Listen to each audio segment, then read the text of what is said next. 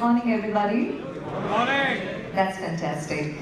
Well, my name is Mayuri Malankar. I'm the host of this event, and it gives me immense pleasure to welcome you all to the 5th edition of ASSOCHAM India Smart Data Center and Cloud Infrastructure Summit 2023. Can we begin this morning with a huge round of applause, everybody? Come on. Thank you so much for being present here to attend this event and taking out time from your from your busy schedules and marking this event with your glorious presence. Thanks a lot. Today we have gathered here to discuss about a shared vision and determination to make Maharashtra a global hub for data center and cloud solutions. During this summit, ladies and gentlemen, we will be privileged to engage in a meaningful discussion, to gain insights from some of the brightest minds in the industry. Experts, thought leaders, and innovators have come together to share their knowledge and their experiences. So once again, I extend a warm welcome to each one of you, and let's kickstart this event. To begin with, I would like to invite our first speaker on the stage, Mr. Prasad Tilve. He is the Head Strategy and Hyperscale Business Data Center India from Capital and Investment. Can we have a huge round of applause for him, everybody?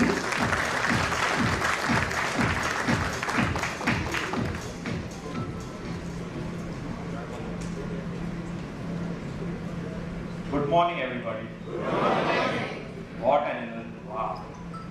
So, my name is Prasad Tilve and I am from Business Development and Strategy team within Capital and Data Center Group.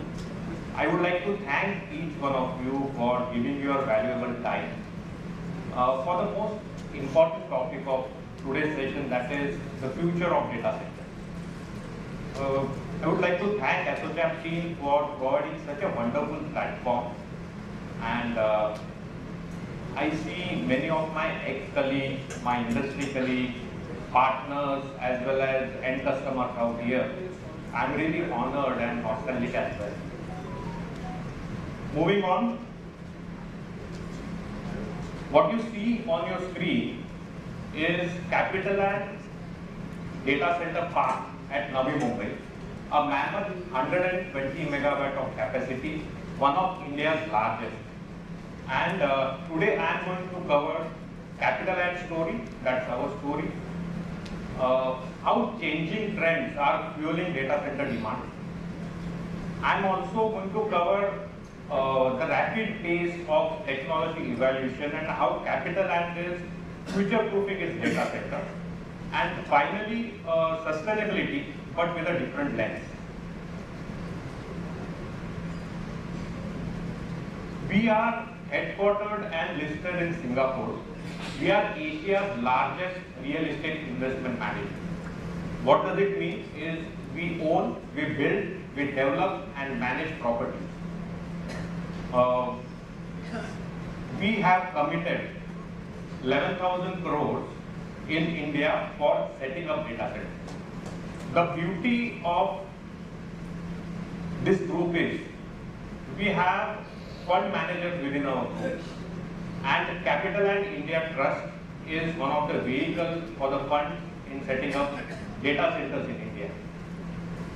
We are setting up data centers in Mumbai, Hyderabad, Bangalore, Chennai and Noida.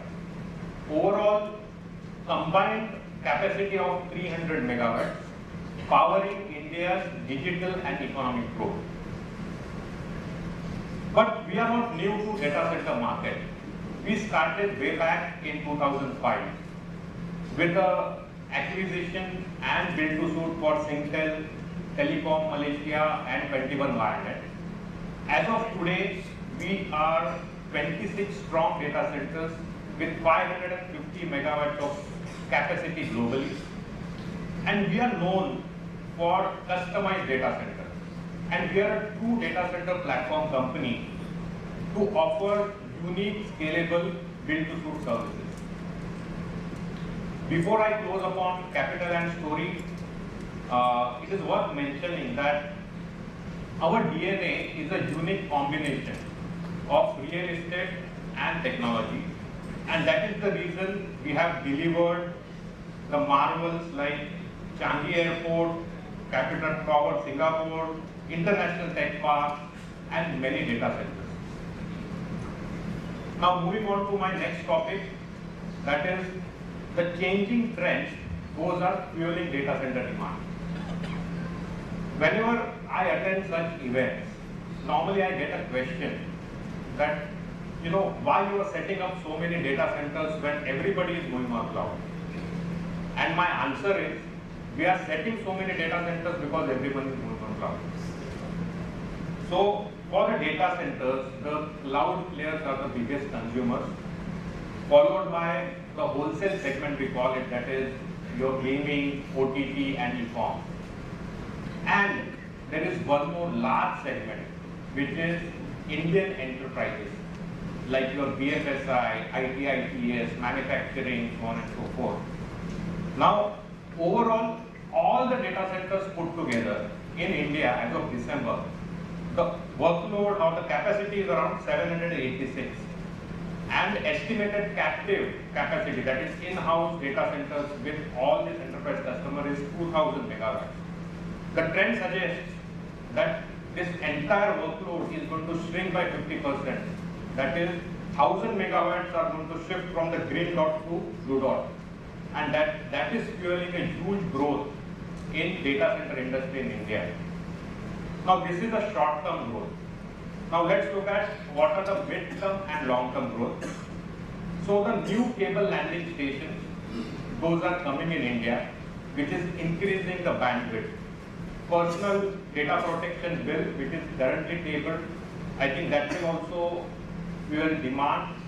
And third, because of the 5G proliferation, online gaming, metaverse and OTT players are going to boom, and we will have a major mid-term demand from these three key drivers. And if you look at the long term, the growth in tier 2, tier 3 cities, IoT, which is going to come in your healthcare and which has already come actually in healthcare and agriculture, retail, etc. Demand from the public sector and renewable energy. Now, how renewable energy can fuel up a demand?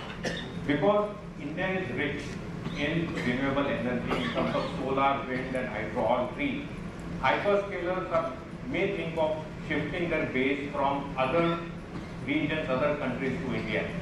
And this will really make the subject meaningful, that is making Maharashtra a global hub for data center and cloud. Now, let's look at my third point, that how to make a data center future-proof and how Capitaland is coping up with the changing trends. So the first point is the land and building. Whenever we set up a data center, we are very careful about choosing the land. And Capitaland has more than 200 plus parameters. Unless and until we tick mark each and every parameter, we don't actually select the land. And when it comes to building, in past we have seen most of the data center players used to retrofit their data center. That means to get into an older building. The problem was the floor loading and the slab height. We are setting up all data centers which are greenfield. We are ensuring that the slab to slab height is 7 meter plus, and also the floor loading is 20 kilonewton, that is 2000 kg. Now this will ensure that the building will be in business for next 20 years. The second most critical for data center is power. We have ensured that we will cater to the minimum of the minimum workload, that is 3 kilowatt, and maximum workload, that is 30 kilowatt plus. Also, we are ensuring that we are getting two sources of power, which is 220 kV lines, and they are coming in our land parcel with a GIS substation. So all our data centers will have a GIS substation within our land parcel, and we are ensuring the power also for next 20 plus years.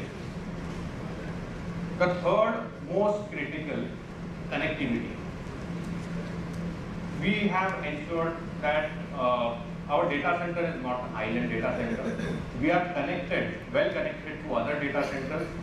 We are also connected to other internet exchanges to reduce on the domestic latency. We are connected to underwater sea cable to reduce on the international latency.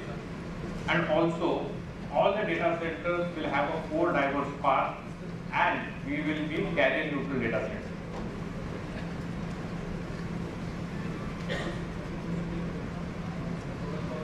Most critical, cooling as well. Recently we have seen there are specialized cooling. Many of the customers are adopting that. One is liquid immersion cooling. Second is direct contact liquid cooling, micro heat exchangers, so on and so forth. And the traditional data centers are facing problem to accommodate such workloads. We are setting up a specialized zone in each and every floor for a specialized cooling, and we have ensured that we cater to all the workloads whichever will be brought from the customers will be accommodated in our data centers.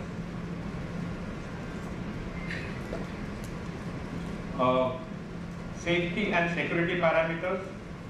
There are physical securities, 7 layers, biometric, and tungsten barriers, so on and so forth. However, this is not enough. We have to be one step ahead of threat. So we are always looking out for newer audits, newer certifications for our data centers. And finally, the sustainability. I have a separate topic on sustainability. However, this will cover the building sustainability. Whatever material that we use to build a data center, it is all low carbon material.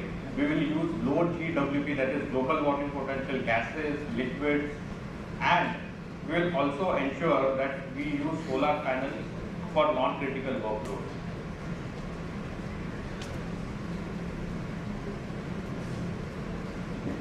Now, for sustainability, we are using a lens of ESG. As a capital ant, we have a sustainability roadmap which is published on our website.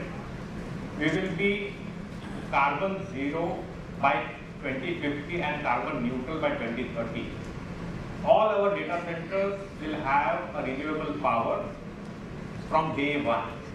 And also we are ensuring in India, as per the state regulation, we'll go with a PPP agreement or a group captive based on the state regulation, all our data.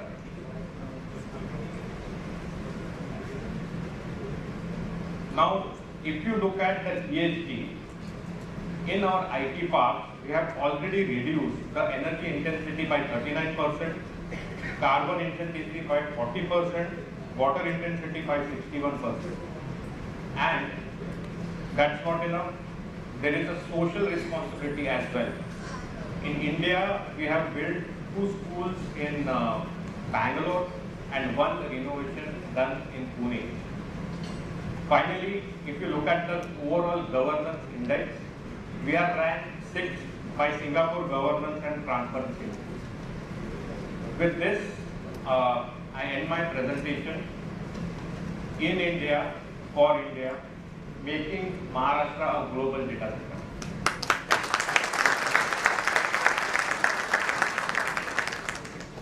I have some time if you want, I can take a question.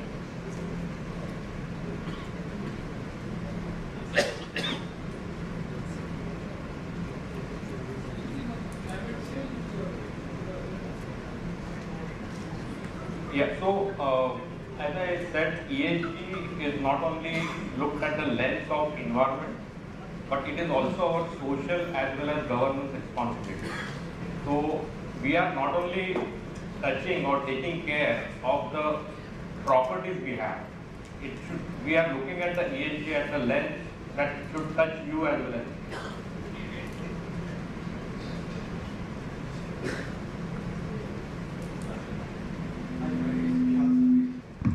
I am a socialist, and because of the social vision, I have to become innovators and economists. There are many state governments who want to create some transparency projects. And we see that in India, because of fintech, we've been doing a lot of transparency. So same kind of, we do a lot of research into IoT, surveillance. So is there possible, like, as a your data center, there is an ecosystem player, we are system integrators. We go with the government together actually. What is it going to impact actually, whether they deploy, like the government of India, they, hire more than 500,000 camera actually. So what is the cloud-based surveillance can be helpful with transparency. So new cases, whether such kind of your company whose leadership, so can we create a new use cases of the new cloud solution, pilot in India and then going globally actually? Yeah, definitely. All the data center players are now setting up their managed services as well as cloud grade. And I think that's the natural progression. So if you specifically talk about the public sector workloads, currently they are not open up to adopt the cloud as it was expected. But looking at the future, definitely it's, you have a right. And other sectors about energy saving, there are a lot of navigation technologies that are deployed. Where if we start as a project, we can fulfill our capacity building. So that's why we can also save a lot of energy, fuel, fish, shorts and stuff. Such innovative projects either players work together. Agree.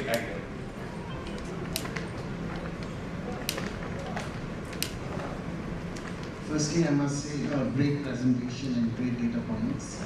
My question is, you showed us a slide where we talked about 750 megawatts as on today, and then you said the future is 2,000 megawatts, and you also mentioned that 50% of that is likely to move into data center related activity, in spite of so many corporations and CISOs thinking of moving everything to the cloud. So what are the big advantages? Why would they do that? Can you just share some more insights or inputs in that area? So on-premise workloads are now getting aged. There are newer technologies in terms of server, networking, storage, hardware is coming up.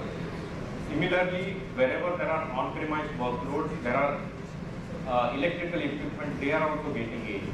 Now, refreshing that is a major issue. Rather than so customer will use a hybrid approach. They will either go on cloud or they will go in a data center. In either way, data centers are there. Thank you. Thank you very much. Yeah.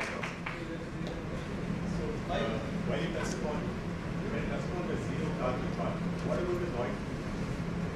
So when you touch upon the zero carbon fund, what are the noise pollution? What are the fundamental issues on the data centers, on the chiller, right? Data center AC chiller, cooling chillers.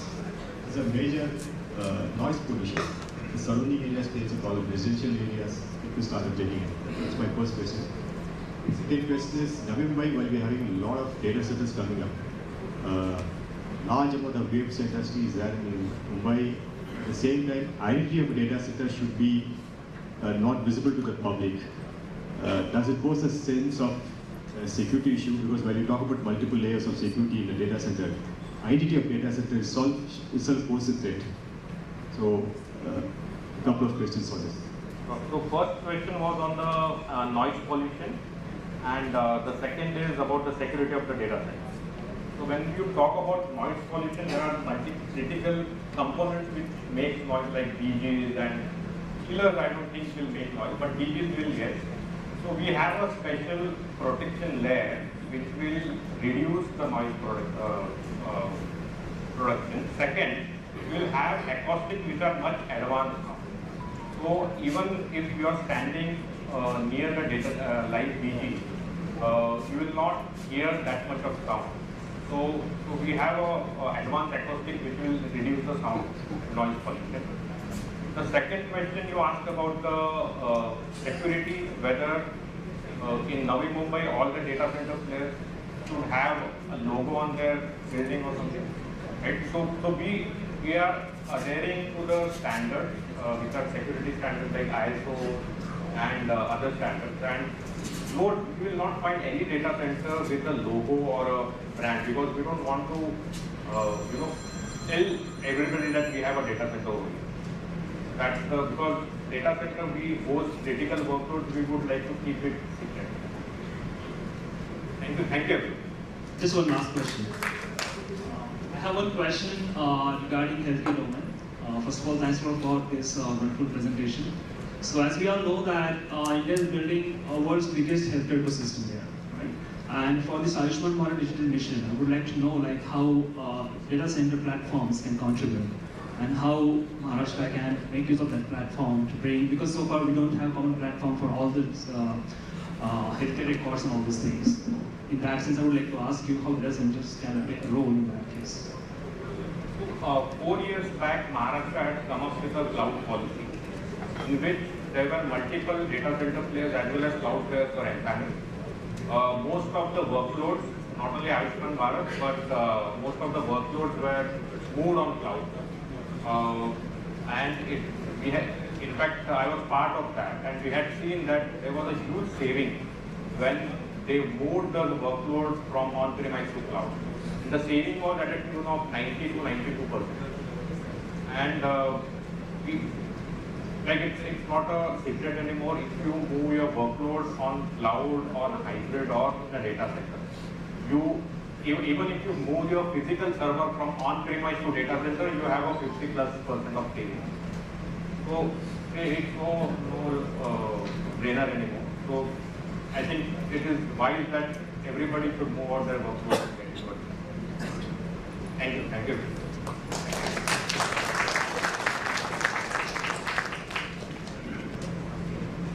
Well, thank you so much, Mr. Tilvi, for this insightful presentation. Coming up next, ladies and gentlemen, we have Shri Rakesh Singh. He is a technical consultant from Uptime Institute, and he'll be discussing the importance of testing and commissioning in data center. Can we have a huge round of applause for him?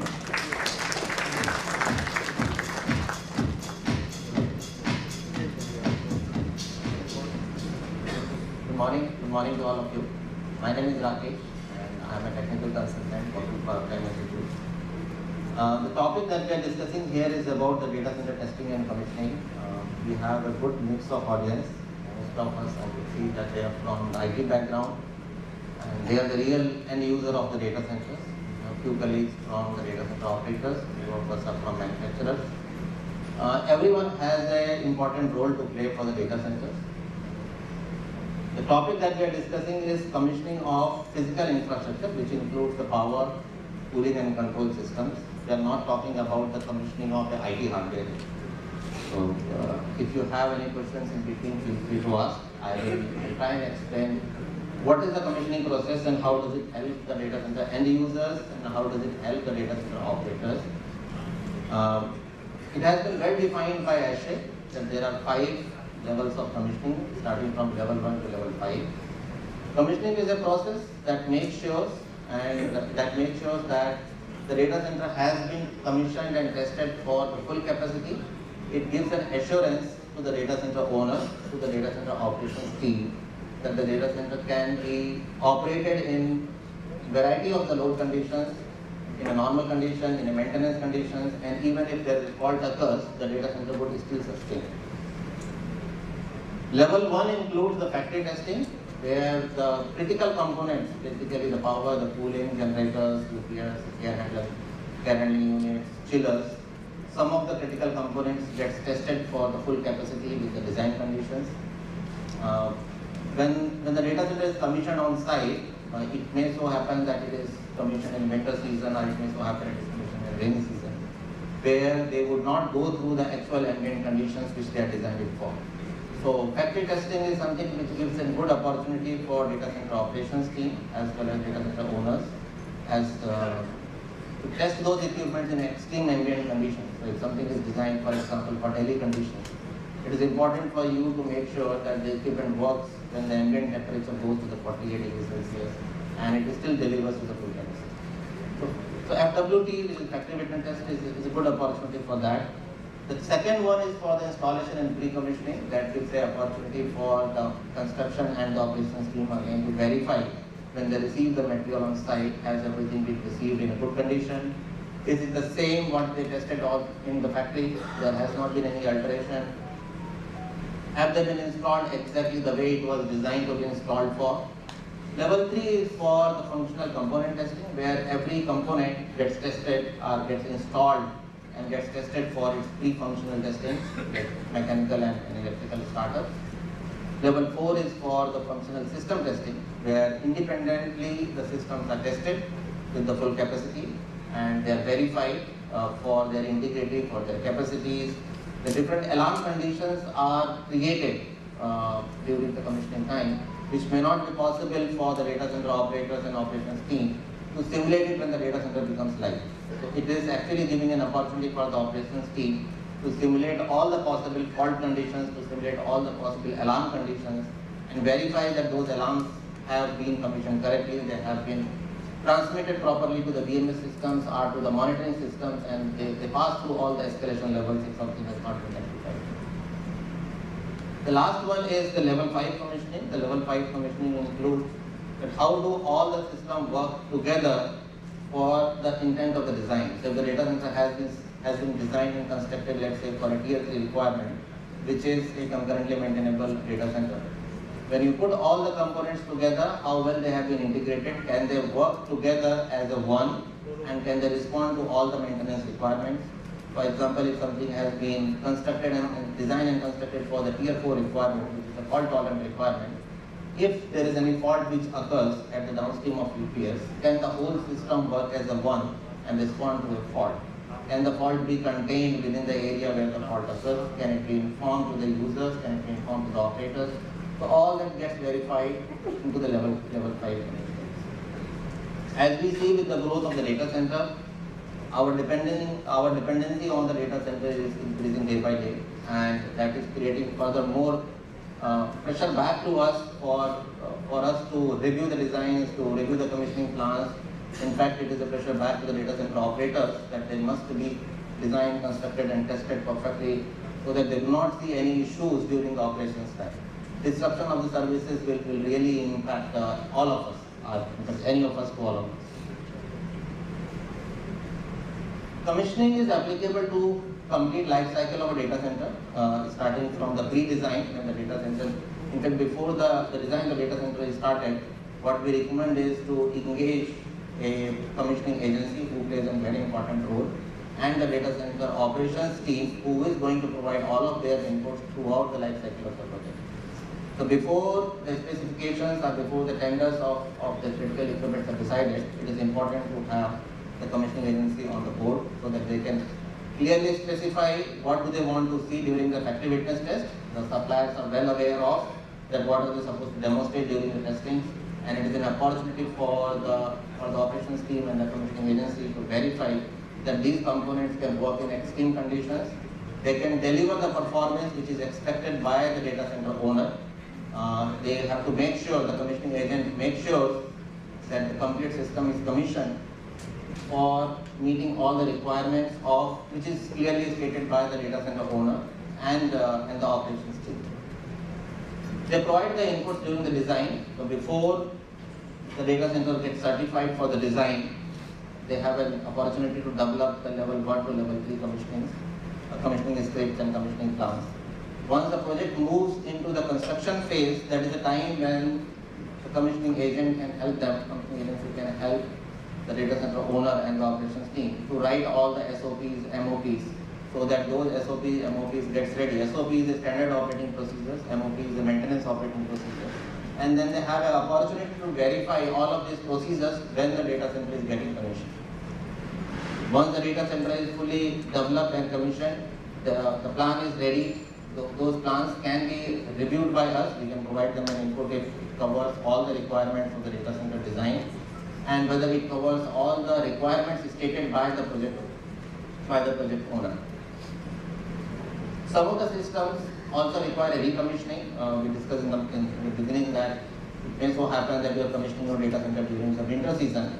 What would happen when you actually get into the peak summer season? So there may be some requirements of recommissioning of some of the system in extreme weather conditions. There may be some recommissioning requirements when the data center goes for a phased construction. Some of the data centers you would see that the data center is designed for 20 megawatt or 30 megawatt of the capacity. But that does not mean all the 20 megawatt or 30 megawatt come at together. Generally, these data centers are built, constructed and operated in multiple phases. So how would you commission the system when you go to the phase 2 or phase 3 of the project stage, where your phase 1 is already live? You have a live load sitting in the data center for the phase 1 and phase 2, and you want to add new chillers and you want to test the new chillers while the previous installed chillers are already operational and supporting the data center. The role of this commissioning agency is very important, and what we suggest them is to directly engage by the owners, and they take care of the complete life cycle of the project, starting from the design stage, going up to the operations stage, and during the operations, if there is any upgrade, they also consider what happens after 12 years or after 15 years when the component gets into the end of life stage, and when they are supposed to replace the equipment and they need to recommission the new equipment while supporting the live data, while supporting the live setup there. They can verify during this stage of commissioning how does the system work and perform when they are operated in N+1 or N+2 configuration. Here N means the need and +1 or +2 are the redundancy. So few of you would be aware of that the data centers are being designed either with N+1 redundancy or N+2 redundancy or maybe N+N redundancy. The meaning of that is if your requirement is, let's say, of 1000 kilowatt, how much redundant components you have in addition to 1000 kilowatt. So if any one of the component fails or one of the component is taken out for the maintenance, do you have a remaining equipment available to support your IT load account? This gives an opportunity for them to test and verify what happens if I remove one redundant unit, I make it from N+2 to N+1. What if I remove the second equipment, if the second as well fails? How is the data center going to behave and it's going to perform? And what if even there is a further failure, it goes even in N-1 situation, so that the operations team is well aware of if there is such situation happens, how are they supposed to handle the situation? Up to what load can the data center be supported by the available equipment?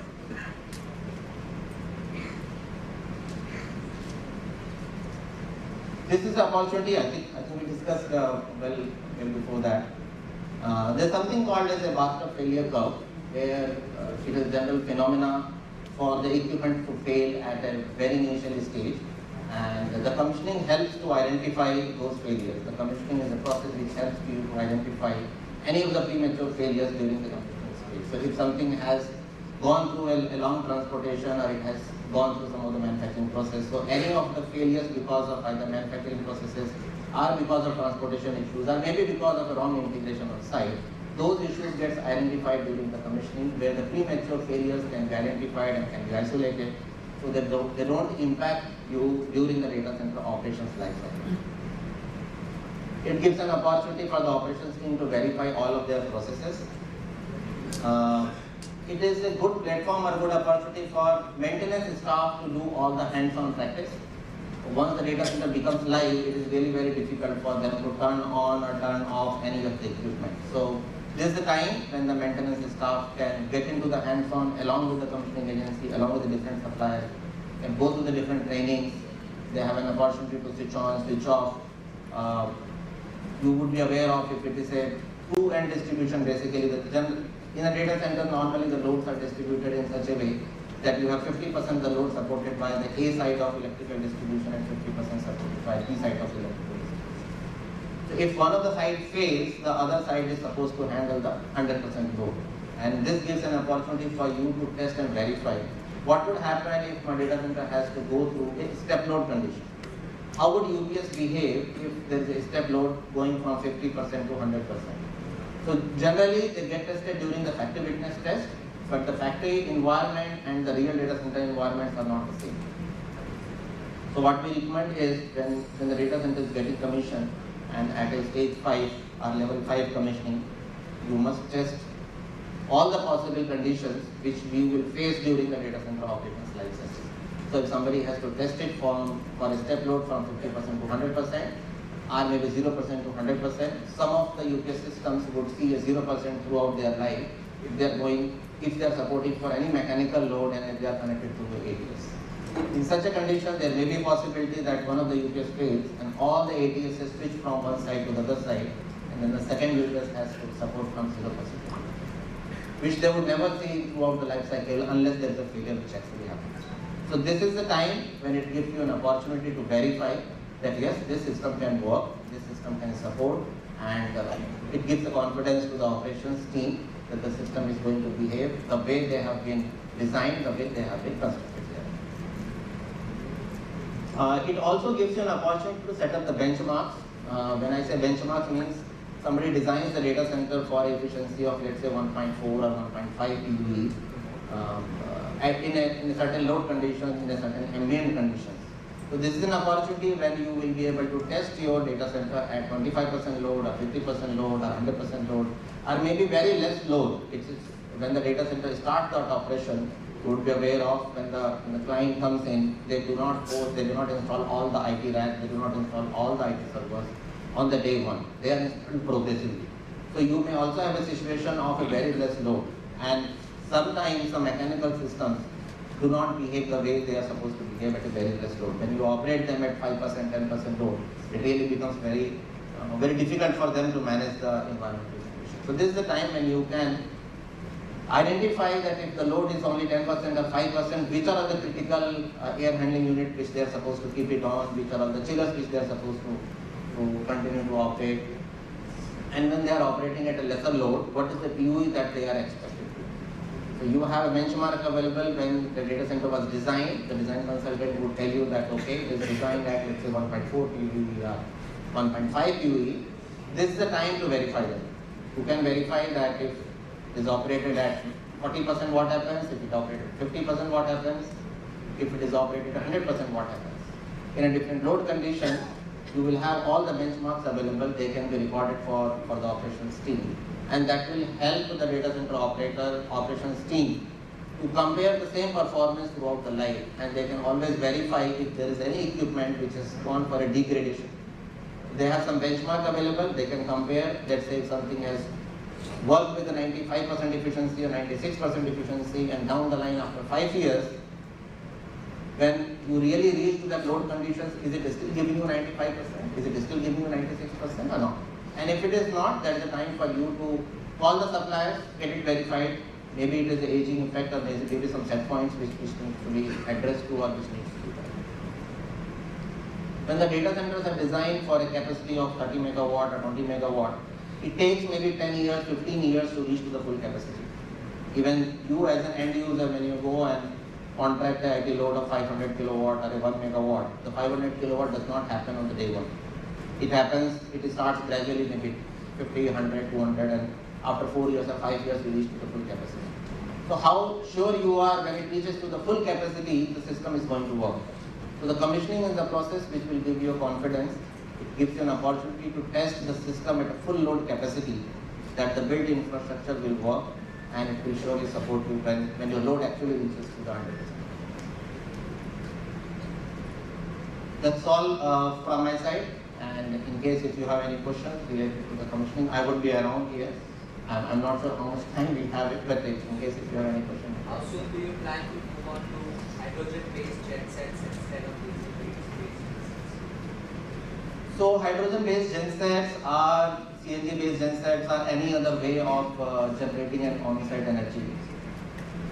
Still the technology is into the experimental stage, or I would say it has not been fully commercialized. There are two important things for the data center. One is the on-site power generation. From an uptime side, what we say is you require minimum of 12 hours on-site stored energy there. Let's say if it is a diesel engine generator, so you must have a minimum of 12 hours of fuel available on site, which should be either concurrently maintainable or fault tolerant, depending on what should be their objective. Beyond this, the data center owners, they have their own requirements. They go even beyond 12 hours. And I've seen few of the clients, a few of the data center owners setting it up for 36 hours, 48 hours. So I think we need to wait for the technology to get fully matured, get commercialized, commercially available, becomes safe for you to store hydrogen on site. It's not going to be a very easy task. We had few clients who were thinking of the CNG-based engine generators, but the challenge of the storage and the availability of CNG lines is still a problem.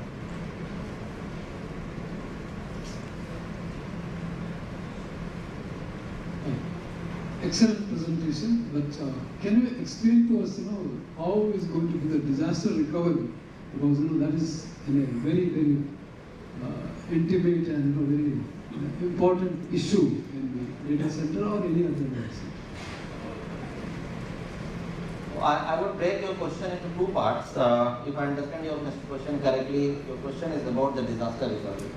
So one of the way of addressing the disaster recovery is from the IT system side, where the end user set up their own way of creating a mirror image of the same system at the other place, depending on what are the critical operations or what are the critical applications that they wanted to create into a disaster recovery system. That is one way of addressing this. Let's say if somebody has set up a data center in Mumbai, they may set up their data center in Hyderabad or in Chennai or any other part of the world. That is one way of doing it. With increase in the cloud, the cloud providers, they are also creating an availability zone, and they declare that this is one availability zone, this is the other availability zone.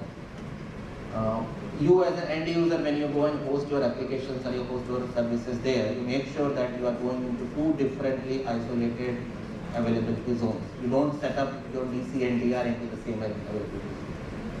Those are related to the IT systems. Coming to the data center setups, basically the electrical and the mechanical infrastructures. If a disaster happens, it is termed as a emergency maintenance procedures. If some of the emergency happens, if I take you maybe 1 year or 2 years, I think 1 year before, when the temperature in London went up to 40 degrees centigrade, and you would have heard that many of the data centers were shut down. So the issue there was that the ambient temperature went much more higher than what it was in the past event.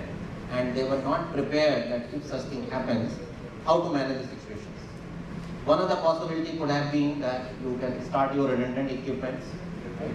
And if you look at the data centers are generally operated between 70 to 80% of the IP load, so you already had a 20% of headroom. Then you also had maybe +2 or +3 as redundant systems, they could have started it. That was one of the possibilities. The other possibility to identify from the beginning which are the non-critical loads which can be shut down. Rather than shutting down the full data center, is there any non-critical load which can be shut down or which can be migrated to the other data centers, and it can reduce the impact on the live data centers.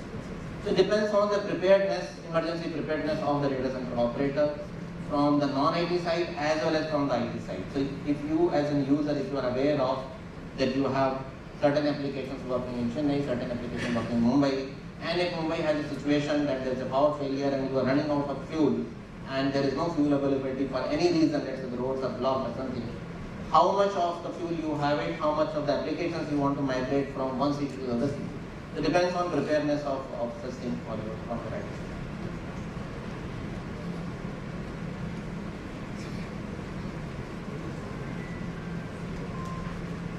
Yeah, there are so many landslides happen and there are so many people die actually, So I want to know here there are so many in this crowd solution architecture.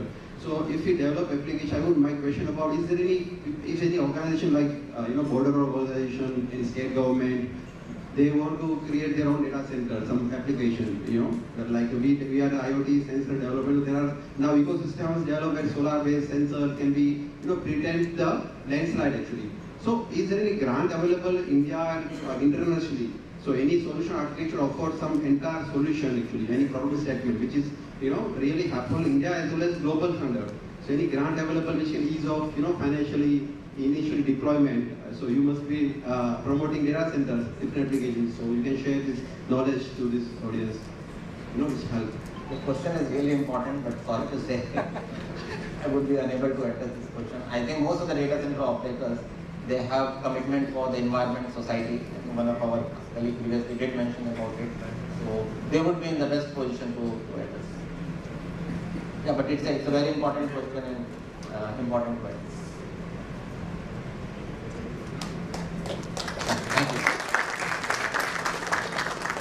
Thank you so much, Mr. Rakesh, for this informative talk.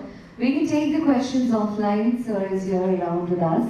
Moving ahead, ladies and gentlemen, we have a presentation on Metri platform, and I would like to invite Mr. Manoj Paul, a co-chairman of ASSOCHAM National Council on Data Center and the Managing Director of Equinix India, along with Mr. Sanjay Karabu, Additional Director of Industries, Government of Maharashtra. Okay, good morning everyone. I'll just set the context for this session. So I was having a meeting at the Department of Industries and we're talking about how we can make it easier for data center service providers to build and operate data centers in Maharashtra. We realized that I was having a discussion with the Development Commissioner, Mr. Kushwaha, and the Principal Secretary, and they said that we have a very nice system called Maitri, and for some reason the data center service provider is not leveraging Maitri, and that can be a very efficient way of getting faster approvals. So we thought that why not we invite the officials of the Department of Industries to make a presentation on Maitri and how it is going to help the data center industries. At the same time, as you all know, a new data center policy has got rolled out very recently. So we thought that maybe we'll take this opportunity to explain the key features of this data center policy. This data center policy is very close to my heart. Well, it was in 2015.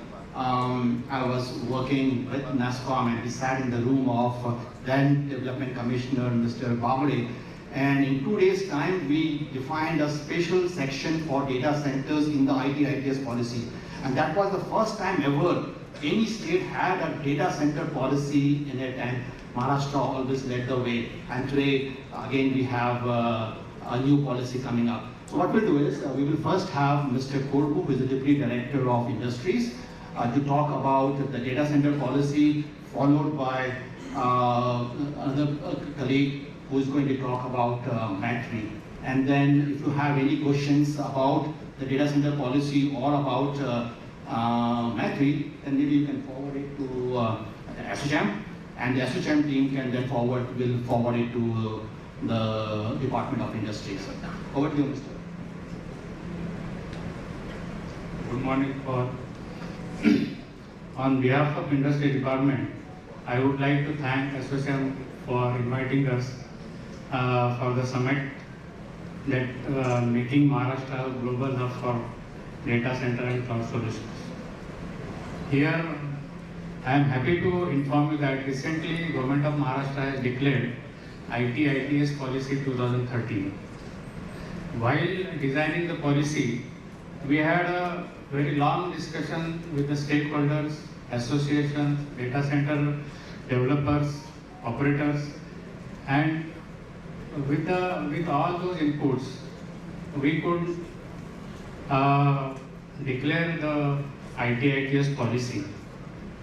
Today's topic is limited to data center, so I'll just talk about that. The focus of the policy is basically to build a robust infrastructure for boosting the IT industries in the state. So, data center is one of the major initiatives of the policy. Government of Maharashtra has already declared data center as a thrust sector. So, Government of Maharashtra is keen to develop ecosystem for making Mumbai, Navi Mumbai a data center capital of India. Various incentives are given through the policies, such as stamp duty exemption for purchase or lease, electricity duty exemption. Then, if anybody wants to set up data center in remote areas, we are giving power tariff subsidy also for a certain period. Then additional FSI benefit will be there. Normally, data centers requests are that there should be a ease of parking norms, allowed to set up data center in any zone. So that initiatives we have taken up in the policy. The data center has given the essential services status through this policy, and 24/7 quality power also will be provided to data centers. Data center has also been given the infrastructure to enable the industry to avail various facilities. here I would like to mention basement parking, storage, space used for DG will not be considered in the FSI. So data center developer, operator, solution provider, equipment manufacturer, everything will be covered under the policy. And the most important nowadays, everybody is talking about green data center. So Government of Maharashtra has taken this data center developer operator will be eligible for getting license for green power energy distribution and consumption. So in addition to this, not limited to data center, we have taken ITITS software, then ABGC, emerging technologies, startup and innovation, skill development for high-tech manpower availability, and EODP initiatives also in the same policy. So with this note, I just want to welcome everybody to invest in Mumbai, Maharashtra data center. Everybody is welcome. Data center developer, operator, solution provider, equipment manufacturer, because we have a dedicated policy for electronics manufacturing units also. So equipment manufacturers will be definitely fall under electronics policy. And we have various committees under the chairmanship of Chief Minister, then Chief Secretary, where customized incentives will be given to major projects, maybe data center and other large projects. So here I'll appeal to take advantage of our policies and invest in Maharashtra so that our infrastructure and ecosystem will be developed. Secondly, we have added advantage of Mumbai because of sea land cabling. So the cost of setting up a data center will be naturally reduced because of availability of network missing. So I welcome for cloud services also, and Government of India, Maharashtra is also through their IT department has allowed or asked every department to shift on the cloud, and everybody is shifting on the cloud services. Similarly, the state government is proactively doing ease of doing business initiatives, and we have developed a Maitri platform for facilitation to various investors. So through that Maitri, we have a provision to give a relationship officer so that instead of industry to go to various departments and obtain various permissions, we have an online platform where you can apply all the permissions online, and our dedicated officer will take follow between you and the concerned department. So I have my colleague Mr. Anirban, so he will be explaining this EODP initiative and Maitri. So rightly Mr. Paul was talking about any questions. So I will request everybody, because the questions will be from the industries, developer, infrastructure, solution provider, operator, everybody. So this being a new policy and it is on the in the public domain, I'll give a copy to ASSOCHAM also so that they can forward it to your members. So here I request everybody to come to Maharashtra and take the whatever facilities and red carpet treatment from the Maharashtra. Thank you. I will request anyone to come and just have a presentation of this. Thank you.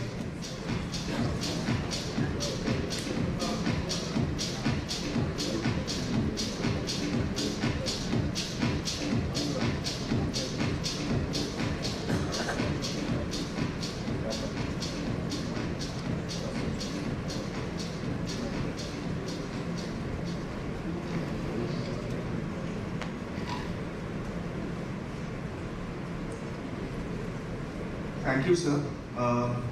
My name is Anirban and I've been with Industries Department, Government of Maharashtra for half a decade now.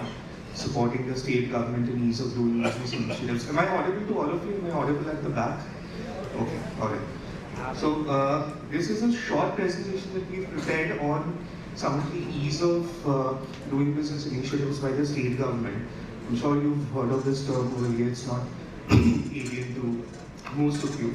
I'll walk you through some of the key reforms initiatives that the state government has executed in the past few years. So I'll cover broadly two topics. One is the ease of doing business itself, and secondly, the enabling mechanism of ease of doing business, which is Net 3. So this program of ease of doing business is an initiative by Department for Promotion of Industry and Internal Trade. It started back in 2014 and is largely inspired by World Bank's doing business evaluation, which has been going on for even longer.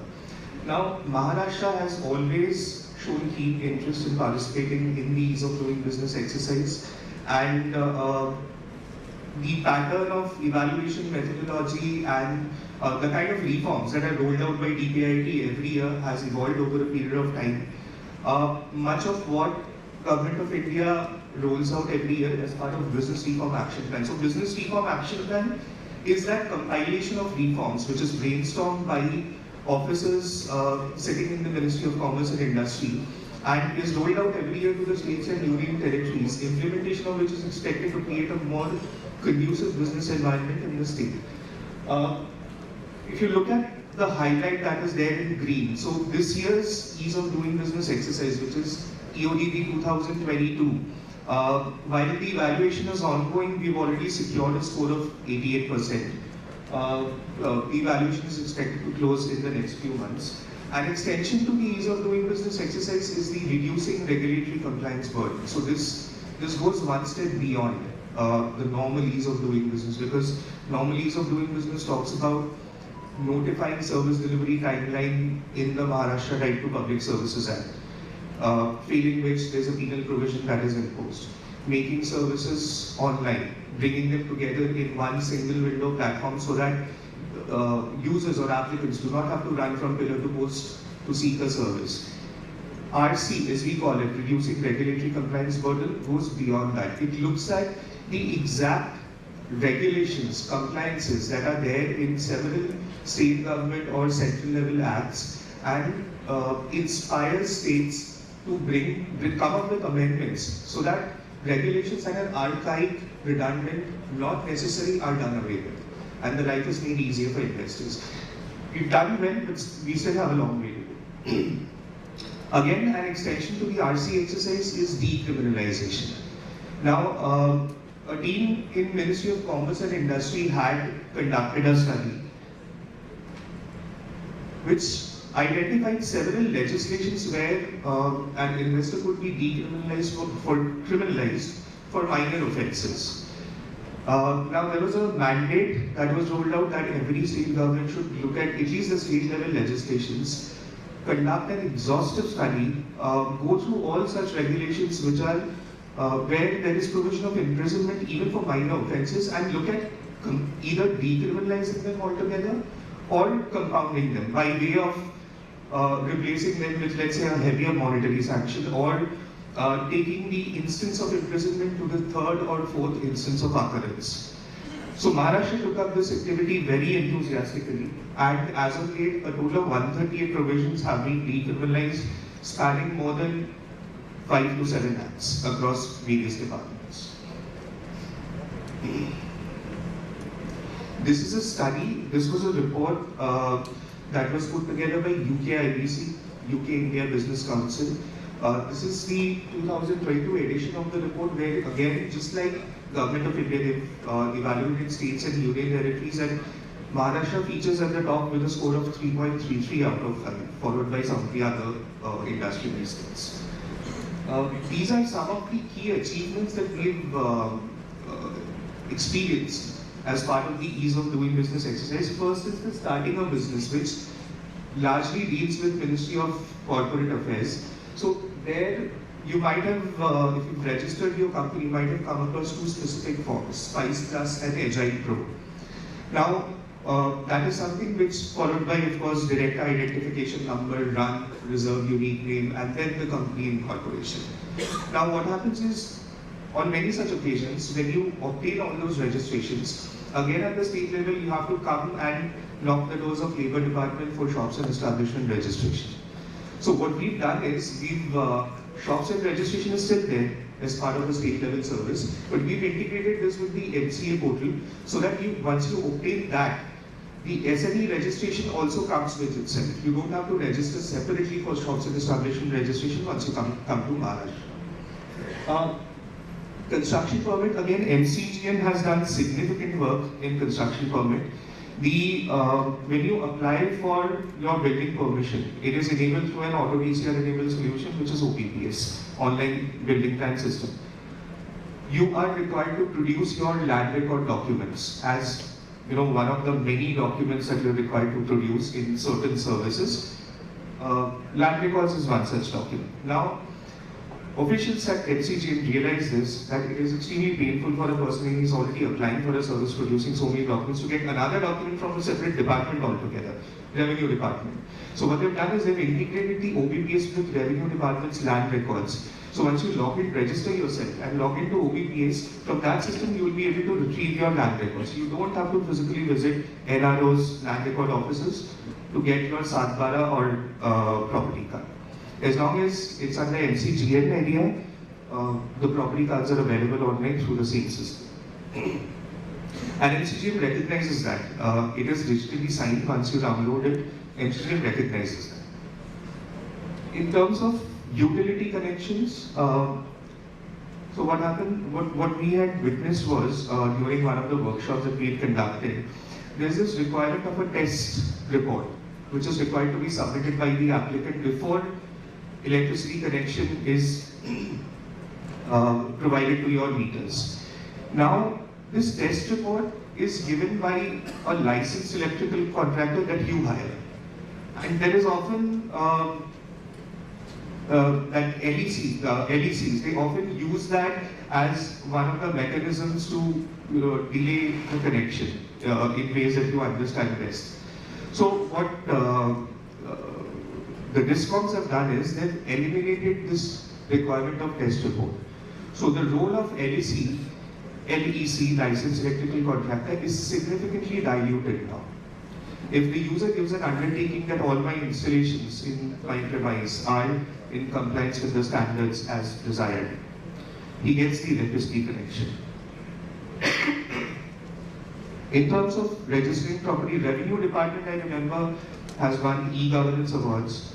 In fact, was the first in the country to have digitized 100% of land records, at least for the past, on official records it's 20, but it's actually 30. The department says it's 30, and officially also it's made that it's for the past 30 years all land records across Maharashtra are digitized. There is another very interesting activity that we've done as part of the ease of doing business exercise, that when you buy a property from somebody, there's a deed that gets executed. In case of purchase, it's a sale deed. Otherwise, it could be a gift deed, lease deed, heir deed, succession deed, so on and so forth. I think there are a total of 17 kinds of deeds. Now, once that property is in your name, it does not get over there. You have to go to the DISCOM, you have to submit your documentary evidence stating that this particular property now belongs to you, therefore change the name of the person in your billing records from person A to my name, since now I am the rightful owner. That's one. It does not end there. You then have to go to the land records department and place the same request to them. So for this name change thing, which we call mutation, you have to go to several departments to get it done. What we've done is, we've integrated the DISCOMs, currently only MSEDCL, Tata, West and Adani are next in line.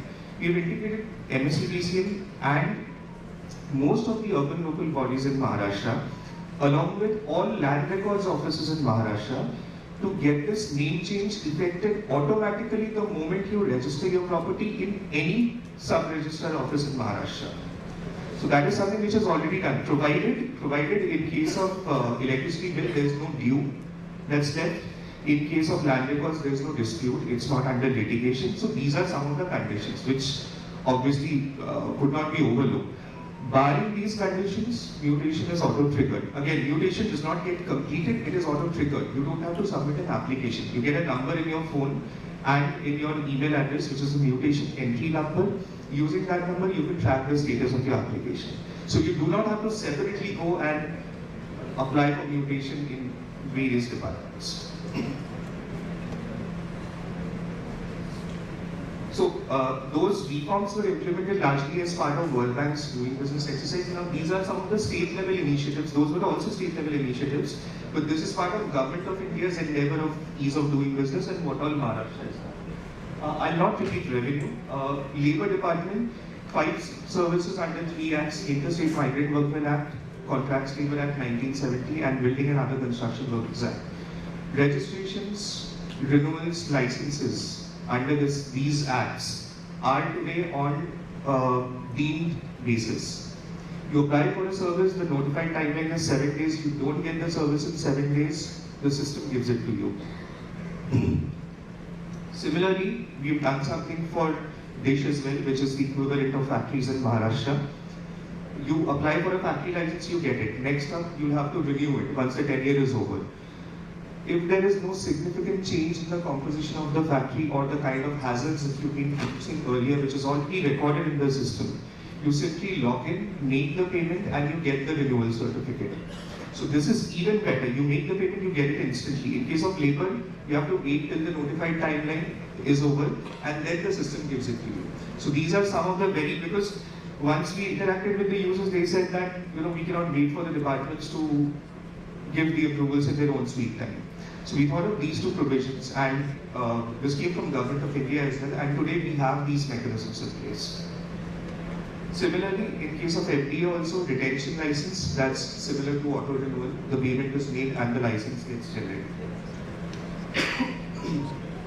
MIDC, the current GIS system, is integrated with Government of India's land bank system. So any investor who does not have a specific state in mind but wants to generally browse and look at how it is in different states. So our GIS system is integrated with IALB, which is Indian Information Land Bank System managed by Government of India. In case of Pollution Control Board, again, consent to operate is available on auto renewal basis for a specific period. Some of the states, unlike Maharashtra, require you to obtain 2 approvals for carrying out excise-related activities. One is label registration, the other is brand registration. In Maharashtra, we only have brand registration. The other one is subsumed under the other. So we do not ask for 2 licenses, we ask for 1. DMA has done something remarkable this time around. The DMA now has implemented the concept of unique property identifier for all vertical properties in Maharashtra, which was earlier not the case. Now today we have that in effect based on ULB nomenclature. That logic has been derived. I'll skip this because this is largely to do with the ease of living initiatives, the G2C services, not the G2B. Again, some of the pointers pertaining to revenue department that were not covered earlier. The first one that you see is extremely important. It talks about an encumbrance portal. Now, I'll give you an example. Suppose you might have read in the newspaper that somebody bought a certain property and then could not shift to that property because later it was discovered that there was some litigation going on in the property. There were some disputes. Now, whoever has made that transaction, one person, more than one person, ultimately has lost a huge sum of money because he's not being able to enjoy the privileges of the purchase that he has made. The government understands that, for which there is a portal which is developed where you can log in, you can go online, and before purchasing a property, you can check if there are any disputes related to that property. Those disputes could range from transaction deeds, record of rights, whether there is any property tax which is due, whether there is any ongoing case in revenue court, or if there is any outstanding electricity due. So, because I think what used to happen was we used to take it on the face value of the seller, that whatever he's saying, he's showing a document last electricity bill paid, and it's very easy to fake those documents. So this time you don't even have to ask him, you don't have to rely on him, you don't have to go to any of the department offices, you can simply go online and check whether there are any disputes pertaining to this property or whether there are any dues. Third we've covered, yeah, let's go on to the next one. Urban Development Department, another very important department that touches our lives, both businesses and citizens. Similar to Revenue Department, in case of Urban Development Department also, I'll start with the basic first. Earlier what used to happen, every ULP had a different portal of its own. Now Maharashtra has more than 370 urban local bodies, and I'm not even counting the Gram Panchayats. So it became extremely difficult for a person to understand what portal should I go to make property tax payment, water bill payment, to probably apply for a birth certificate. Last year, as part of last year's EDA initiative, EODB initiative, Government of Maharashtra has implemented an IWBP portal. It's called Integrated Web-Based Portal. IWBP is the acronym, where you can go select your ULP and select the service of your liking to which you want to apply. So that's something which is remarkable. I'll touch about Maitri very briefly. So Maitri is the equivalent of the physical single window agency in the state of Maharashtra. The office is in Balad Estate. This is the one-stop shop, one-stop solution for investors in Maharashtra. Maitri helps investors responding to their queries, telling them about the policies, what kind of benefits, what kind of advantages you will have, the kind of land banks that are available in the state, any query that you might have pertaining to your investment, and also Maitri guides you in setting up your industries in the state. Maitri follows up on your applications in case they are delayed. One thing that we take a lot of pride in is that the notified timeline for query response is 15 days, but on an average, the team deployed at Maitri, on an average, has been able to resolve queries in 3 working days. So this is largely what Maitri is about. Currently, we have officers from the following departments who sit in Maitri. The reason why we call it a one-stop shop. So you have any department-specific query, you can walk into this office inside Balad Estate, very close from this place, and you can place your queries. That's all. Thank you. I would like to thank everyone who gave a brief presentation about Maitri platform. We would like to felicitate Mr. Sanjay Kurabu. May I please request Mr. Darshan Hiranandani and Mr. Umesh Kamble to please come forward.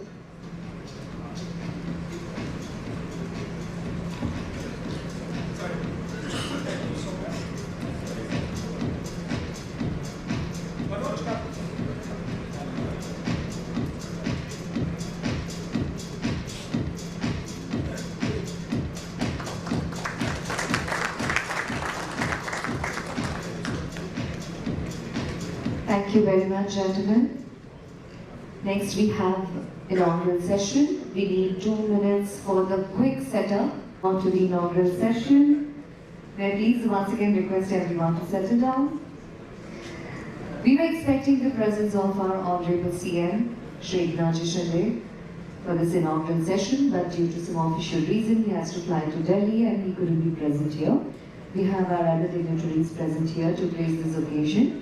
I will request our dignitaries to please join us ahead for lamp lighting ceremony, beginning with Shri Darshan Hiranandani, Chairman of ASSOCHAM National Council on Data Center and Chairman and co-founder of Yota Data Services, along with Shri Manoj Paul, a co-chairman of ASSOCHAM National Council on Data Center and the Managing Director of Equinix India. May I please request Shri Jatinder Singh Pavla, co-chairman of ASSOCHAM National Council on Data Center and Chief Sales and Marketing Officer, ST Telemedia Global Data Center India. I would also like to invite Shri Girish Kavle, co-chairman of ASSOCHAM National Council on Data Center and CTO of CP, Shri Sanjay Budani, Chief Business Officer, Adani Connects, and Shri Umesh Kamble, Co-Chairman of ASSOCHAM Maharashtra State Development Council and CEO and co-founder of Farm to Fork Solutions.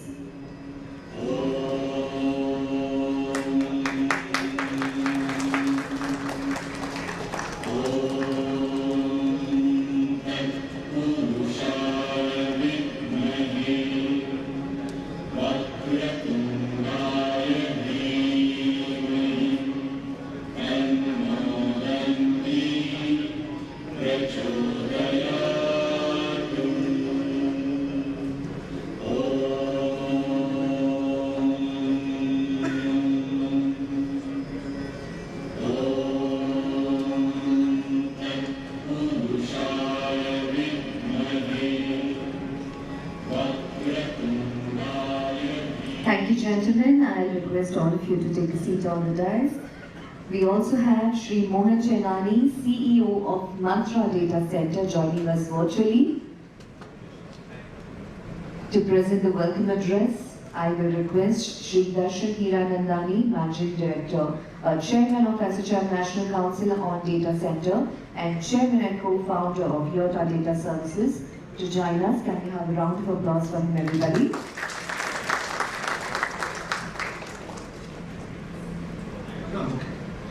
Are you missing something?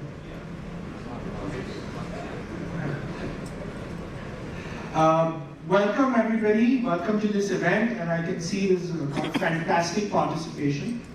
I had a speech originally prepared hoping the Honorable Chief Minister would come, and I was going to talk about some of his fantastic initiatives for infrastructure in Mumbai, and the fact that to finally thank him for the IT policy that got notified.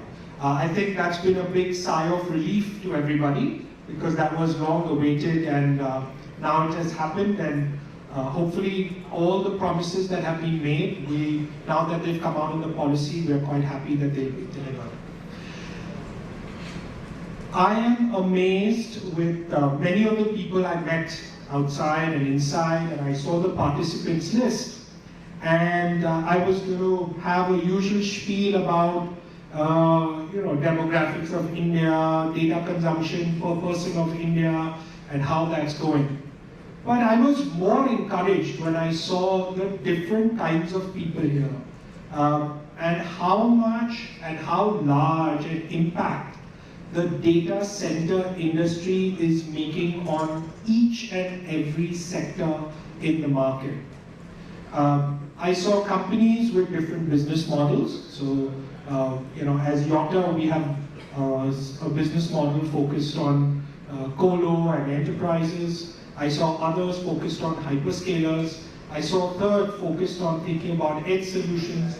I met somebody focused on quantum computing solutions. I saw people looking at consulting to help people get onto the cloud. I saw people in human resources helping to get and train talent in data centers. I met others who have got suppliers of data center equipment, technologies, energy efficiency, power supply, and things that go. So while a data center may seem like this small little building somewhere, the capital, the people, the manpower, the amount of employment, talent that goes into that facility or that facility brings about is truly amazing.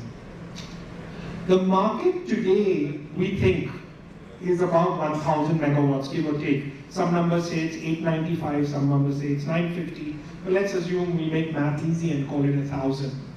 And we think that by 2026, we'll double that. It'll probably be 2,000 to 2,500 megawatts.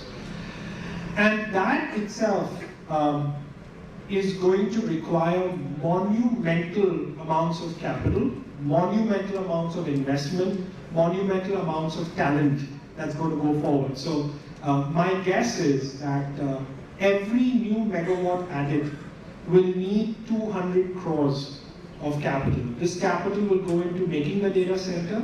This capital will go into putting servers, networking equipment, hardware. This capital will go into getting software and I've not even counted the capital needed for renewable power if a lot of us decide to go down the path of funding renewable power solutions.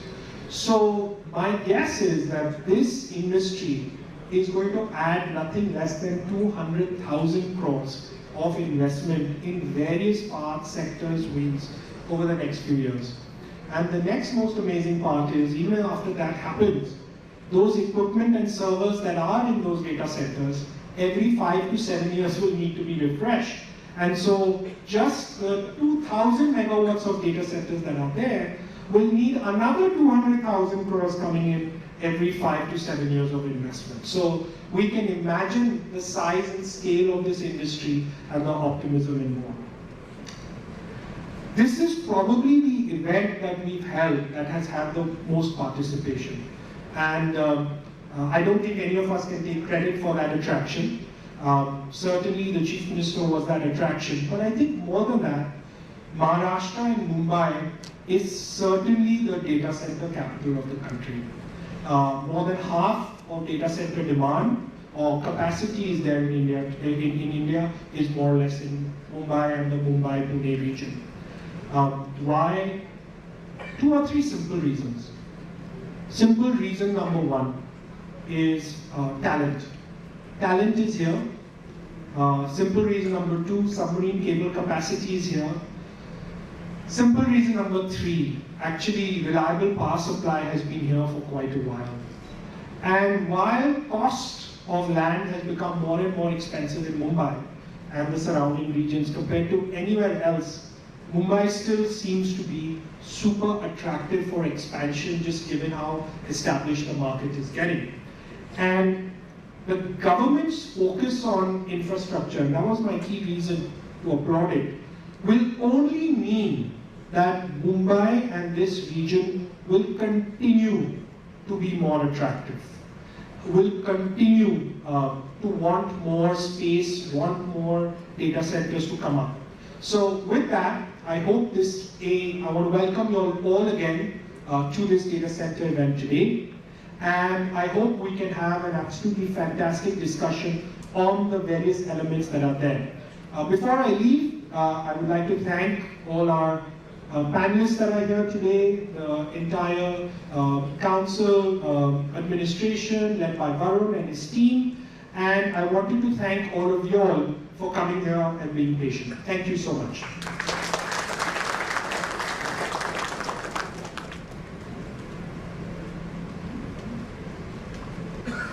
Thank you so much, Mr. Darshan. Moving ahead, ladies and gentlemen, please put your hands together for Shri Manoj Paul, a co-chairman of ASSOCHAM National Council on Data Center and the Managing Director of Equinix India.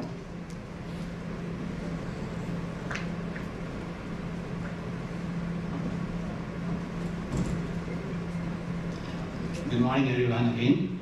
And first of all, thanks to ASSOCHAM for organizing this wonderful event. Varun and team have been putting in effort for quite some time. And as Darshan said, I prepared something to speak to Mr. Shinde, the Chief Minister, and also we were expecting the Development Commissioner, Mr. Kushwaha, to be here today, but both of them decided not to come. Anyway, what I thought was I will talk on a topic that's quite different, because we have 7 panelists here and most of them would be talking about the same thing, might be. So, a couple of weeks back, I had a meeting with the Department of Industries, and we discussed that while Mumbai is still a big portion, has a big chunk of the total data center market, 50% of it, take it to the next stage, we need to ensure that India data center industry and especially the Maharashtra industry does not necessarily cater only to India but also to the data requirement and the growth that we are seeing across the world. Because I keep giving the example that if you see the Indian IT industry, the size of the Indian IT industry is $250 billion, out of which $50 billion is the revenue from services delivered to Indian customers. The remaining $200 billion, which is more than 3/4 of it, comes from export. So for Indian data center industry to take that next quantum jump from the 1 gigawatt that Darshan mentioned and going to 2 gigawatt, we need to find out how we can make India as the hub for the region or maybe even for the world. With the growth in artificial intelligence, there will be a spurt in demand. And if you study the artificial intelligence component, there are some components which are not delay sensitive, which can happen anywhere in the world, which is the learning part of it, and that requires a lot of storage and a lot of compute also. So there is a chance that we can focus on that and see if it can come to India. So we're discussing, sitting with the Principal Secretary and the Development Commission, and said, what can we study what made Ashburn in North Virginia as the data center alley of the world. So, and can we create some park nearby to Mumbai and replicate Ashburn here? And let's analyze what are the parameters which made Ashburn so successful and can it be replicated? And I did some study, and I think the Department of Industries has also started the study there, and very soon we'll make a presentation for the customers. If you see Ashburn, it has around 25 service providers, 66 data centers. It has a total installed capacity of 1.7 gigawatt. Just one city, one township, and which is around 25 million square feet of space, and they're adding some 4 million square feet of space. So, why did Ashburn become so successful? One reason they say that is proximity to the Washington DC market. But Mumbai seems to be a bigger market than the Washington DC market, because Mumbai has a lot more businesses than maybe Washington DC. So that way Mumbai and the nearby Mumbai area should meet that requirement that is closer to a demand hub. Cost of land. The cost of land at Ashburn today is $2 million per acre, which is around 16 crores. But at that time, in 2010 and 2005 and 10, when the Ashburn place started growing up, that time it was just 250K. So for a space to be attractive for for users like the AWS and Amazon and Facebook and all to come and establish here, and this special economic zone to become successful, we have to see that, okay, can we provide land at that 250K per acre type of level. Cost of construction. Ashburn became successful because most of the data centers are single story, or at the most 2-story. So it's much easier to construct, and it's also less expensive. So we have to find a piece of land where we can just ensure that service providers do not have to build 8-story or 10-story data centers, which are very, very difficult and very cost prohibitive also. Cost of electricity. Ashburn has 20% lower tariff than US average tariff. So at present, the tariff there is around 9 cents. In Mumbai, in Maharashtra, it's around 9 cents, around 8 rupees, something around 8 rupees. That's where we have to work something and make sure that we are attractive on power price. And maybe green power could be one way of giving a very lucrative and some change in policies also to bring the price of power for data centers around 5 or 6 rupees. And I think that would be a big, big draw. Ashburn has 2 prominent data power suppliers, Dominion, Virgin Power, and Novec. They are private power suppliers. Very good infrastructure, highly reliable power. So to compete with Ashburn, the state has to give licenses to multiple service providers in that park, maybe Tata Power, Adani, and MSCDSL, and push them to deploy highly redundant, high-grade power supply infrastructure so that it can compete with the quality of power that is there in Ashburn. Green power is where we have an advantage. In India, we have a lot more green power than maybe Ashburn and that area. However, we just went through some reports and said that Dominion is deploying 2.4 gigawatt of offshore wind power and 1.15 gigawatt of solar green power. So when these licenses are given to Tata Power, Adani, and all those, it should be mandated that they have to deploy solar power and bring a big component of solar power and supply it to these data center service providers. Fiber network is one key strength of Ashburn. They have redundant fiber, very highly reliable fiber, multiple paths, and all those things. This is where I think Mumbai lacks. Comparatively, Mumbai has a very good fiber network as compared to other parts of the country, but the fiber is pretty old, has been happening, has gone through several cuts, so that needs to be improved, and we need some good investment in rolling out new fiber. Proximity to cable landing station, I think Mumbai has a big advantage as compared to Ashburn. I think the closest travel level station is the Virginia Beach, which is 200 miles, around 300 kilometers away. As compared to that, even if we set up a unit, this unit, say 50 or 100 kilometers away from Mumbai, still to be closer than what it happens in Ashburn, so that way a little advantage. Ashburn gave sales tax exemption not only for the equipment of data center, but also to the servers and the storage equipment that the customers deployed over there. And that became a very big draw. So if the state government is really keen, they have to find out how they can give some special benefit for the GST for the equipment also that the customers are going to put in. Because that's what Darshan said, that while we spend 1,000 crores in a data center, our customers spend 3 times more in the equipment that they deploy in a data center. And if we can reduce that burden, I think that would be a great attraction. Virginia has a very good pool of talent. Many of them are Indians settled over there. My brother is one of them.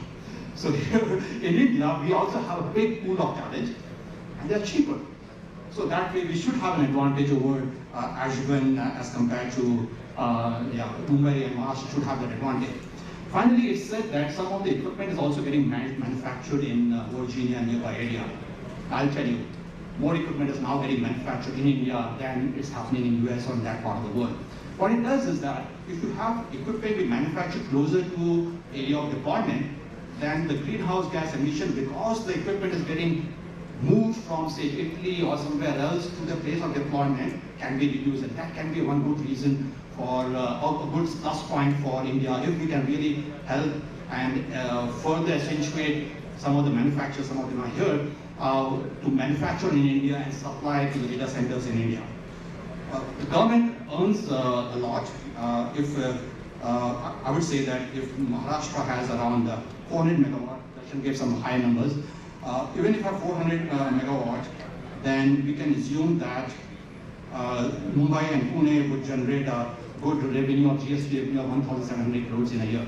And if that 400 megawatt goes to 2 megawatt, 2 gigawatt, then imagine the amount of GST revenue that this data center small industry is going to generate. And hence, it makes a lot of sense for the government to take that extra initiative to find out if they can build in some policies, bring in some new reforms, and also bring some partners, multiple partners together to try to create Ashburn here in Maharashtra.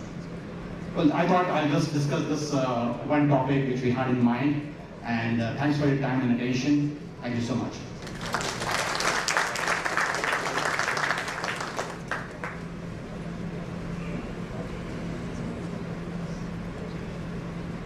Thank you, sir. Moving ahead, ladies and gentlemen, please welcome Shri Jatinder Singh Babla, Co-Chairman of ASSOCHAM National Council on Data Center and Chief Sales and Marketing Officer at SD Telemedia Global Data Center. Can we have a round of applause for him?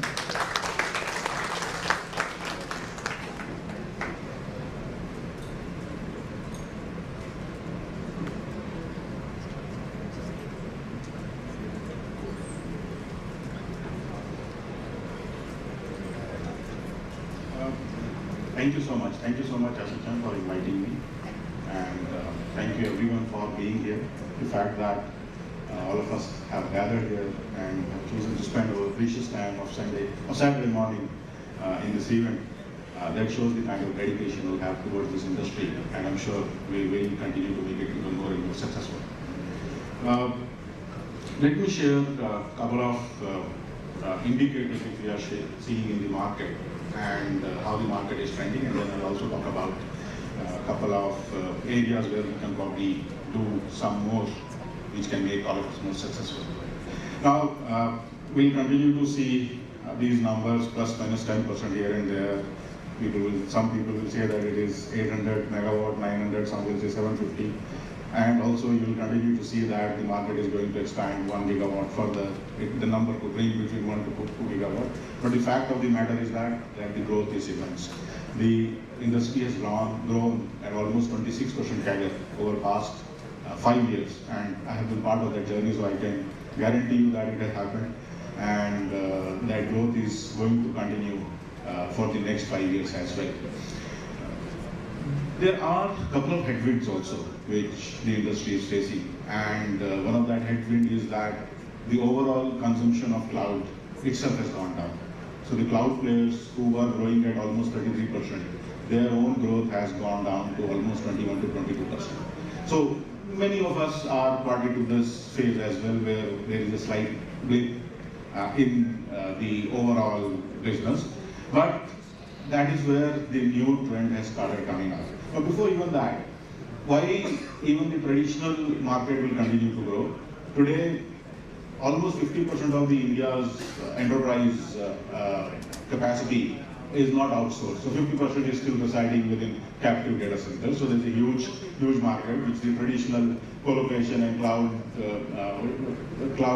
I would say, business logic will continue to move them towards the data centers, whether it is public cloud or private cloud, doesn't matter. We are still only around 3 to 4% of world co-location market, which is very low. The Indian ITS industry, as we famously know, is almost 40 to 50% of overall world market. So there's a huge growth. We will never be 50%, because there are local nuances with data center industry, but 3% is too low. So there's a huge growth headroom even for the normal traditional growth. But the fact is that there will always be a plateau on the traditional growth. And that is where AI and ML kicks in. And it changes lots of things. One, it will be as big as a driving force as the traditional parameters or traditional demand was. So the demand for AI ML will be as big as what we have seen in the traditional world. And we have already started seeing glimpses of that. It is also changing the way the data center will be built and they will operate. A typical DC, which used to give me a 20 megawatt kind of capacity, is capable of giving me almost 40 to 50 megawatt of capacity within the same square feet. So many of those discussions about cost, rental cost are going to change. I'm not saying that they will die down, but the amount of capacity which you will be able to derive from a piece of land or a piece of building is going to be at least 3 to 4 times in terms of power, and for your customers it will be 15 to 20 times in terms of throughput. And it is very logical. A typical rack used to give you almost 4,000 cores maximum. A AI rack is giving you almost 35 to 40,000 cores. So there is a 10x kind of throughput working in parallel mode. So you will see these changes. That will bring lots of technology changes, and we will have to be ready for that. All of us as an industry, as players. There are liquid immersion cooling which is coming up. I'm not talking about water-based cooling, which will not work in India, but I'm talking about synthetic oil-based cooling. So those kinds of things will come into picture. The entire services capability to serve these customers, to serve this infrastructure is going to change. So right now, none of these AI hubs are existing within India. Whatever is happening, almost 80% of the industries are using AI, ML in some sort of pilot, but that is all happening through infrastructure which is sitting outside of India. But we know ultimately that is how it starts, and ultimately it will land in India. So we as an industry have to ensure that the infrastructure is ready, the people are ready, the services are ready, so that, and it will land in next 1 year. So that the moment it starts landing, all of us are there to serve that demand and are there to capitalize. Specifically talking about Maharashtra, anyway, I think we all know the reasons why this will continue to be the data center hub. It commands 50% market share today. It doesn't mean other states are not growing. We have seen how Delhi NCR has caught up, how Chennai is growing, how Hyderabad has grown, but this will still continue to be the key market because of cable landing and the entire BFSI and enterprise being there. Personally, even my 50% of, as my company, my 50% of infrastructure resides between Maharashtra, between Mumbai and Pune. So there are 2 large campuses. So we know that this is what is going to happen, and Maharashtra will still continue to be strong. There are a couple of things which we need to do. I think rest of the thing will be automatically taken care by industry and demand. One, just 1 second. Yeah. I think this topic was mentioned by Manoj also, that we need to be competitive. We need to be competitive in terms of policies, we need to be competitive in terms of pricing. And there are small examples as we heard. For example, There's no GST credit, input credit on civil construction, which is almost 25% of the cost, which increases my cost versus the Singapore cost by almost 9%. So whatever cost benefit I have in terms of labor, good amount of that cost benefit is lost. So those are the kind of things which will help us even more be competitive with respect to world. Now, it was great to hear about Maitri platform. It is a great single shop approval process. But what we request further is that it should start providing an industry a time-based approval window. So when there is and I'm sure that it will happen because there is a Maitri bill also which was tabled and which is going to get converted into ordinance. So we'll all look forward for that day when it becomes an ordinance, and when we put some requisition, then there is a time-based approval through that Maitri window, because that is something which is going to really help all of us. Sustainability, with such a huge amount of capacity being there, sustainability will continue to be key. There are lots of things which we can do. Industry will take care of taking that sustainability to up to almost around 70% green mix. But beyond that, it will be a mix of technology and public policy. For example, if you allow hybrid solar and wind, that can go from 70 to 85. Beyond 85, it requires even scientific interventions. So there are those kinds of things which needs to happen. And lastly, I would say that what has taken us till this far is primarily the infrastructure growth. We were all capable of providing the maximum amount of infrastructure to cloud players, and we were able to grow. That will still continue, but what will take us further is the services growth, which is how do we serve the new market which is building up, which will be as big as the traditional colo market or traditional cloud market, which is the AI market, ML market, and the technology built around that. So I think we are in a good position. The growth has been tremendous. We're all bullish about it. Everyone, I see at least 20 providers sitting here, and all of us have publicly stated that we will be investing multiple thousands of crores in India. So all the best, wishing all of you the great success, so that we continue to remain the choice of provider or the country for the entire data center world. Thank you so much. Thank you so much, Mr. Jatinder. Moving ahead, ladies and gentlemen, we have with us Shri Girish Navre, Co-Chairman of ASSOCHAM, National Council on Data Center and CTO CIFI. Can we have a huge round of applause for him?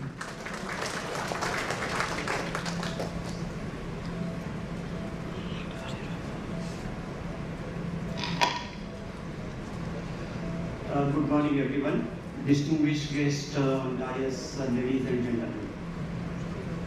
When we talk about the data centers, see, data center history in India is 25 years before when BSNL, the erstwhile BSNL, has started their first data center to serve the PSUs, to serve the banks.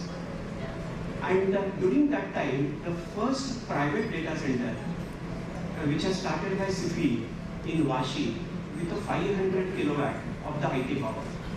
And today, CIFI is serving 100 megawatt of the operational capacity with 275 megawatt we will be building in next 2 years, and total growth what we are looking in next 5 years will be reaching to around 600 megawatt. Now from where all this growth is coming, because this is a question every time comes.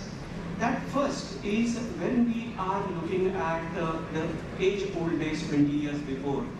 That time the data center requirement is only asked from the PSUs like your income tax, your excise, your customs, your banks like SBI.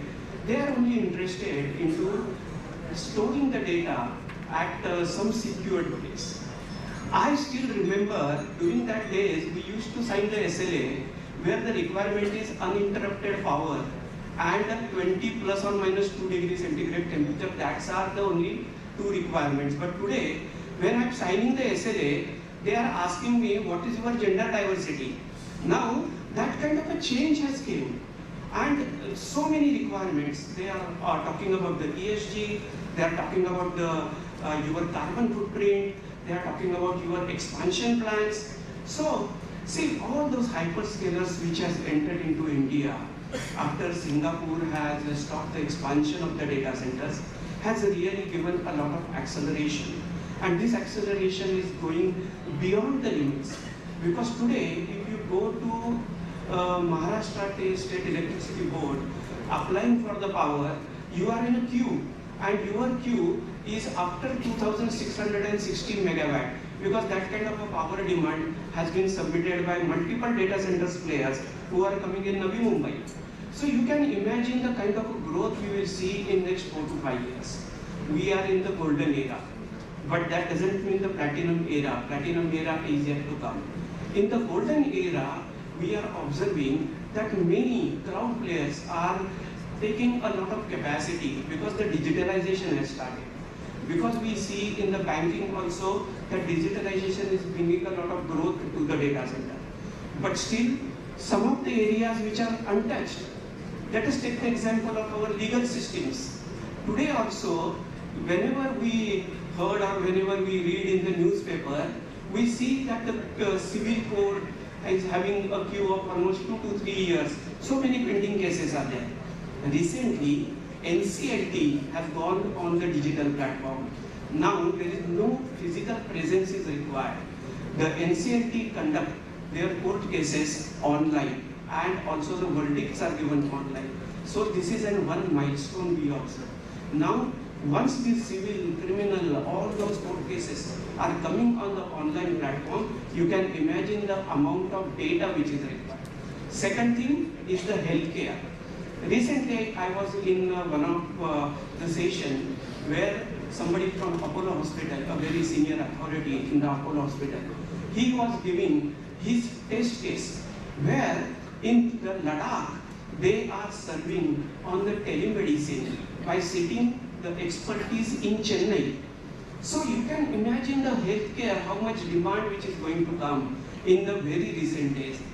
Third case, if we look, is definitely automobile. Now, we have seen the dumb cars. Now every cars are coming with so much of the smart requirements. And my friend was telling that every minute 20 data points are coming, or 20,000 data points are, okay, 2,000 data points, okay. Every minute 2,000 data points are getting communicated data points to the hub or to the data center by one EV vehicle. You can imagine that automobile industry where they are going to take this data. What is coming is AI. Definitely, AI will have a large requirement. One example is in Gulf, one data center which is coming, which is of 20,000 megawatt just to serve this AI requirement. But we are talking about what is coming or what waves which are going to come. But when everybody speaks about the competitiveness of the data centers, how you are going to attract the customers, then what is the utilization of AI ML into your data center that is going to make actually a distinguish, or you are going to make a differentiator within other competition and players. CP is going to become a pioneer in using the AI ML into data center. Where we are going to use that? Very simple. One is performance. See, recently we conducted one beta test, which gives me a 10% saving on the data center, where a 10% saving in the cost, that is in the PUE, for the data center which is fully operational, where I am achieving the design PUE.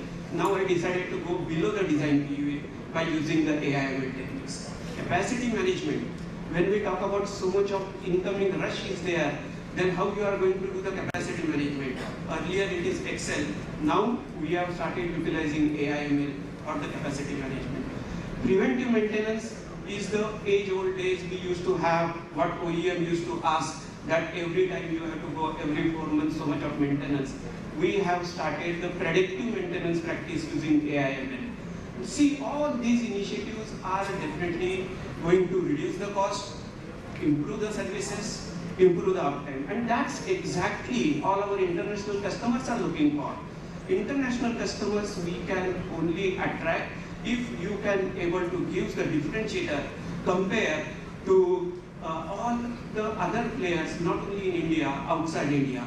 So definitely all our data center players has taken a pledge that in the Amrut Kal of India, we are going to lead at least in the APAC country, and if for India, it will become the data center hub for the entire APAC, as well as going forward, it will take care of the Europe as well. So that is how we look at the data center growth. And data center growth is not only coming with the power, it is actually giving the acceleration to other auxiliary industries. For example, renewable power. Earlier, the renewable power was only required either by the power supply company or it is required by the bigger manufacturers. But today, in SIFI, we have already installed 200 megawatt solar plus wind. So every data center industry is reducing the carbon footprint by engaging into solar, by engaging into the wind, and we are seeing some pump storage systems first time coming in India. So this is going to give a lot of advantage, acceleration to other industries as well. So we are looking for the Amrut Kal, we are looking for the platinum era of the data center. So all the best to everyone, and thank you very much for hearing.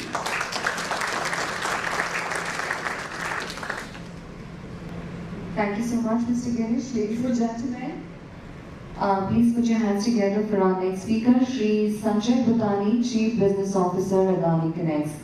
Let's have a round of applause for him, everybody.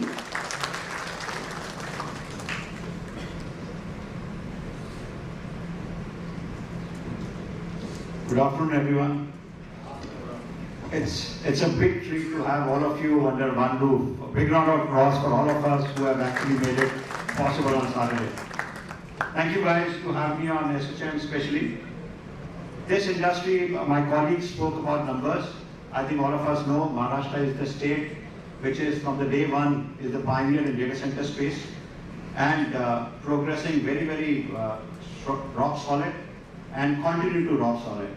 Because we live in a city which is financial hub of the city, financial hub of India. And the other thing which I want to touch upon is we are living in an era which is, we have seen the transformation from one to another. And the latest one is the AI. And all of us know AI is the one which is going to transform the next phase of growth for all of us. And while we talk about AI compute has to go very, very significantly up. And the kind of gathering here, I think all of you are contributing a big time in overall ecosystem, and all of us are learning along with our partners, along with our customers. When it comes to Maharashtra, I think clearly Maharashtra has placed always number one in terms of ecosystem, whether it is undersea cable. We know undersea cable came in the first in India and continue to grow, and we are seeing a couple of more projects coming in. The other important aspect for data center is fiber ecosystem. We know Mumbai and Maharashtra is blessed to have fiber ecosystem. The only request what I have to make is, so far we are working what we are. I think that it's high time to make a system wherein one road is dug or one area is which is common for all, which helps society to be efficient. I think that is something which all of us have to work together and make sure Maharashtra becomes a role model for that. For us, the data center market is going to grow big time. All of us know about that. But where is the catch in the data center? I think clearly energy security for us is the biggest challenge for all of us. We have seen many countries struggling to secure power, and the way we are progressing, let me give you some statistics. India has got almost about 200 plus gigawatt power. The kind of growth, the kind of compute, the kind of intelligence, the kind of IoT coming in, we are going to have almost about 10% plus power growth. At the same time, what we are generating is not matching the requirement what we have. So for all of us, is the key message is to make sure how do we become energy efficient? How do we make sure energy is something we are securing? While AI is coming, I'm sure all of us are aware, we are going to see a 45, 50, 60 kilowatt per rack. How do we become efficient? How do we make sure QE is better? So from that perspective, I think energy security in our view is the most important aspect. And Maharashtra has progressed well. Along with the AI and energy security, the another phase of growth is going to be edge data center and micro edge data center. And Maharashtra is blessed with ecosystem in many cities, and many cities have to be covered with fiber and rest of the ecosystem. Clearly, Maharashtra can take lead, and recently we have seen a policy came in. That policy has to be extended for edge ecosystem, plus energy security, and a lot of work we need to do it on our energy security side of it. Really big thank you to all of you to come here on Saturday, and especially thank to ASSOCHAM team to have me here. Thank you so very much.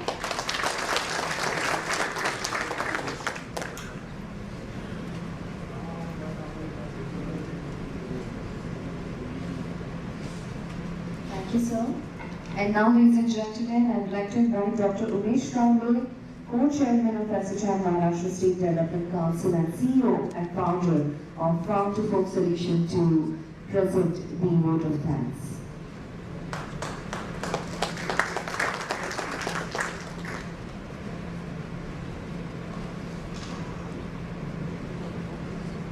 On behalf of ASSOCHAM Maharashtra State Development Council, first of all, I welcome all of you for this wonderful program.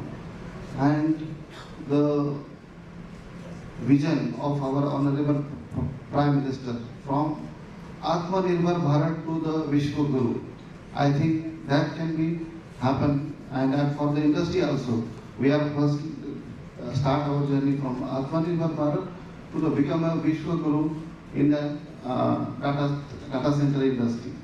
So I think we should give a big clap to our Honorable Prime Minister's vision for showing us and giving the infrastructure. Secondly, our visionary Honorable CM would not come, but their vision is, because we are closely working with the CM, Honorable CM, Honorable Deputy CM and the Industry Ministry. They are very much proactive. Whatever the challenges in terms of sustainability, in terms of GST, benefit industry want, they definitely help the industry. And I think for the specifically for the infrastructure people, those who want to put up the instrument, for them also we specifically meet the minister, and we should give a big clap, I think, for the CM and the whole his team for the supporting the industry. And thirdly, I want to give a big clap for our leadership team in the data center, our chairman Darshan sir and the co-chairman Manoj ji, Jitendra ji and Girish ji.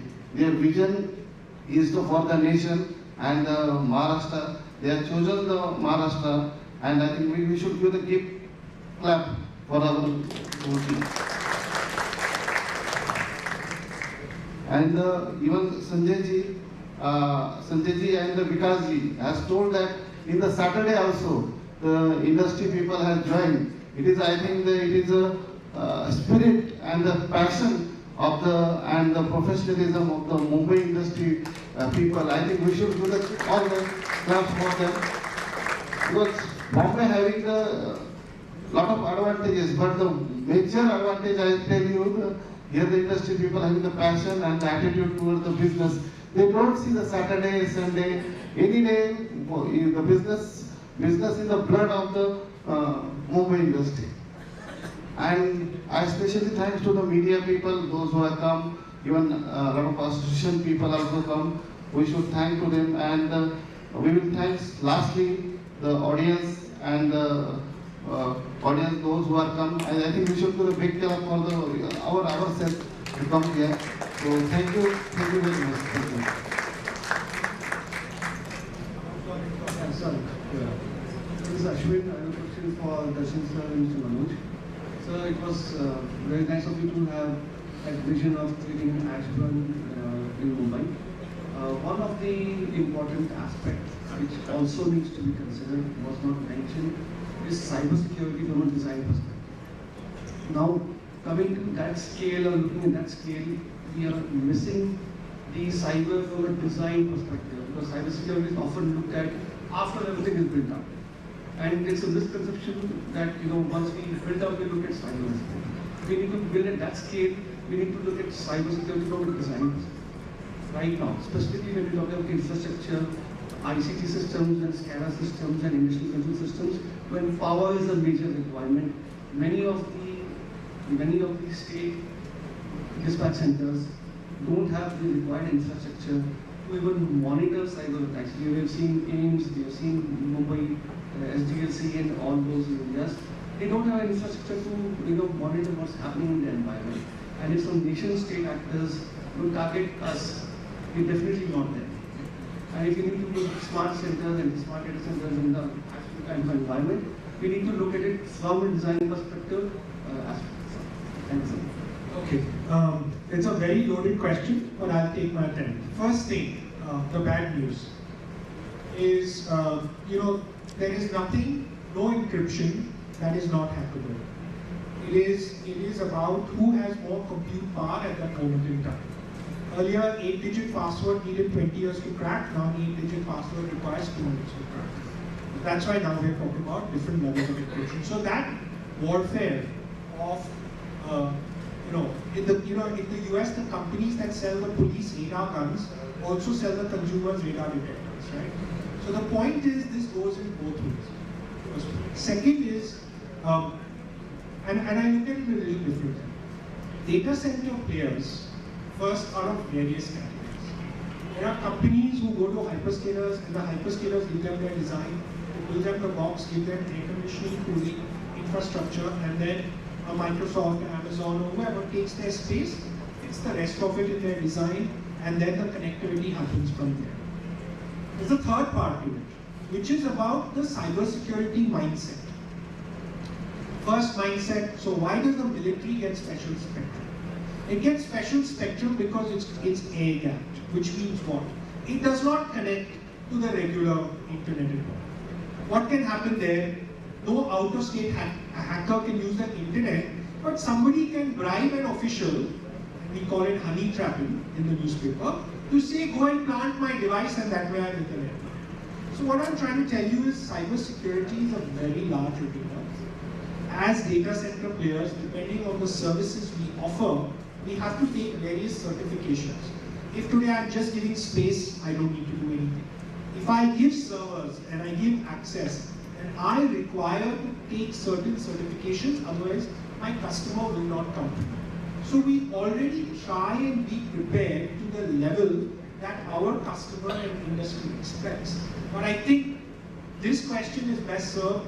Varun will tell you when our next cyber security conference is for the council. I will be happy to hear some recommendation. Hello. Good afternoon. My name is Pawan Goel, and first of all, thanks to all the panelists for sharing your insights. My question is on identification of the space for it's more about inclusive growth of the other cities. So as we see, most of the data centers are still concentrated within Maharashtra, in Mumbai and Pune. How you see that more data centers being built in tier 2 cities, primarily the smart cities which are being developed, and creating the job over there, the empowerment, as well as reducing the burden on the overcrowded cities, both from power and the land price perspective? Yeah, that's a very good question. That's what Ashburn was. The whole story that I said that can you build something 100 kilometers from Mumbai, Indian area, maybe the discussion is around some Nagpur, Mumbai highway, some area around that. That's one way of expanding beyond Mumbai, but still close to Mumbai and all that thing.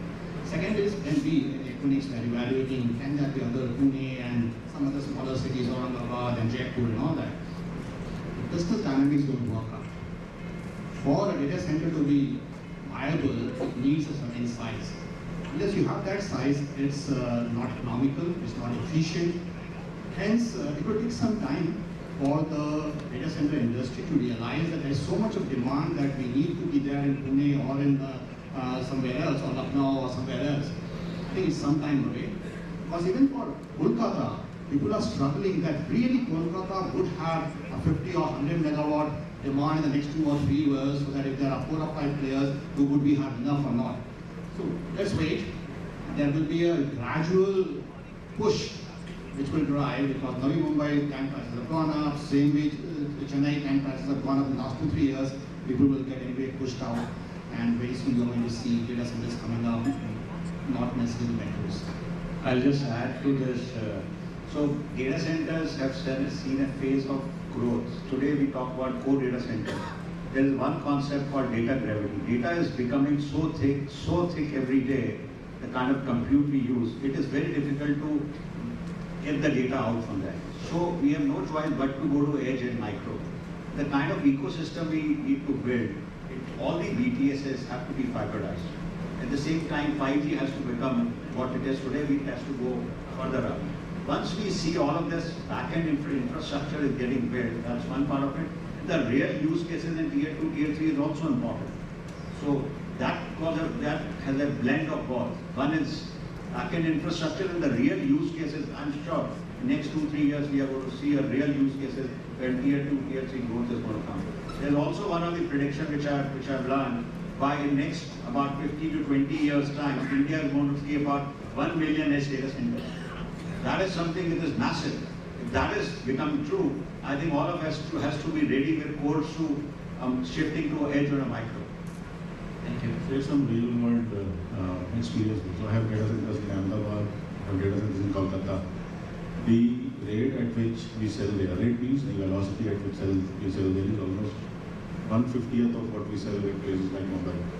So it's a business call ultimately, unless the big players, the big cloud players chooses those cities and try to build bigger infrastructure there, is always going to be a difficult choice for most of the players. So we'll continue to try a couple of data centers, but it will never be as high scale as it is in metros, unless some of these large players go there. Just to add, taking the example from the power sector, we have power grid where generation can happen at point A and can be consumed at point B. Any power? No, it's not about power. No, not power. Similarly, a data grid can be possible where you can have data center sitting in Ahmedabad serving customer in Mumbai. Talent also. I can tell you the kind of resistance which we face when we try taking people from the city to Ahmedabad. There are lots of talent-related issues. There are lots of concerns which people have to solve before these data centers become very popular. I'm sure all of us have data centers in tier 2, tier 3 cities. It's a tough task. It sounds very exciting, but once you get into it, you will find that it is not as rosy as it sounds today. Thank you.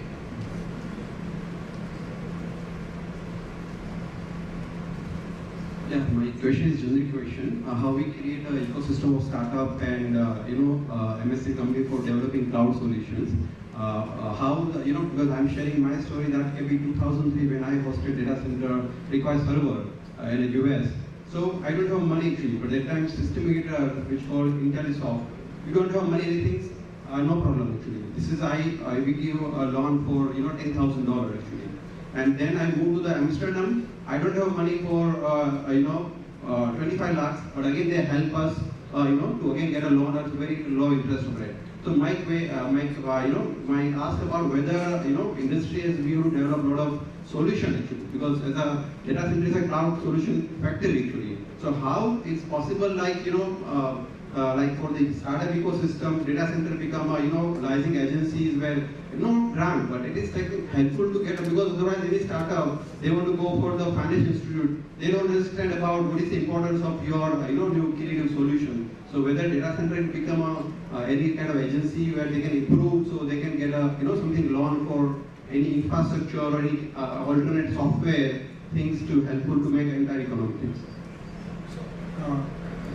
I think you're looking at it a little differently. What a startup needs usually, if you're talking about a cloud solution startup, is more you need a public cloud service that will give you a plug and play for you to develop your technology on it. So typically what happens is most of the public cloud players have startup programs and free credits where you get free compute infrastructure to use until you need to stabilize. Most of them have it in the market. Western players have it, the Indian players have it, everybody has some level of packages that are.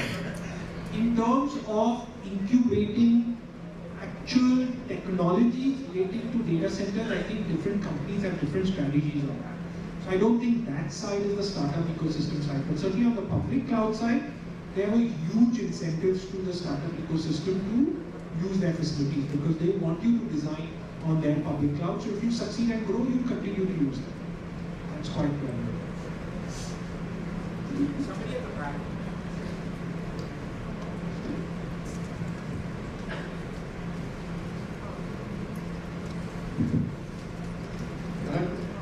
Hello? Yeah.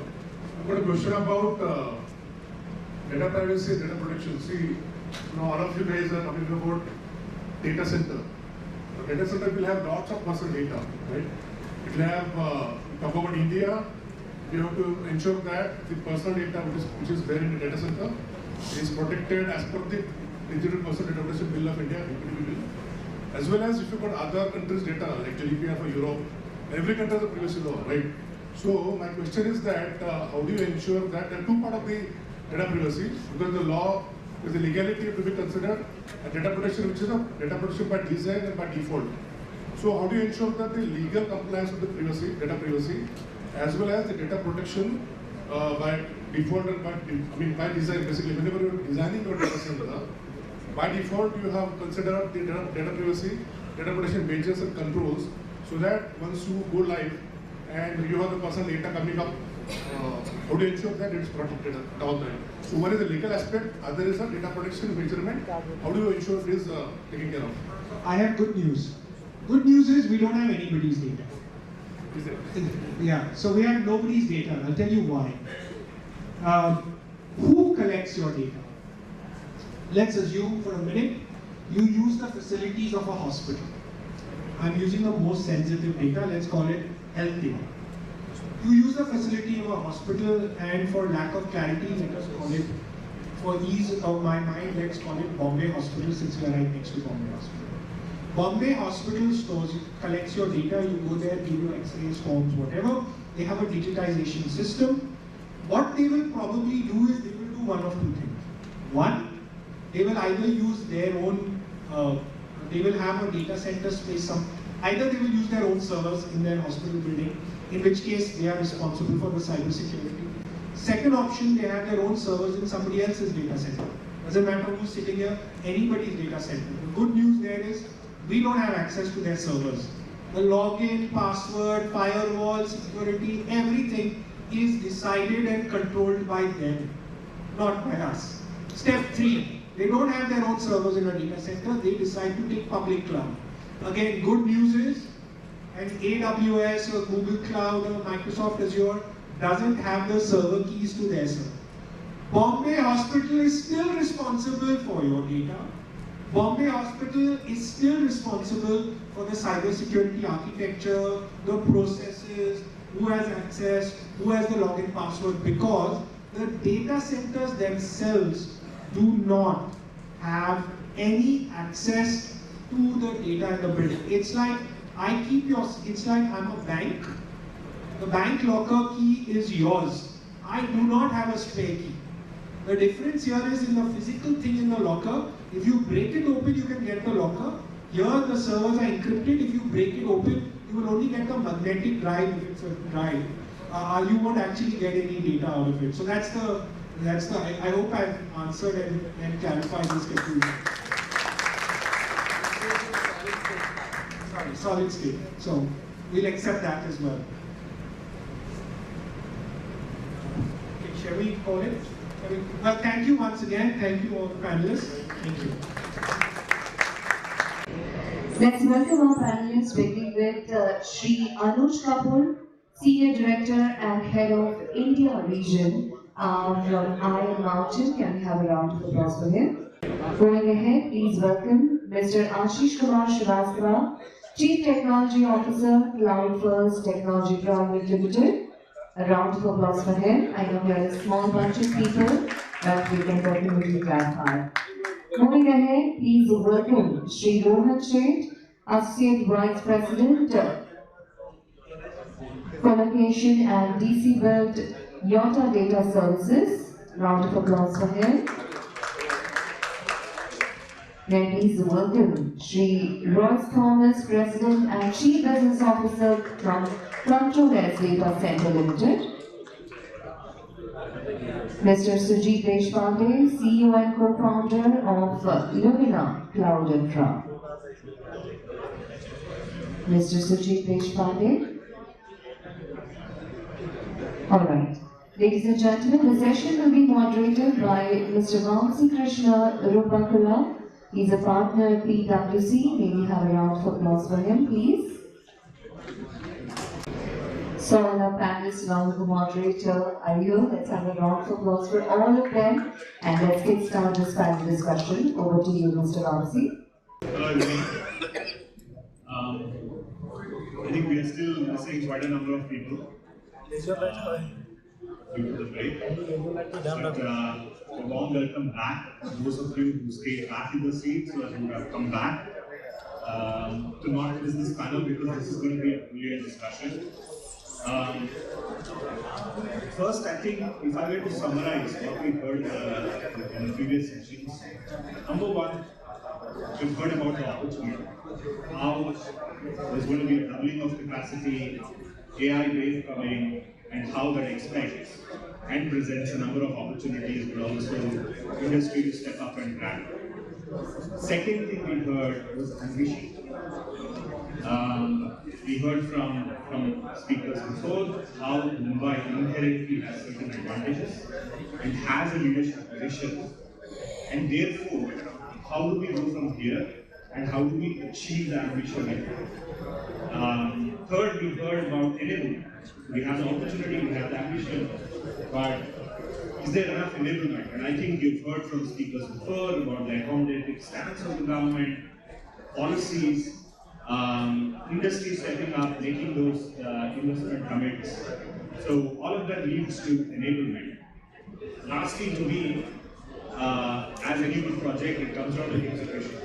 So once we have opportunity, ambition, enablement, are we geared up for proper execution so that we make most of this opportunity ahead of us?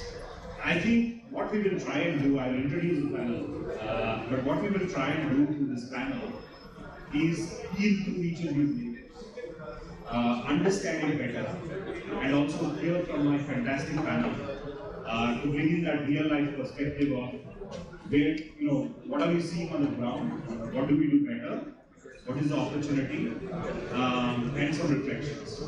So with that, I'll first introduce the panel and I'll request each of you to spend 2-3 minutes overview of, how you're seeing the opportunity, enablement, ambition, reflection. So first, Mr. Anuj Kapoor, VP and Head of India Region. Warm welcome. Sujit Deshpande, CEO and co-founder, Lumina Cloud Infra. Very welcome. Mr. Royce Thomas, President and Chief Business Officer, Controller Datacenter. Mr. Rohan Seth, Associate Vice President, Co-location and DCP, Yorka Data Center. And Mr. Ashish Srivastava, Chief Technology Officer, CloudFirst Technology Private Limited. So with that, I will ask Anuj for you to share your perspective. Yeah, thanks a lot, Vamsi. So I think it's been an amazing first session. We heard so much about the opportunity and how Mumbai and Maharashtra can become great. But I think if you just step back, the actual opportunity starts from the opportunity of India. So it starts from how India is moving from physical to digital, how, out of 100 digital payments that took place last year, 46 happened out of this country, bringing up to $1.5 billion worth of transactions. So, and those statistics go on how India is getting more digital. And what we're talking about today is essentially the infrastructure play. So it's like we're creating the infrastructure in order to ride on top of it in the digital economy. Okay, I think there was a talk of Ashburn, Virginia. Why was Ashburn, Virginia, there? Because the internet used to go to Ashburn.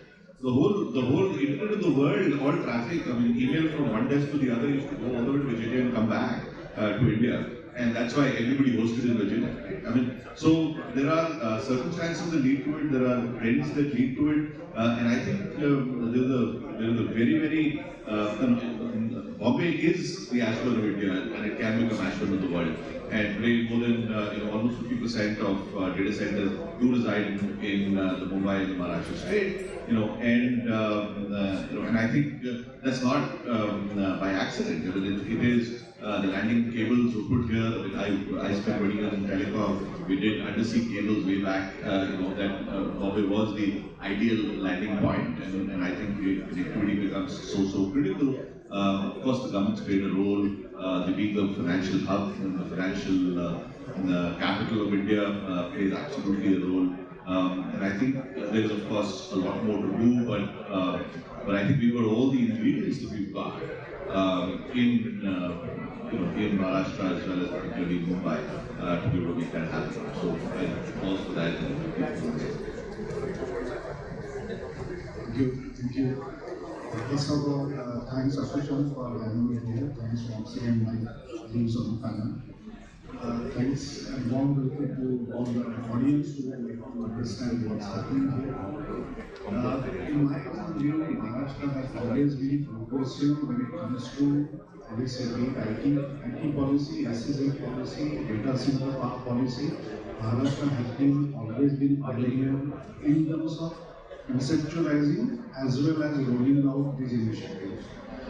I have seen in my entire experience of working in Mumbai for last almost 28 years, there has always been a forefront in Mumbai, and so did happen for the data center. So I don't say it's a different thing. In 2015, Maharashtra identified data center as essential services. 2018, it was data center was identified as the sector by Ministry of Industries. It has been identified as a thrust sector in the 2019 policy document. And today we are having the policy also being rolled out, which is one of the good thing to happen. And the policy that the government creates, it's for the industry to pick it up because it's a level playing field they are trying to create. However, most of the industry, most of the time, in my view, looks for the fiscal benefit part of it. Its intents are more towards creating a level playing field for all the participants.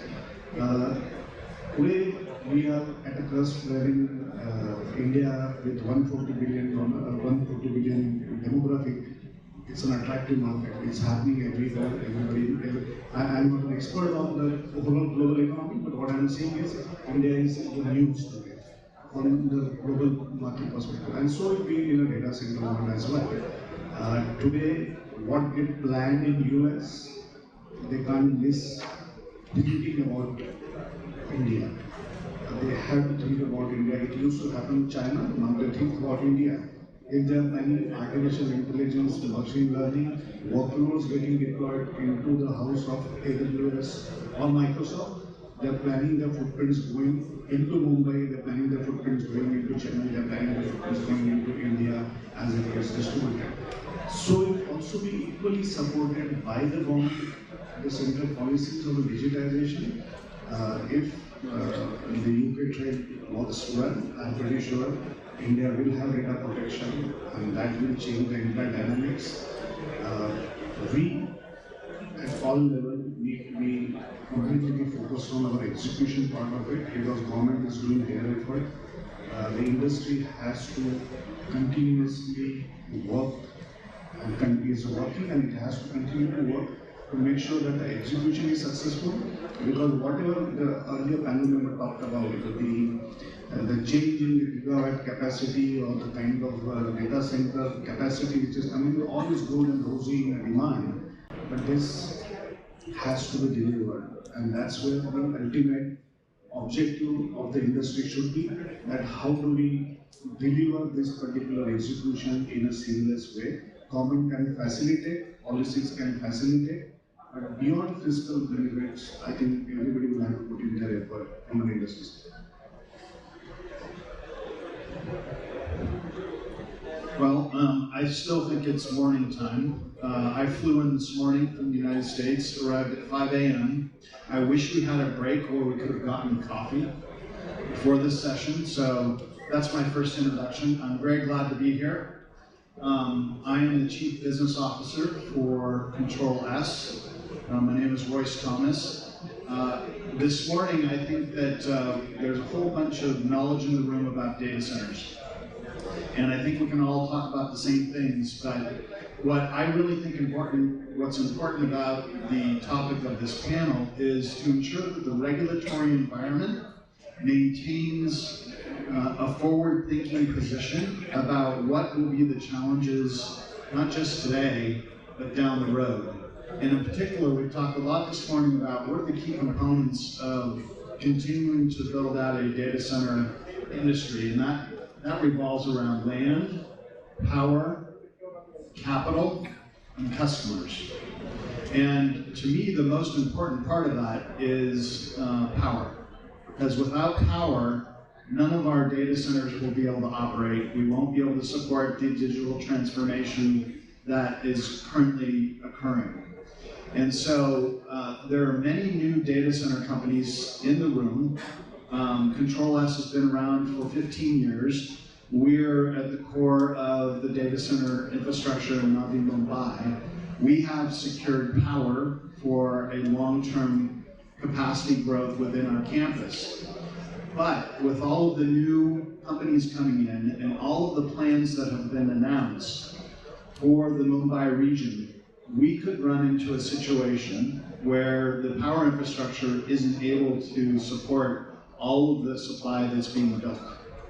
And I was involved in the formation of Ashburn being the hub of North America, the interconnection scheme. I was at Equinix for many years. Prior to that, Level 3 Communications. Prior to that, Sprint as part of one of the original internet backbones. And that was at the foundation of what was now, today, being the center of the data center market, one of the key data center markets in the US. That particular market today is running into power issues. Although there are two power supply companies, if those companies are not staying ahead of the demand, that market is going to get into a situation where supply is going to be constrained. And so the most important point for me here today is the regulatory environment and acting ahead of the demand so that we continue to support this industry.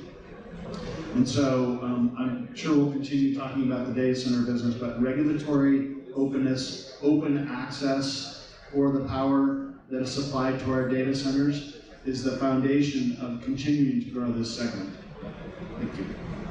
Royce, to make up for loss of coffee, hopefully somebody in the organizing committee heard you, but I'll try and send you a few exciting questions to make up for loss of coffee. But thank you for that. Roman? Hi, good afternoon everyone. So, sorry.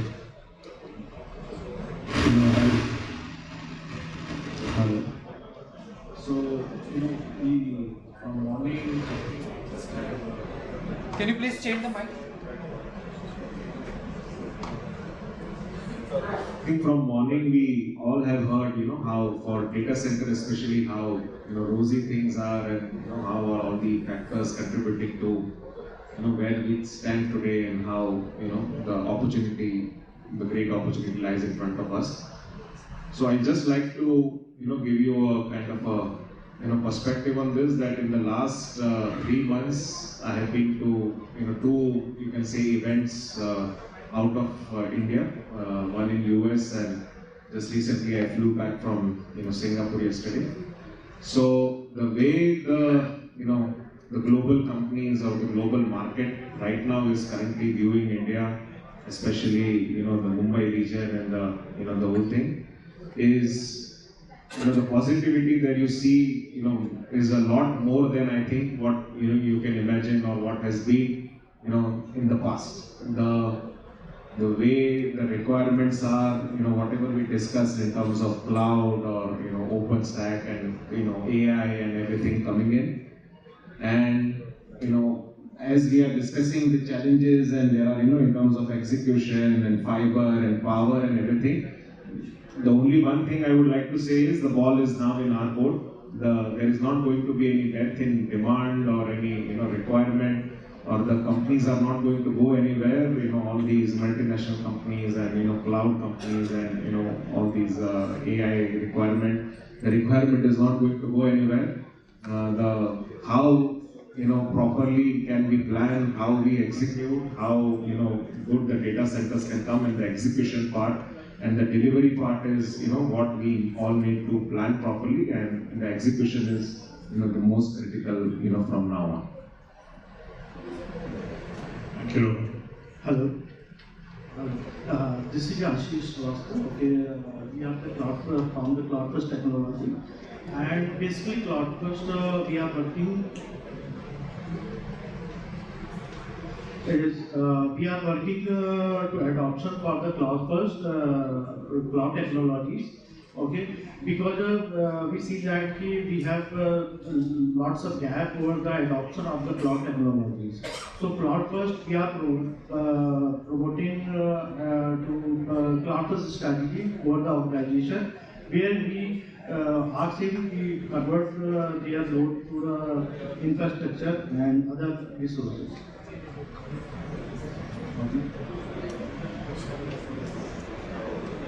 Thank you, Ashish. So I think, if I were to summarize, again it goes back to those core themes which I thought are most appropriate. So we'll try and start with the enablement theme first, in terms of the measures that we have seen as part of the IT/ITES policy. And there is specific coverage for data center infrastructure, data center cloud solutions within that policy. So perhaps I'll start off with Mr. G. If you can talk a little bit about how that policy is enabling. Of course, it's Mumbai has the market share. It is the deemed data center capital of India, but policy is supposed to take things to the next level.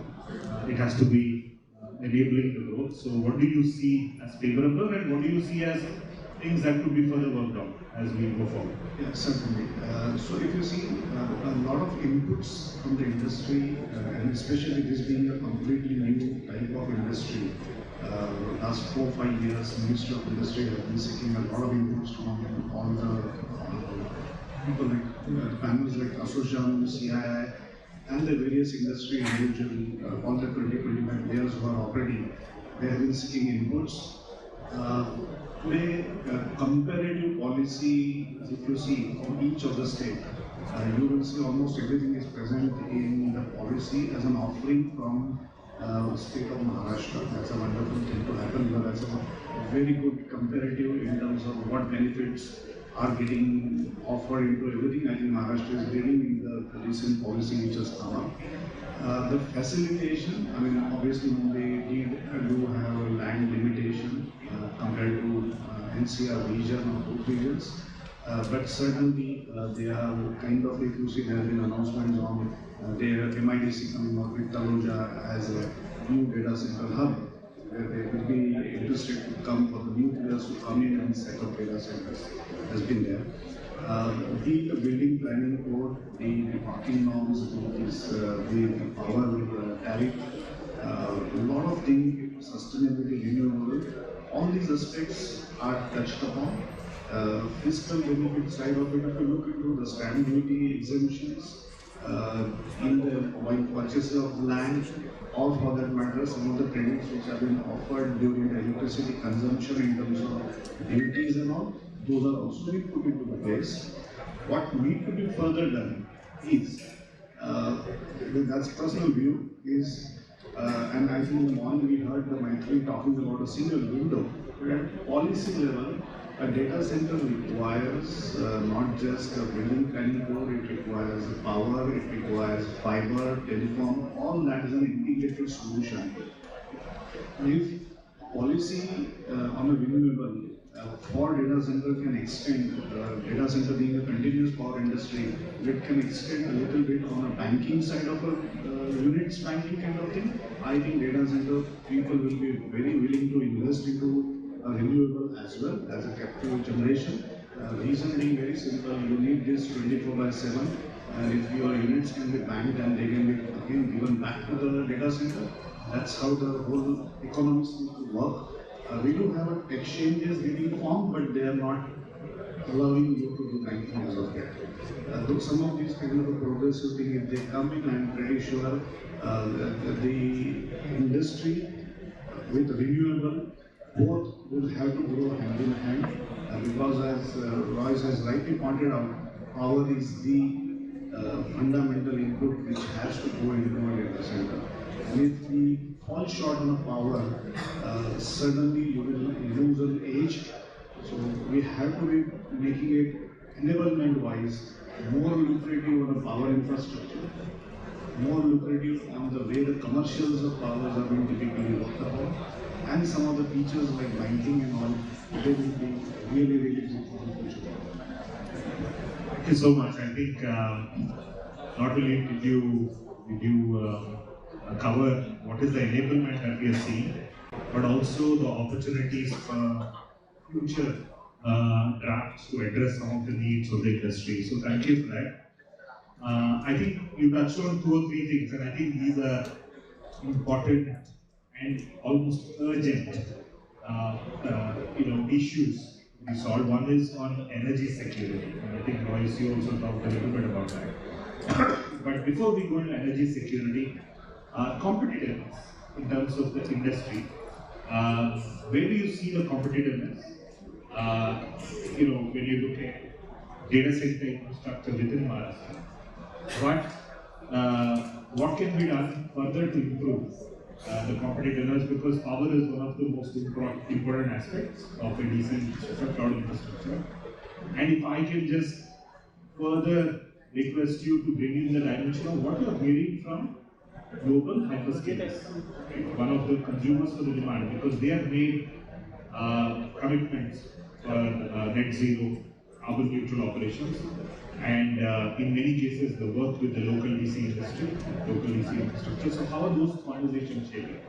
As you talk a little bit about competitiveness, but what is the ask from some of the biggest consumers to the industry?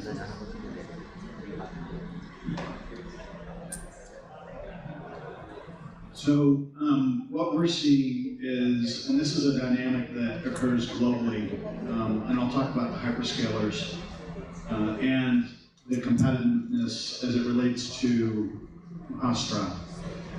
The price of power makes a difference about where hyperscalers put their compute, storage, and applications.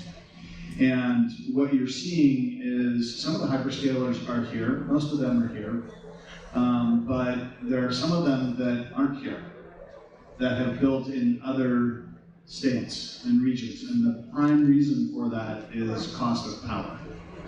And so in order for Maharashtra to maintain competitiveness relative to Hyderabad, Chennai, Pune, Noida, Bangalore, the cost of power is a critical component of where hyperscalers, let alone data center companies, put their data centers.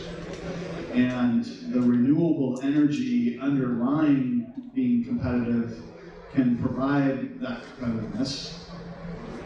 And one thing that we're doing in particular at Control S is trying to take control of that. And so what we've done is we are building a solar farm in Nagpur to support our Mumbai campus. Initially, it's being built out at 100 megawatt capacity. It will be online early Q1 next year. That is scalable in nearby land parcels up to 400 megawatts. That gives us control of our own destiny relative to renewable energy, reaching our objectives, reaching the objectives of the customers, and also maintaining competitiveness amongst data center providers. So that's my view relative to Maharashtra, hyperscalers choosing here versus other markets. And that becomes even more important as everybody has talked about. AI requires so much more power and density that that's going to drive the need for decreasing costs and renewables around that. Thank you so much, Roy. So I think that is the most important piece puzzle that needs to be solved, not only to be competitive, but also to serve the demand that we've heard as the big opportunity that we need to grab. So thank you for that.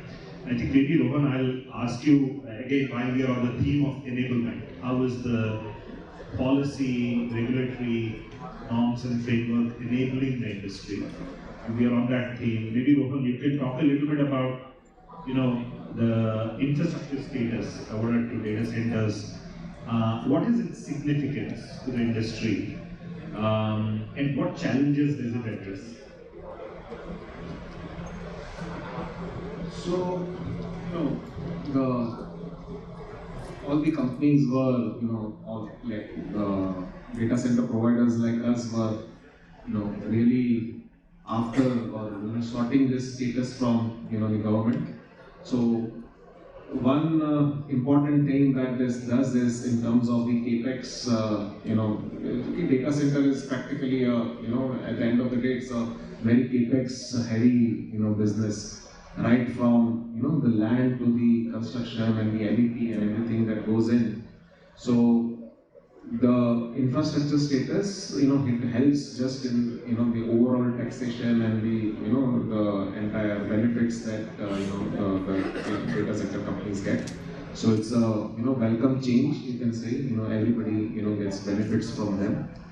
Also in terms of, I think the PC rules and everything which sir was talking about in terms of even if you are qualified as an infrastructure company, as in like in an industrial or an infrastructure, they are clubbed into one single thing. So even in the normal DC regulations, when a data center is planned and the data center is that is an important part, especially in a, when you are planning a data center in a metro like Mumbai, where each and every small aspect of the DC regulations and everything matters a great deal in your overall design and the efficiency in how you get up your data center. So while the major, you can say the impact or the your saving is on the capex related taxation and the other things, also a part of it you can say it also benefits us in the efficient planning of our data center campuses.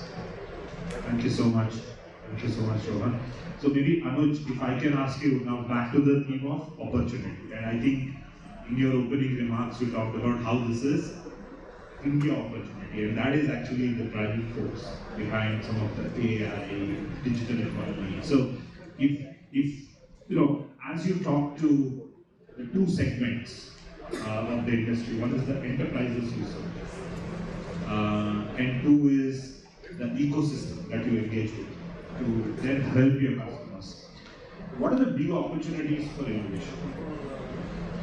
Yeah, so I'm sorry, I didn't quite introduce myself earlier. I look after the India region for a company called Iron Mountain. We are a US headquartered company.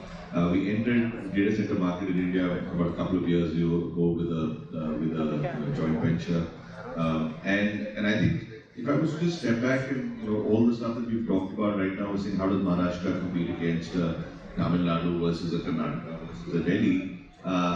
Having said that, I think Maharashtra has a responsibility to represent India and lead India because they are the data center capital of India right now. So, and if 50% of data centers are here, then they need to start comparing themselves with other hubs. And when we looked at the entry strategy, this is the first significant entry we made into APAC. We do have a presence in Singapore. This is the first significant entry we've done into APAC. And I think that's because we believed that that this is the market. And to your point, I think it's driven by, I think India has this unique position of domestic demand driving a lot of this infrastructure development. So then that is in a way insulated from global ups and downs, but it has the big opportunity of then making this a hub, to be able to serve much beyond India, and I think that gives you to your point, the whole opportunity for innovation. I think India has been, I think innovation hub. We've done reverse innovation before. If you can do things in India at India price points, and deliver, it's going to be a lot more easier to scale, and replicate in other developing and developed worlds. Of course, the government has a role to play. I mean, things like power, etc., are not in your control, but there are things that are in your control that you can innovate, right? And I think that's why it's a true private-public partnership that's going to make this happen. It's not going to be the government alone that can do it. It's not the private sector alone that can do it. That's wonderful. Thank you, Anuj. And I think there's one thing, if I can add to that, is the passion we have in the industry. And that is reflected in the fact that despite the rain and despite this being Saturday, and I think few people before me said this, we still have a full room here. So I think when there is so much passion, so much energy and commitment, I think we have seen innovation follows. So I remain very hopeful. So I just wanted to add that. But if I can just double click on that, opportunities for innovation. I think one of the speakers earlier talked about, as AI wave is coming, as there is more denser performance, power utilization, efficiency measures and innovations, there's liquid immersion cooling, and there's innovations in various sections of the value chain, if you like, right, that make up this solution compelling. So if anybody wants to comment on a little bit more in terms of color on what those specific innovations are you're seeing, maybe in outside markets, maybe here, early adopters of such technology. Ashish, you want to? I want to add one point. Data center is the ideal sector for the implementation of the AI. There may be the combination of the robot and AI. Okay, so that we can make the data center more productive, more efficient, and more scalable. Okay, and second, currently data center need some innovation and R&D, research and development. Because part of the research and development, recently we got the example of the underwater data center. That recently experiment by them from in the America. Okay, so we have to need constantly investment of the research and development of the AI and ML, so that we can go the forward to about the 2030 to 2040 and 50. Okay, currently we are set the target 2025 and 30. Okay, for the renewable energy and green energy. But I think we have to set target for the AI and artificial intelligence and machine learning 2015, because most of technology developed in overseas actually.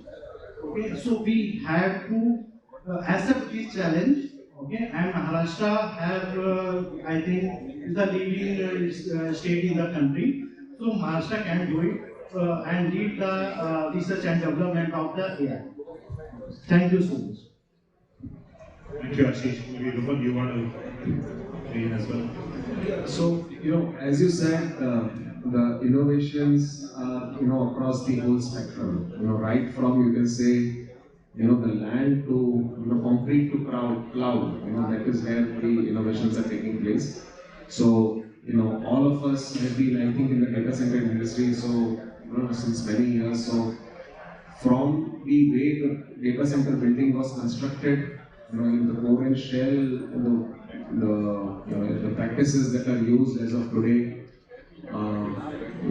different experimentations are doing. How can we, you can say, right from saying, because the loading and everything is so high, typical in a data center building compared to a standard residential load or a commercial building. The timelines now are so important, because the customer demand, as we were all right now discussing, that with so many megawatts and gigawatts. So earlier, what you could say deliver to a customer in say 2 years or 3 years, people now expect you to, from the moment you start construction, buildings to be up and ready in say 12 months, 15 months, 18 months. So the technology in construction, then all these MEP equipments, generators and chillers have become more and more, all these vendors who are there, people, the Schneiders and the Mertels and all these peoples of the world, typically their equipments have got more denser, compressed, and they are giving high 2.5, 3 megawatt kind of equipment. So more and more technology advancement is coming in on these MEP equipments.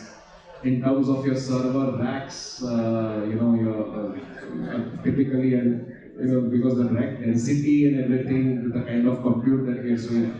Earlier, the densities were around 5-6 kilowatt per a server rack. Now today it has gone up to the level of 40-50. So while the cooling and the power requirements and everything as we are discussing, similarly for the adaptation and for the high demand of all this, the demand that is coming in, each and every vertical that is involved, whether it is the servers, the racks, the cooling equipment, the power generation, the construction itself of each and every, there is tremendous amount of you can say innovation, research that is happening. Every 6 months, 1 year, when you start a new project, when you go out in the market, talk to the vendors, you can see considerable amount of, in the kind of physical security, IBMS, and all these, the way the building is protected. We were discussing cyber security. So the inventions and innovations are in each and every vendor how they are doing. It's really appreciated. Absolutely, and I think there are many of those solution providers, vendors in this room. I've met a few in the morning, so I think comes back to the interest, the passion, the talent, and also the opportunity. And I think we remain bullish. So thank you for that, Rohan. Maybe we'll switch gears a little bit now. We'll talk a little bit about one of the things as a theme we heard in the morning as well is for this tremendous opportunity that's in front of us. There is a strong enablement support, and there is investment appetite. So somebody needs to step up. Comes down to execution, comes down to workforce, talent, availability of skills. So perhaps if I can first ask maybe Anuj, you come in terms of how do you see that talent pipeline evolve? What are you seeing as interesting partnerships between academia, industry, maybe with the support of government? So just how do you see this evolve during innovation? Yeah, so I think I think one of the biggest strengths of India is the 1.4 billion people. I think it was considered a weakness at one point, and we were trying to hold population. Today we are the most populous country in the world. Not only are we the most populous country in the world, we have a median age of 28. Okay, so which is a very, and a very large English-speaking population, right? So I think all those demographics go in our favor. I think there is a lot of, we are possibly one of the few countries where there's a lot of squeeze for good talent, right? So whether it's the IT industry, it kind of creates a hub in Bangalore, and then suddenly it becomes, you have the talents. You went to tier 2 cities because of that, right? I think data center, if it's got 50% of data centers in Mumbai, you're going to face the same, where there'll be, at every hop, there's a job available for good talents, right? Which essentially means that you need to kind of build the pipeline. I think all of us, I think, at least globally as well as in India, work very closely with academia, having and trying to get them to do courses that that make the students employable, and productive, on day one, or as quickly as you can, right? Having said that, there's still so much more to do. I think that the government's doing their bit as well. They've got courses that are in various areas which might not be so directly as data center, but we do use those skills in different parts of data centers. So I think when you're in a country which is growing, which has doubled its capacity, in a few years earlier, and is going to double again in another few years, that's always going to be something we're going to continue to chase and something for us to keep sight of. No, thank you so much. And if I can ask anybody in the panel to know, do you see a shortage of skill in any aspect, be it in terms of how it affects the way you are able to serve customers, or where you are able to, or you should be investing, or we have a huge reservoir of talent and we are good. I have operated data centers in regions like Nagpur and Jamnagar. We never seen any issue with the talent or people not willing to go there or not able to work in this industry. And that's a good part of it. We have a very young and dynamic people wanting to be part of this journey, part of this, learn this, and acquire the skills. So that's a very good sign on that aspect of it. Government is also putting initiative on skill development and facilitating, and we as an industry also has certain commitments towards new talent generation. I mean, acquisition is only one part of the story, but generation in terms of facilitation, right from the college, academic, when people are coming out of the engineering courses, how do they get an exposure to see this mega scale new age industry? People have been really working with some of the institutions to form up some programs where we can adopt them early into the org structure of organization so that you can have future leaders getting created out of that. I think across the board industry is understanding this as a need more than compulsion. People want to work towards that to get the eventual demand to be catered in an effective way, and I'm pretty sure we will not have the skills for that. That made me happy. It wasn't surprising, but it definitely makes me happy to say, we don't have to worry on that front. But Royce, please do come in. Let me just add two comments. How we as an industry can invest in the talent and making sure that we've got the talent that we need. One thing that we do at Control S is we have a huge fresher program where we're hiring hundreds of freshers across the company, and we put them into various groups so they get knowledge on operations, engineering, sales, marketing. And that's a key part of ensuring that there's a continued development of the workforce.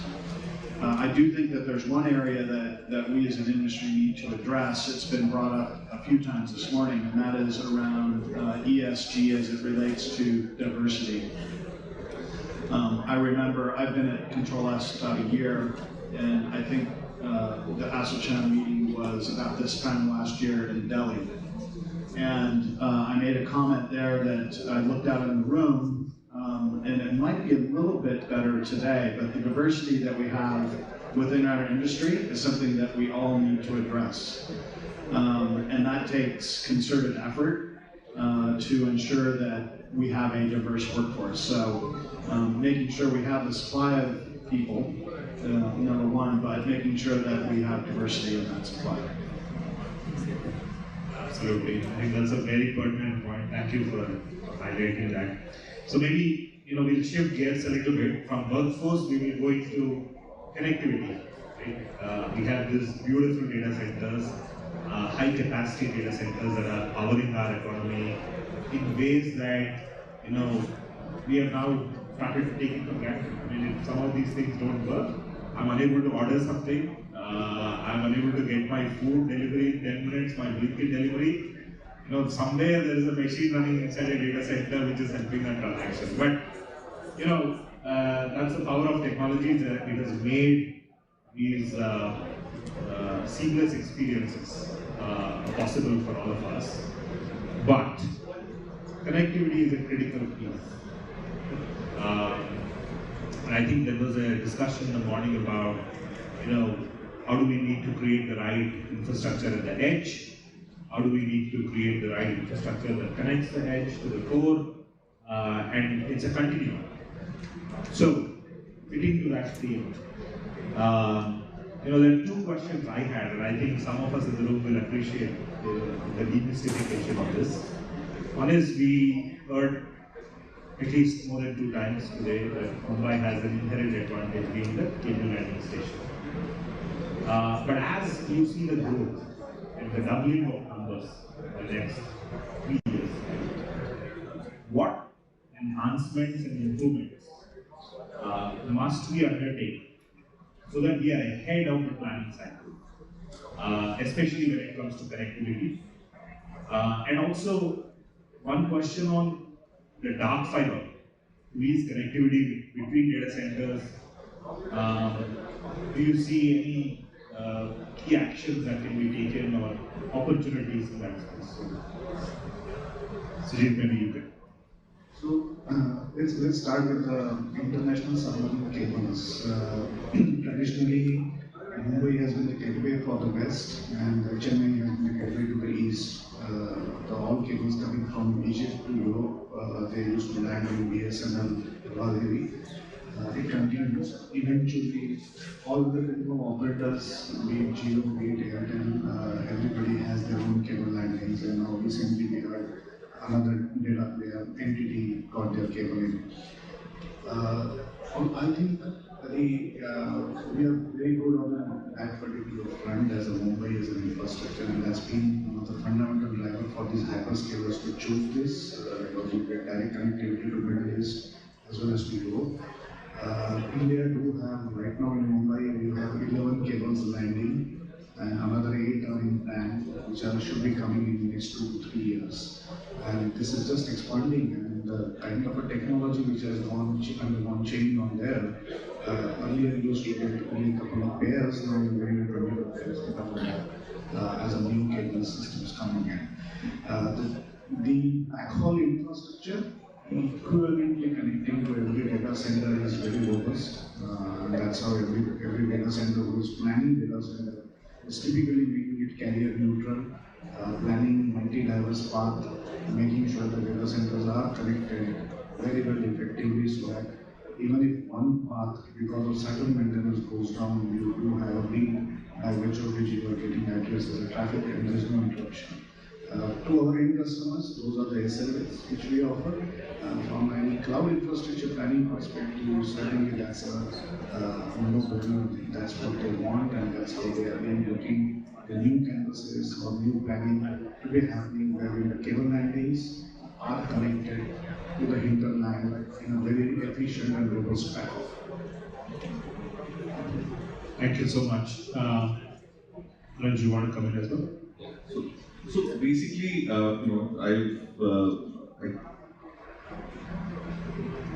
okay. So I think way back in the days, I think I remember being a part of a company called Alcatel.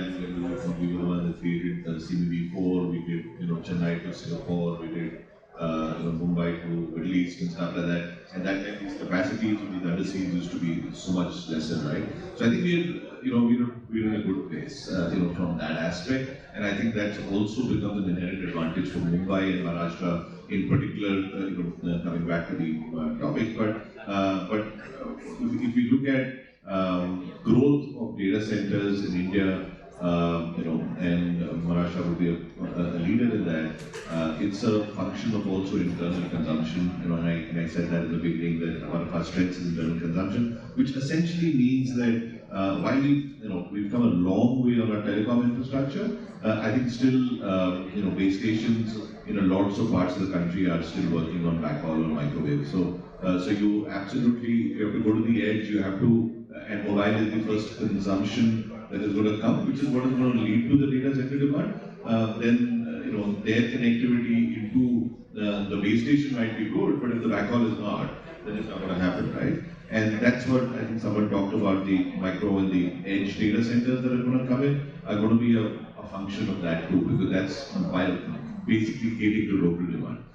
It's not. But I think to the point that Sujit made, some of the international connectivity that we've got is unparalleled, and we must leverage that, and which essentially means that we should look beyond just competing between states and become the hub for this part of the world. I would just add to the network infrastructure requirements going forward. We need to invest in, excuse me, in the latest fiber technology and electronics and upgrade those backhaul networks, the metro networks that exist. So one of the things that we've looked at Control S is getting we already have our own NLD license to enable us to go build those fiber routes with the latest fiber technology in conduit that's buried, so that we can have a more secure network, because that has historically been one of the issues about fiber cuts and construction along fiber routes. So trying to take control of inter-data center connectivity as well as to cable lanes. Thank you so much. And I think we will now go to the final sort of segment, again back to the enablement theme. Policy, regulation, opportunities, all fine, but if we are unable to execute, it means for nothing.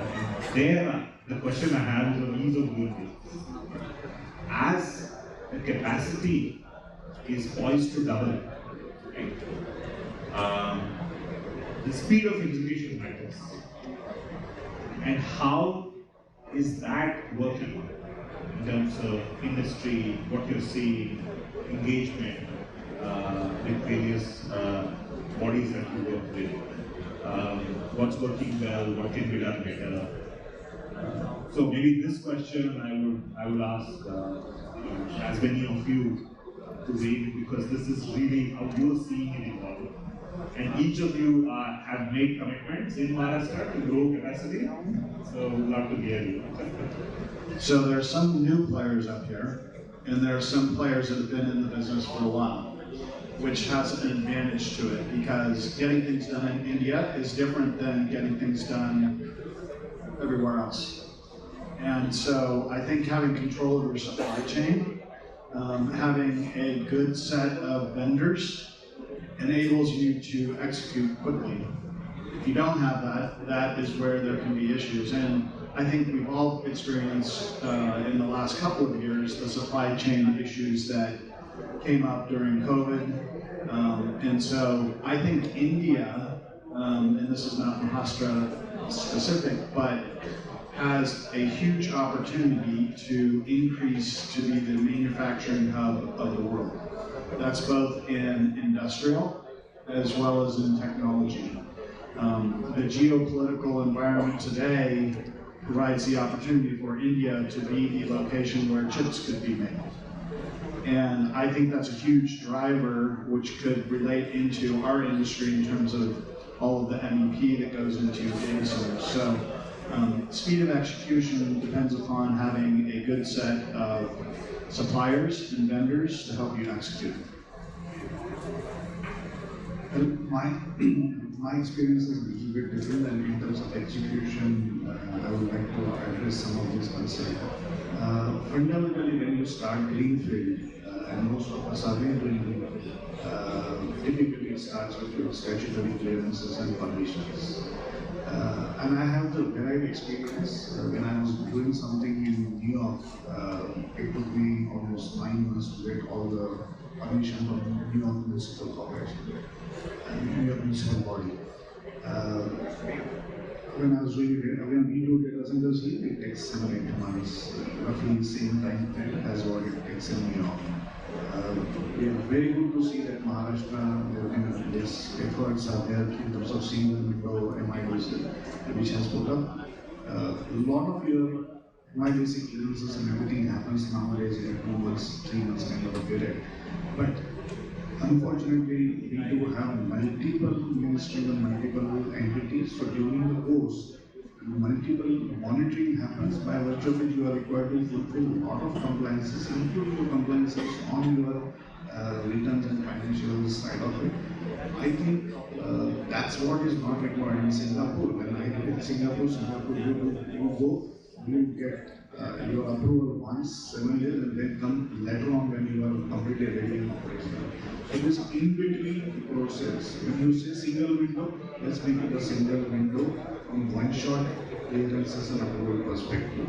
In between, if we leave the execution to happen at its own pace, and then come and check when the final approval, I think that will simplify a lot of execution hurdles which typically greenfield projects do. Yeah, so on a lighter note, I think if you give a Singapore example, we've been trying to get a second data center there for about some years now, so the government just learned that too. So, and I think one of our experiences more recently, we launched 3 data centers, simultaneously within 9 months of land to launch. We included everything that we needed from the governments as well. This was in Mumbai, Bangalore, and Hyderabad. I think obviously, ease of doing business. I think the government, both in the center and the states, have been extremely conscious of it, and I think we've come a long way. But there will of course always be more that can be done.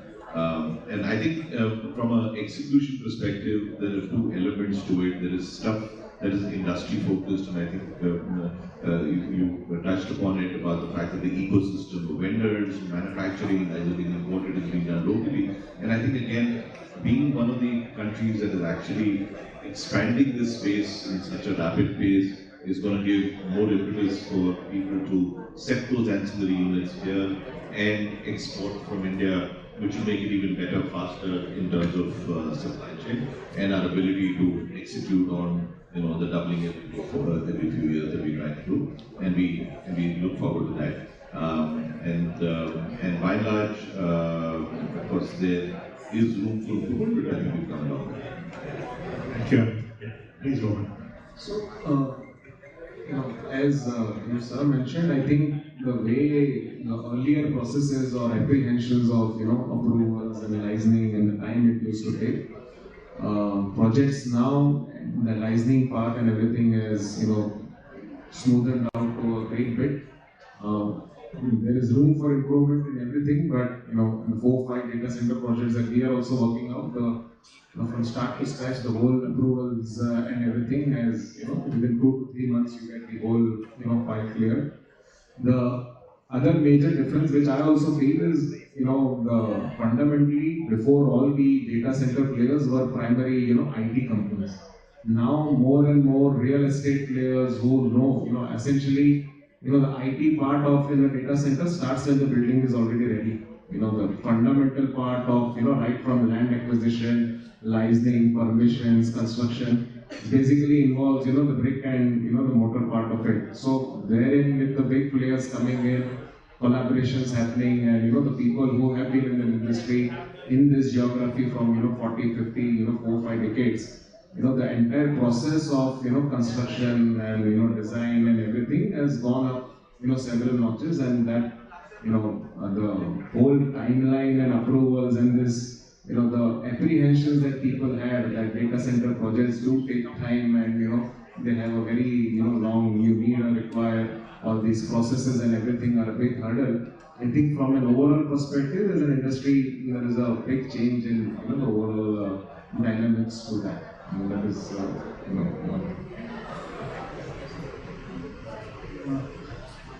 I think everything is going fine, and we need some improvement. What I see in business, the last 2 or 5 years, 10 years, we have jumped and doing just 90. So there is a need some improvement, and definitely we will achieve Singapore model is coming through. Okay. Thank you so much. So, as we wrap it up, at the beginning we said we will focus on 4 key things. Opportunity, hopefully you heard from the panel, opportunity is real right now. Second is ambition. I think we have a bold ambition. Why not? Third is in terms of enablement. You've heard real life examples from my fellow panelists undertaking large programs, projects, and how they are actually seeing this enablement work in support of these programs. And lastly, execution. I think we are starting to see the results as we see next 3-year roadmap, doubling of the capacity. I think these 4 key ingredients are in place. And again, I want to acknowledge the fact that this is underpinned by the passion. The passion that on a Saturday morning, rainy Saturday morning, you have a room full of people supporting this industry in various capacities. So thank you everyone. One more panel discussion. The topic of the panel discussion is sustainability goals in digital infrastructure urgency for data centers to become carbon neutral. Beginning with Shri Sujit Panda, CTI of various data centers. Let's have a round of applause from everybody. Please put your hands together for Shri Pankaj Verma, Senior Vice President, SunSource Energy. Can we have a round of applause for him? Shri Sandeep Dandekar, Senior Director, NTT Global Data Centers and Cloud Infrastructure India. Shri Ravi Kumar Ailavathu, General Manager, Enterprise and Data Center Business, Eden Power Quality. Shri Srinivas Sharif T, India Lead Solutions Architects, Dell Technologies. The session will be moderated by Shri Kapil Bansal, Partner Energy Transition and Decarbonization EY India.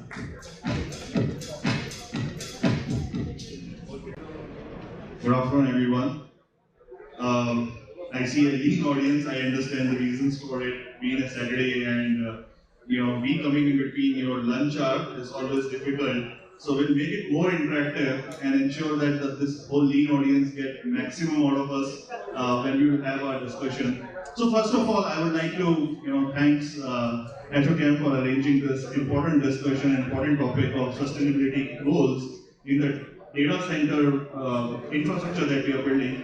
Because in the boardroom, if you look at, two things are obviously talked about: digitalization and decarbonization. And that's where there is this urgency towards looking at low carbon. I'm not saying currently the complete carbon neutrality, but how we can move ahead in the short term low carbon towards carbon neutrality, and finally the carbon net zero journey. And in that journey, I see along with me a very well diverse panelists, very eminent panelists who are coming from the renewable energy, from the data center service provider, the OEMs who provide services to the data centers, as well as the software providers. So a very mixed, we would be having an interactive session towards making sure that we bring live examples, like case studies of the things that the data centers and service providers are working, the service provider providing them to data centers, how holistically the data center service providers are going to see the policies, the support from the government, bringing the global case studies into the whole perspective. So before we start and have this quite interactive discussion, few data points from my side. We look at the global perspective and say hard to abate sectors are difficult to go through low carbon journey, and in that there are two segments, commercials and industrials. We are focusing on the commercial sector, and in the commercial sector, data centers, if you look at globally, are having almost 300 terawatts of electricity requirement. And if you look from that, it's almost 1 to 2% of global electricity, but they are emitting 2% of global emission. So obviously, we have seen during COVID time, sitting at home, they were running the business, running sure the data are flowing. So in that perspective, carbon emissions are becoming an important factor. The customers are asking for, an ESG framework, the ESG reporting, the ESG, compliances, as well as the journey towards the first element, which is E, emission. And to start this conversation, I would like to ask Pankaj, while we're talking about carbon emissions, how SunSource is looking towards building an RE portfolio to support the data centers and ensuring that the low carbon journey is actually happening. Yeah, thanks. I'll give you a brief introduction. My name is Pankaj Verma. I am managing sales and business development at SunSource Energy. We are one of the leading independent power producers, having focused on open access, supplying open access power to commercial and industrial consumers across the country. and present in a couple of 4 states right now. UP, Maharashtra and Karnataka and Tamil Nadu. These are the 4 states we are building up our existing plants. At present we have a portfolio of about 500 megawatt, which we started this journey as being a rooftop supplier, then got into open access, and open access policies opened up in India. And this year alone we are building up another 300 megawatt, which will be commissioned by March 24.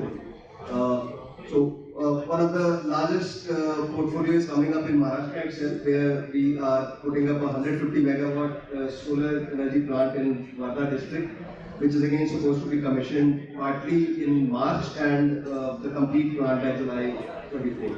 So that's the plan. Knowing that Maharashtra is one of the leading states in terms of having data centers here in India, so I see that our investment here would be very useful to data centers. We are already engaged with some of the data centers, not here in Maharashtra, but like in UP, we recently signed a control X for one of their required data centers in Uttar Pradesh. Now, since data centers, one of the good things about data centers for energy power developer is that the demand, the requirement, the consumption is consistent 24/7 into 365 days. So when we talk about policies in a state, I mean, we talk about energy banking policies, how energy is settled. Like most of the time when you produce energy, it is settled, and through banking you store that energy and then bank that energy and use whenever you require. And most of the states have about a monthly banking policy. So with a consumer like data center, where we know beforehand that every hour by hour this is the energy going to be consumed, it becomes very easy for us to plan the size of the data center, the size of the power plant for a data center, so, which becomes very easy for us. Secondly, now data centers are also talking about having round-the-clock green power across the year. Although on an annual basis it is possible in some states. Now we are here in Maharashtra. Maharashtra has kind of their own challenges in terms of policy here. I mean, you cannot go above 1.5 times of the contract demand.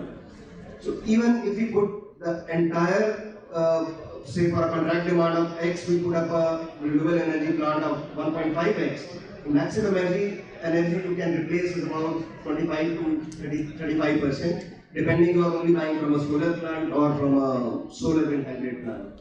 So that is something which we probably need to look into and try to push bodies like ASSOCHAM, where probably we go and push to the state government about changing these policies. Because some of these policies are even, you go to other states, they are more conducive. So in order to achieve this 100% round-the-clock power in Maharashtra, that is something which is required, and that is where we are kind of ready to help and offer various solutions, including solar, hybrid, and storage, pump hydro. So with that, at least you can go up to 60-70% replacement in Maharashtra. Great, thanks, Pankaj. So Pankaj brought a very important point that there is source, there is investment, there is technology. They are ready to provide high power. The need for the data centers are round the clock, right? And policy is kind of an hindrance currently to not achieve RE/RTC round the clock 24/7, 365 days. And to do that, you have the assets. There is a requirement by data centers. So I would like to ask Sandeep, right, that you are running a data center and you look for round the clock. So what kind of challenges that you see and what kind of support what solutions that you put to work with Pankaj and say that, I'm ready to take you, but I need this, and these solutions can be helpful. So one on the challenges, second on the solutions, and anything relevant.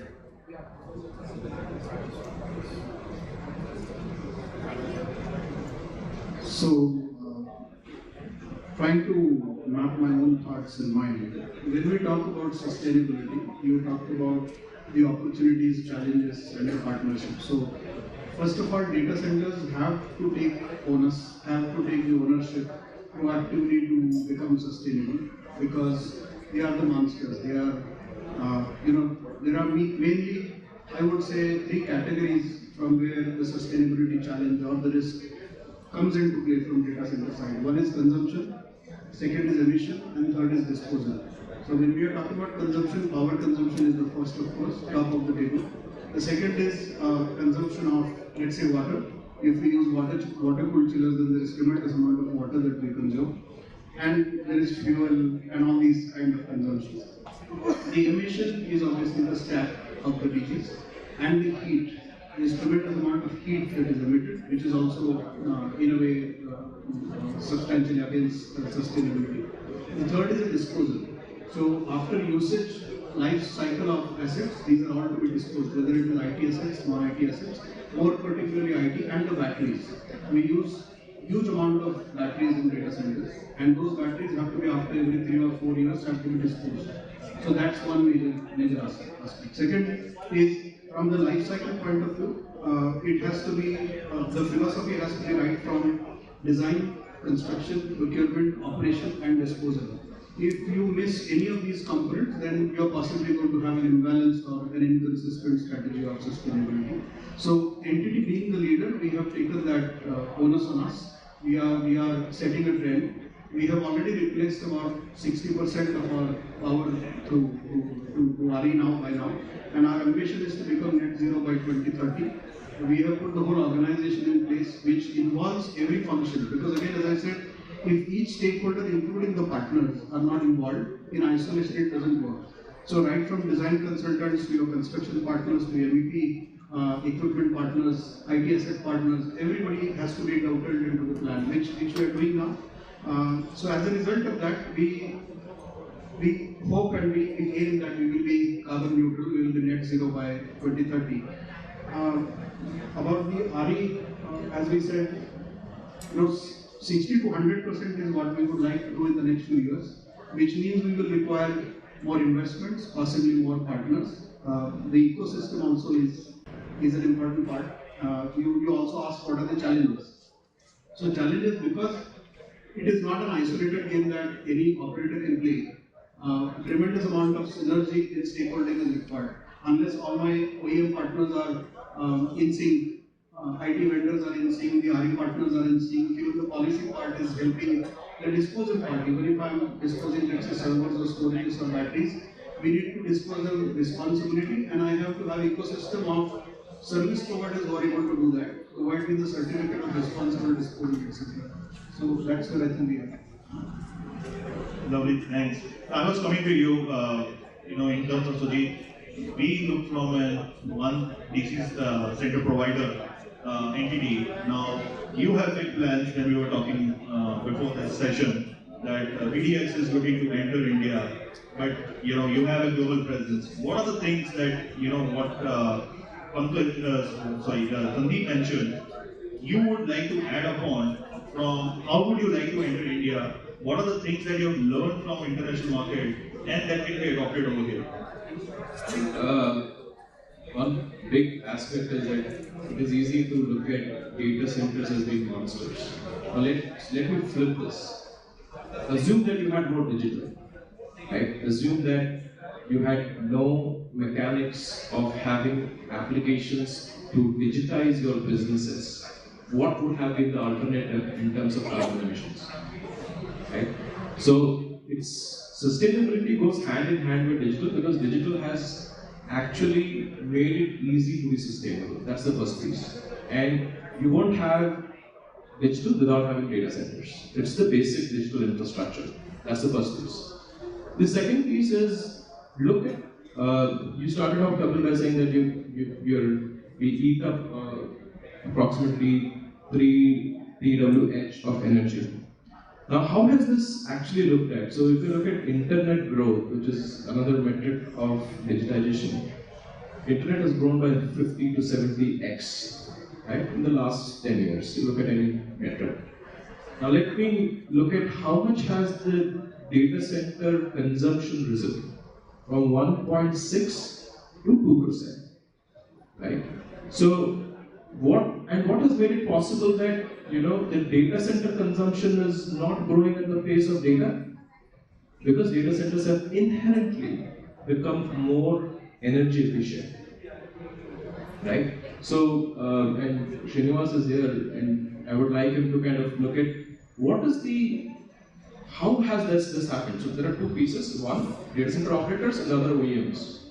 Today we, per, if I look at any metric cycle, flops, the processor per watt consumption, if you look at it, has gone through the roof. The chipset manufacturers have made it possible, right? At the same watt of electricity that a server uses, right, actually does 2000 times more processing, right? So one, the OEM has done that. So the second piece, how energy efficient have we become? So RE power is one piece, but let's look at it. I am using some 10 years old hardware, and the data center operators buys RE power, and the hardware consumes more power. So I'm eating more RE power, but giving lesser compute. So the ecosystem, like the NTT team was talking about, is extremely important, right? So the ecosystem is, like Sandeep was alluding to, right, has to come together to ensure that the per processor, whether you take it cycles, flops, or whatever it is, right, carbon that is done, that is taken into account. Now, PU is not the best thing. So, green data center norms, when I look at India, there are no green data center norms, right? The industry would love to have a collaboration between the regulators, the industry, the ecosystem to arrive at, something to say. And instead of saying, oh, you know what, data centers eat a lot of energy, right? But if the data centers are extremely efficient, right, then the RE power that they're using will also become efficient, right? So there is no metric for a green data center today. There is nothing that India has done in that, and we would want to work with that. The second piece is we follow norms. Every Indian data center operator is forced to follow norms which have been picked up 20 years ago by a country which is much colder, right? Why are we following those norms? We are not America, which is put data centers in all these colder regions. Why should we do that? We can come together to create norms where we don't have to look at, running in ASHRAE standards between 19 to 27. My colleague here manufactures equipment which can run at 35, 40. Now in India, we should make, instead of running between 19 to 27, we can run between 30 to 37. Now how much energy you will save? You will go down by 20% immediately. So I think and because we have people here, please, some of you are customers, some of you are government, some of you are independent, freelance advisors, please come together to get a green data center norm which is in line with Indian aspirations. Right? We don't need to follow anything. We need to look at what technology has made it possible today. We got the appreciation, so let's also understand from the OEMs, because you mentioned 2 points very clearly that the phenomenal phase at which the growth has been on the data side, but at the same time the data centers are not consuming that much. So definitely the OEMs are doing something great. So why don't Srinivas, you give your examples, if you were having discussion on some of the case studies that you're working with NTT, what just Sujit mentioned, that we need to bring the whole ecosystem. So you are the critical part of it. So why don't you give that kind of discussion? Sure, Kapil. Yeah, you did. So what a brilliant point brought up by Sujit over here. There is, digitalization is something that is given today. Especially from post-COVID that we have seen, the transition or the transformation has actually picked up multiple years. What is happening is there is enough and more requirement of compute power that has risen. And compute also has moved from say 7 nanometer to 5 nanometer to 2 nanometer, it's moving towards 2 nanometers now. More and more transistors coming in the same space, right? And dropping power consumption per whatever square millimeter or square meter. But what is happening is overall consumption consumption of servers has gone high. A TDP of a CPU, whether it is Intel or AMD, about a decade back would have been 90 watts, 130 watts. I would have designed data center keeping that in mind. Today, a single CPU is about 350 watts. A GPU, which was non-existent other than in high-performance computing or research, today GPU is mainstream. We are seeing generative AI kicking in like nothing. I mean, it's all over the place. A single GPU H100 consumes 700 watts power. And to do a proper training of a large language model takes about 1024 such GPUs running 34 days inside the data center.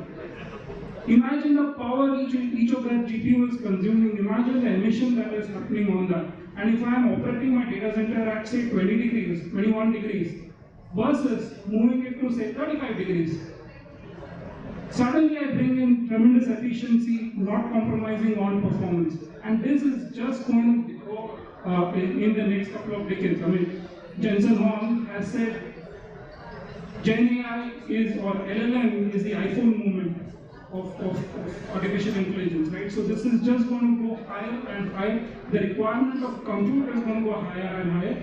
The profiling of workloads within the data center is changing. What would require, say 10 servers 10 years back, today it can be run on one server. But along with that, I have also got resources, or I got problems that would need 1024 such servers to solve the problem.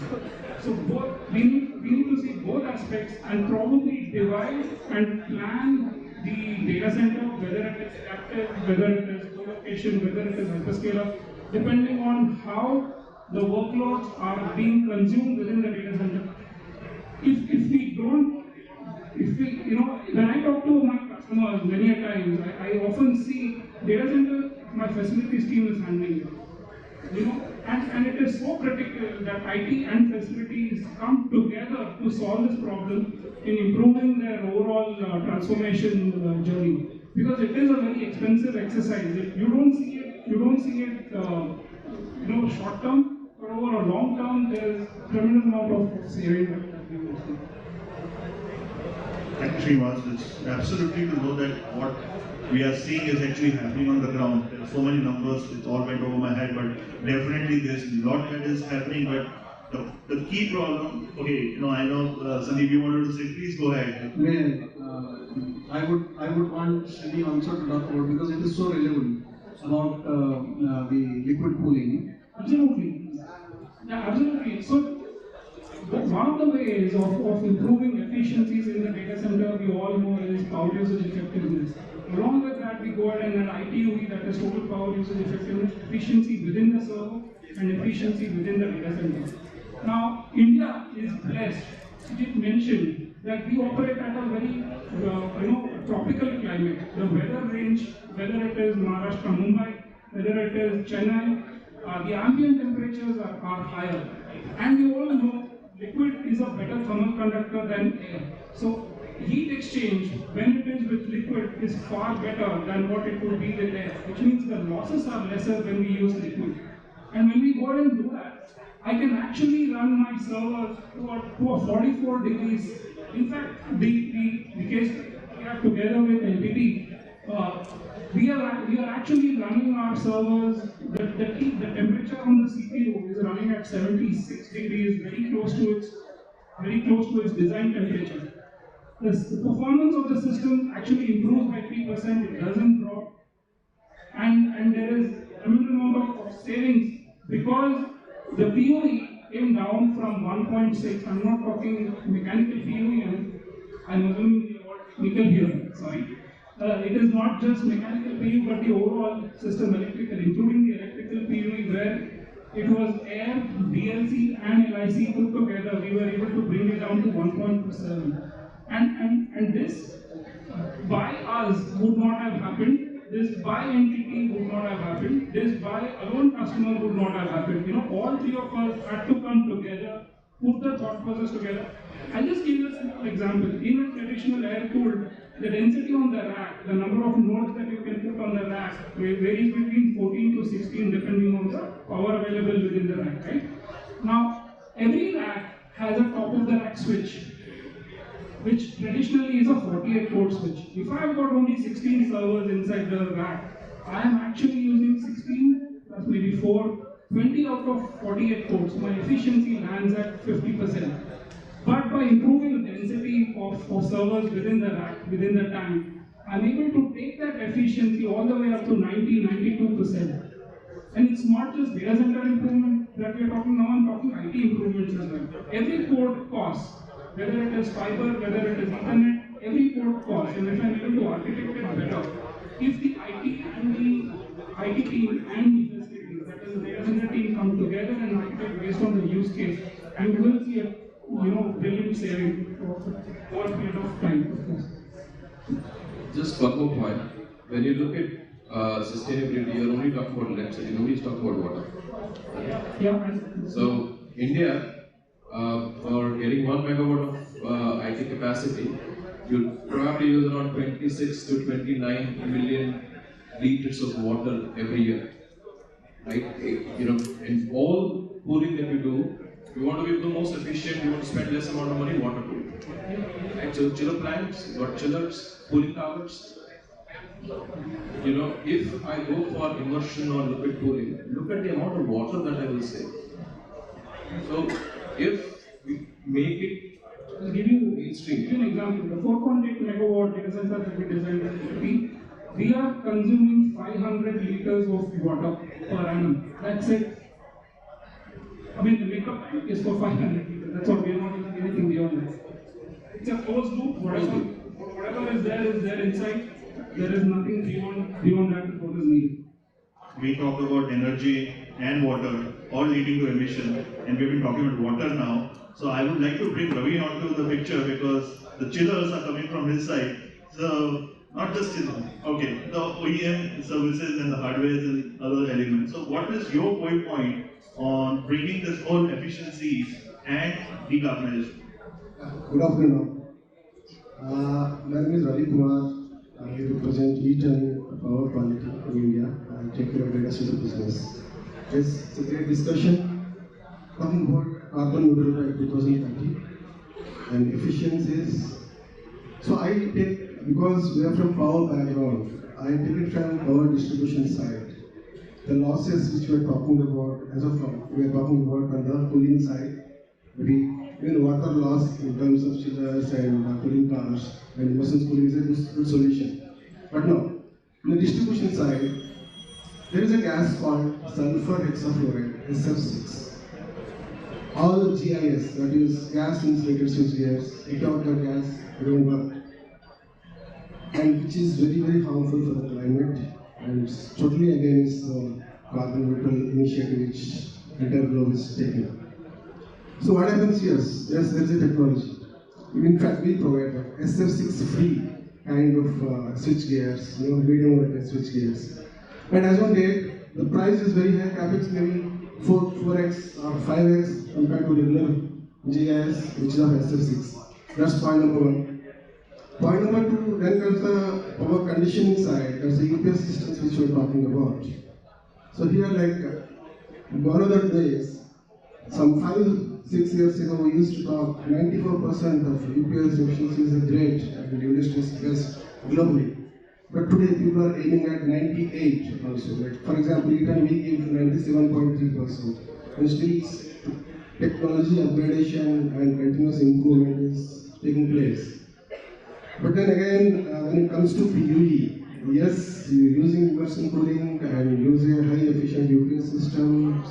Everything is fine, yes, you're saving something towards grade, but then again, the emission is the problem here, like SF6 free, which I told. That's very important. Our institute is having a point there. Yes, Sujit, you may want to counter on that and go on SF6, 5x cost. I think one of the big pieces whenever we look at equipment is, what is the, whether it is HFCs, whether it is fire suppression agents, we all use FM200, right? Should we? Should. Right? So, I think there is a, I think Sandeep alluded from when you start a data center, when you design a data center, when you operate a data center, when you actually retire a data center, you should look at the life cycle cost. And this is a very good example of, when you look at the life cycle, what is the kind of different mix of chemicals that you're using? Are you using gases with a very high GWP? We shouldn't, right? So this is again pointing to how, regulations in a positive way can help us, and how the regulators can collaborate with the industry and probably come out with norms which say, you know what, retire FM 200 in 5 years. You can't just go to a data center and say, from tomorrow don't use it. So how do you work on a roadmap for sustainability, which is a green data center roadmap? I think that is the need of the hour. So coming to the capex part, it's 5x is SF6 now is 5x or 6x of the cost. Just take an example of lithium-ion batteries. Before 5 years, before 6 years, we had some great early adopters in data center industry. Cost used to be 4x compared to today. So slowly it came down because the moment the scale, the economies of scale improves, the cost will come down. The only thing people look for some early adopters, success stories, and thereby initially even the vendors or suppliers, equipment manufacturers, together they can have an understanding and discuss with government and reduce so much of maybe taxes and duties on that, import duties, take a separate thing, because ultimately we are fighting for a cause of carbon neutral. So that's very important. So going forward, what we are looking at is that maybe down the line 2 years, 3 years, SF6 will be talk of the town, and maybe the cost will be much better, much improved cost compared to today. Right. So there's a lot of discussion around cost elements, but the idea, one is cost obviously, and on the overall perspective that government, the investors, the customers are asking towards carbon reduction. We were discussing on the 4 hours, and Sandeep, you mentioned that on the life cycle, why to look forward, new investment when you can do it within first. So the first element of, the R is to reduce. So any light that you would like to throw on the reduce side as well as on the recycling side, because the circular economy is one of the major elements. We talked about lithium ion. So there's a lot of, we don't have lithium, right? So even if we move technology from the previous ones to the lithium ones, how recycling will work. So any thoughts that you would like to throw on the first reduce and on the recycle side of both the sides, because you bring the whole life cycle. Right. So on the reduce side, while we were just chatting before the panel, there was very interesting dimension that came up. So I will throw it open for consideration of everyone. We talk about reduce, recycle, and reuse. So the problem that we are trying to manage, the heat that we are trying to compress, why not reduce the heat in the first place? So reduce comes from there. So today if we see, there is, if I may use that word humbly, a lot of insane or thoughtless usage or duplication of data that is happening. There is a lot of needless data that comes, we load it somewhere, we share it, we stream it, we see it, we hold it, we keep it in our storage for a very long time. I would imagine 20-30% of it actually is needless. It is not adding any value to life. So in those examples that we were discussing, people taking pictures and putting on WhatsApp and then Insta, then Facebooks and others. You go for a picnic, you take 500 pictures. So that each bite that you are creating is hurting the environment. So is it really necessary? We really have to be thrifty in asking that question. This data which I am generating, I am storing, I am sharing, is it really needed? Is it really adding value? Because then we have to manage that problem. So why create it in the first place? That's one. Second is, when we talk about R, there are 2 more R's I would like to add. Now I'm on to the data center side. One is replace and second is re-engineer.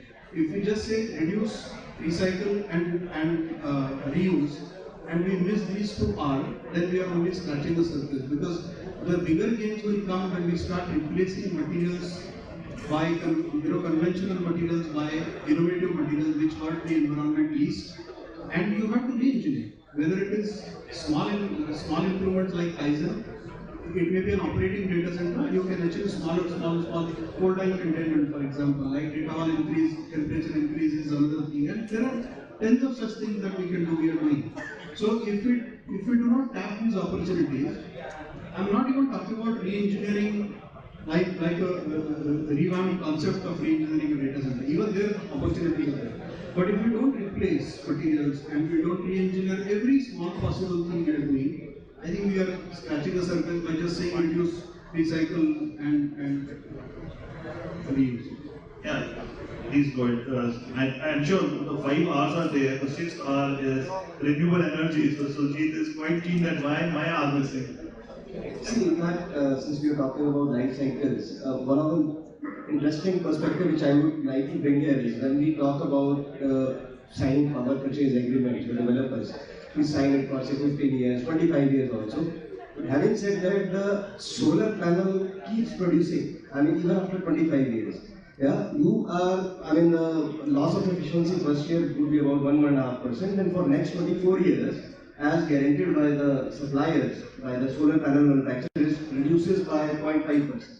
So by end of 25 years, you are still running the panel at 80% efficiency.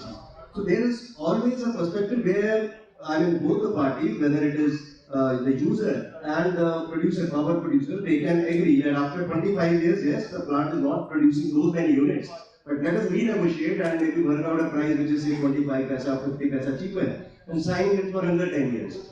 Thereby, I mean, increasing the life of the project. That's another way to probably increase the life of the project. I missed the name. My mistake. So Sujit, it was back to you saying that you want to build the data centers over here, and one of the factors was how to look in the most cost-effective manner. And we have Pankaj mentioning that there is a 25 years benefits that you can achieve with a kind of efficiency. So your thoughts on how you would like to see the RE making it 100 round the clock basis and ensuring that you can build more data centers without any competition right now. I know it's crowded, but then definitely looking into the whole perspective that the panel is bringing. I think India, if I look at the region, has done a really good job when it comes to RE. There's a lot of improvements that can be done. But I looked at the recent IT policy of Maharashtra, right, which is one target state that we're looking at. I think the policy of allowing captive IT production is a great step forward.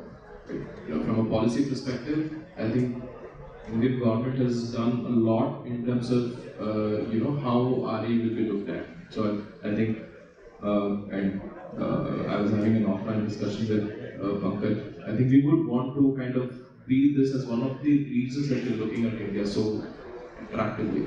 The other piece is that, and Pankaj alluded to it, in terms of storage, because the PLF of a solar plant is not going to run at 95%, 80%, right? So, that is one big piece where we would want to kind of partner with the RE developers who will build captive. That's one.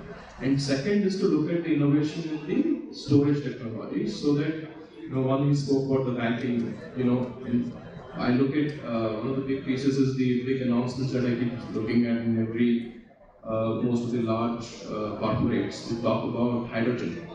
Hydrogen is probably the best storage solution that I've ever come across to date. Right? Now I think, I see that there is a green hydrogen mission that the government of India has set up. I see that there are 3 or 4 large corporates are making massive investments in green hydrogen. And we're talking about, at least by looking at the $1 target that we have, it actually changes the entire game for us. And which is why India has all of a sudden become such an attractive destination.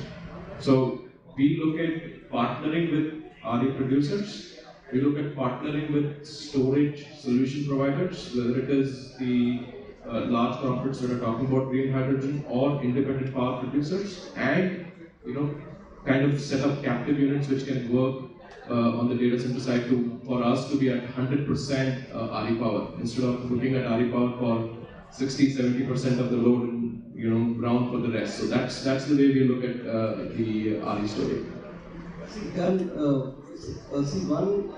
Another thing I would like to add here is, even with storage, I mean, if you have already replaced about say 60-70%, you can add another 10% to storage. Maybe your power purchase price may increase by a rupee or so, but that is one way of doing it. But then there are a couple of other ways, till the time these policies do not change, there are other ways of doing it also. So one way of, so I kind of divide it between physical and virtual. So one is physical way is when you sign up PPAs and start procuring power. Virtual is virtual PPAs, which is very much, I feel, prevalent in Europe and Americas. But here, which are made possible through CFDs, contract for difference. Here, what has happened is that has moved from CRC to SEBI now. Because if there is no physical transaction happening, so CRC said it's a financial transaction, it should be handled by SEBI. But then SEBI has still not come out with the policies and guidelines how a virtual PPA should work.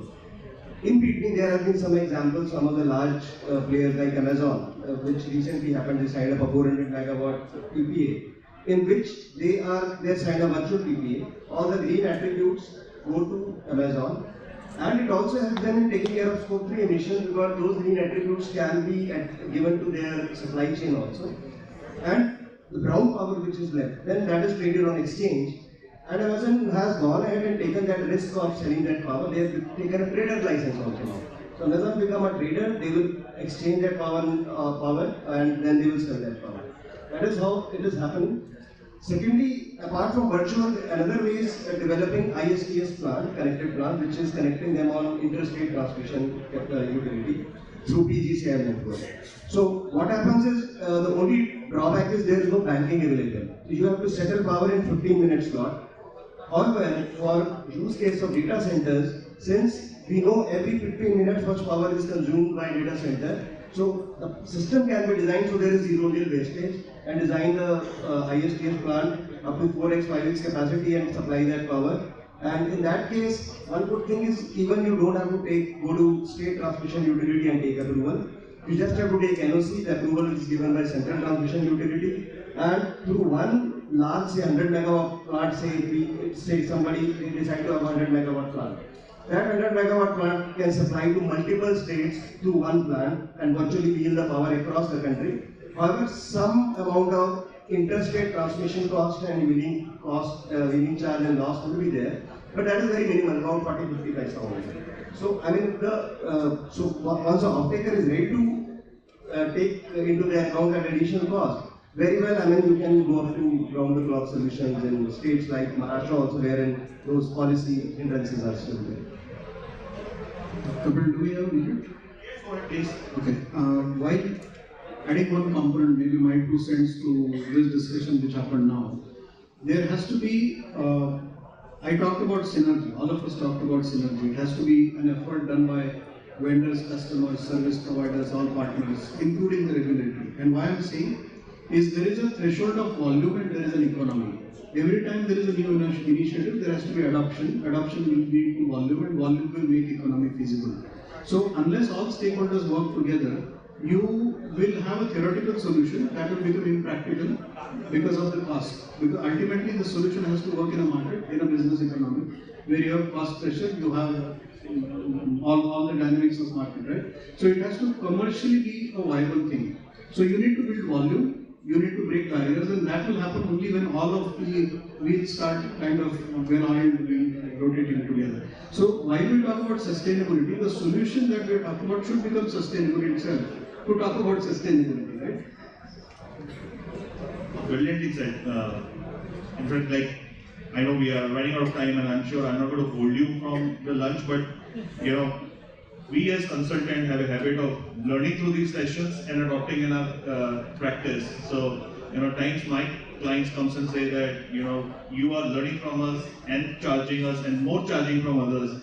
So there has been an enormous amount of discussion that has happened. I'm sure it is a kind of learning for me, coming from EY, where, you know, I have 21 years experience working in oil and gas sector, but seeing how oil has changed to data, I can just want to summarize a beautiful discussion that has happened from the data center infrastructure that has been building, and everybody has understood there is an urgency towards low carbon, carbon neutral, net zero journey.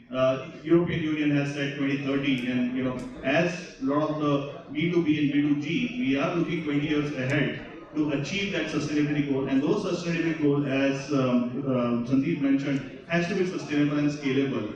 but there has been a lot of discussion. I just want to kind of summarize. One of the things that from an RE perspective is brought is there is policies, but those policies need to be looked from the best practices where it can be open from a larger context of bringing it on a reliable round-the-clock basis. That's the kind of ask that Pankaj is looking to make sure that it's not just at 20-30%, but at 100%, and could be achieved in the economical manners. If policy enables that, we need to work with ASSOCHAM to say that how in Maharashtra we make it happen. From Sandeep's side, he brought a beautiful point of view of the life cycle assessment, because it cannot be looked in isolation in production. It has to be looked from 6 hours. I take the liberty of adding the renewable in that. So reduce, recycle, reuse, replace, re-engineer, and adopt renewable energy. But doing that, one of the elements is looking one step behind and looking at ourselves, each individual as consumers, to ensure that the way we look not to increase waste, we reduce our energy consumptions, we don't do unnecessary email sharings, spams, etc. Which we're seeing it, and I can see in my own house where we need to reduce the flow data, because today's, as I said, important is data. So Sandeep's point is bringing all elements of those, and the second important point is bringing the synergy, because there was a beautiful example what Sandeep and Srinivas mentioned, that they brought in newer technologies like liquid immersion, and that has kind of brought down the requirement of energy, the emissions that can be associated with it, and PUE factor is reduced from 1.6 to 1.27. So, we are going into a generative AI world, and all of this technology is going to evolve and require more data, and we have to continuously work towards making sure that, we reduce emission with the business growth that is happening. And, a lot of perspective brought by Sujit in terms of, how green norms has to be brought into the picture. There has to be clear clarity in terms of how we are bringing the norms, the green norms. They would love to see the roadmap happening. Not from the industry, but I understand that there is some F200 and SF6 that needs 4x investment. And Ravi has brought a very important point that, we can work in totality, but there has to be a look for a premium that can be paid from the supply chain perspective, from customer to the service providers to the OEMs, and ultimately making sure this whole ecosystems work in sync. I'm sure there was more discussion, I captured as much as possible, but thanks everyone, lovely discussion, I think very interactive. Managing everything itself is kind of important to ensure that the 1 hour is fully utilized, and I leave to the ASSOCHAM team to take it forward.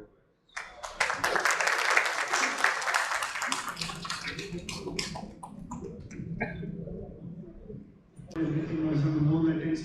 So our customers who are situated out of our data centers, they get the pick and selection on the service providers. They can select a range of costs and how they want to proceed with going forward on what they want to do. 2 words I got up. Customer has driven a lot of innovation, and you have started offering a catalog or a bouquet of services. That has driven a lot of innovation in how you're servicing. Somin, if I could come to you. Vijay very specifically spoke about latency and low latency. One of the important accelerators for that has been how telecom and technology itself has actually evolved in India. 5G is getting rolled out, is becoming a reality. So, from your perspective, when you are servicing customers and driving innovation, and Nagendra spoke about how artificial intelligence is also, with obviously generative AI also becoming a reality. Can you give us some examples specifically across sectors, manufacturing and others, where you are seeing customers actually demanding a completely different solution from you, and how is that getting transformed with advancement in technology? Yeah, so I think this question is on 2 parts. One is how 5G AI, so how 5G AI is transforming the landscape. Second part is how 5G and the technologies like AI is transforming the infrastructure. So let me address the first part first. So with the introduction of 5G, with the availability of those kind of bandwidth, based, and AI now becoming commercially available, right, this is driving a lot of use cases for manufacturing sectors, like driving a lot of use cases for ports, for transportation, right? And that is leading to decentralization, and changing the landscape of the data center infrastructure what we see today. So, a typical example is for edge to the core to the cloud, right? So this is one driver which is transforming the landscape and which is driving the way the applications are going to drive the consumption, right? And the applications are going to define the overall landscape, right? So this is one part. Second part of it, with the introduction of AI, the performance from the compute side is increasing exponentially, right? And there is a continuous demand from the market for making this more efficient, right? So there is a lot of technology innovation which is going on now. The computes are getting denser and denser, and air is not the medium for cooling anymore. Like some of the other sessions also we saw, the liquid cooling is getting momentum, which is offering a smaller footprint. So we can be more efficient on the footprint side. And second thing is it's also driving lower cost, lower consumptions, and lower cost activities. These are a couple of things which are actually driving both the way the data center landscape looks like today and what would be the landscape tomorrow, and the way the infrastructure is planned and provisioned. I think I like your point on differentiating accelerated technologies versus how different use cases are driving infrastructure requirements. So I think that's a very important way of actually distinguishing, because the owners of and the responsibility that to drive each of them are very different. One is with other passive infra providers and who will obviously work with you to give you the last mile, but also from your vantage point, you need to actually make it real to customers. Thanks very much. Should I come to you? In the first point, we did discuss about R&D and how you've driven it, and you did speak about how you are coming up with a lot of use cases, and there is a lot of emphasis on sustainability as well. In our current round of discussion, we covered very less on customer challenges, real challenges that actually test the way innovation is happening in every organization. So we throw some insights on how hyperscalers as well as some of the other customers who are actually demanding a lot of things from providers like yourself are actually making you innovate as well. And examples will really help. Remind me of many things, many challenges which I am running right now. So, and just to also mentioned he came back from Dhaka last night. So, I think customers in this hybrid way of operating IT, customers do face challenges that puts pressure on us, and it also puts an opportunity or presents an opportunity to innovate. I talk to about 2-3 customers every day. My job requires working a lot, handling internal issues, but 2-3 customers on an average, and I should shy away from saying maybe 1 or 2 escalations every week. So, and these things are basically germinating from the complexity of operations in a hybrid environment. So when people are talking about on-prem and cloud, they are trying to manage that complexity. The moment you go to cloud, then there is let me just say the word hybrid multi-cloud, operating environment. So when that happens, suddenly manageability goes, is out of the window. It is a big challenge. And then you got to balance that with security. So a lot of escalations, a lot of requests for enhancements, they come they germinate from such operating environments. So multi-cloud environments, along with the balancing act of security while you're operating in those environments, that's what we are majorly getting challenged on. Performance, not anymore. I come from a storage background and all 24 years there. we used to be very proud designing storage solutions. With the advent of Flash, everything is simple. It is very efficient and it works. And runs millions of IOPS if you want to.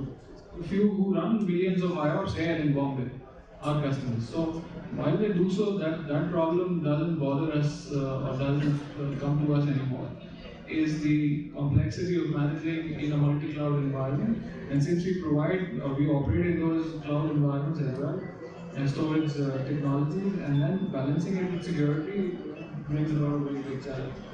The other side is, just before I hand back over to you, is the efficiency in the cloud and the ROI which people are trying to get to. So 90% of our opportunities which come to us, or why do people look up to providers like NetApp, is can you optimize our costs? It starts with data center.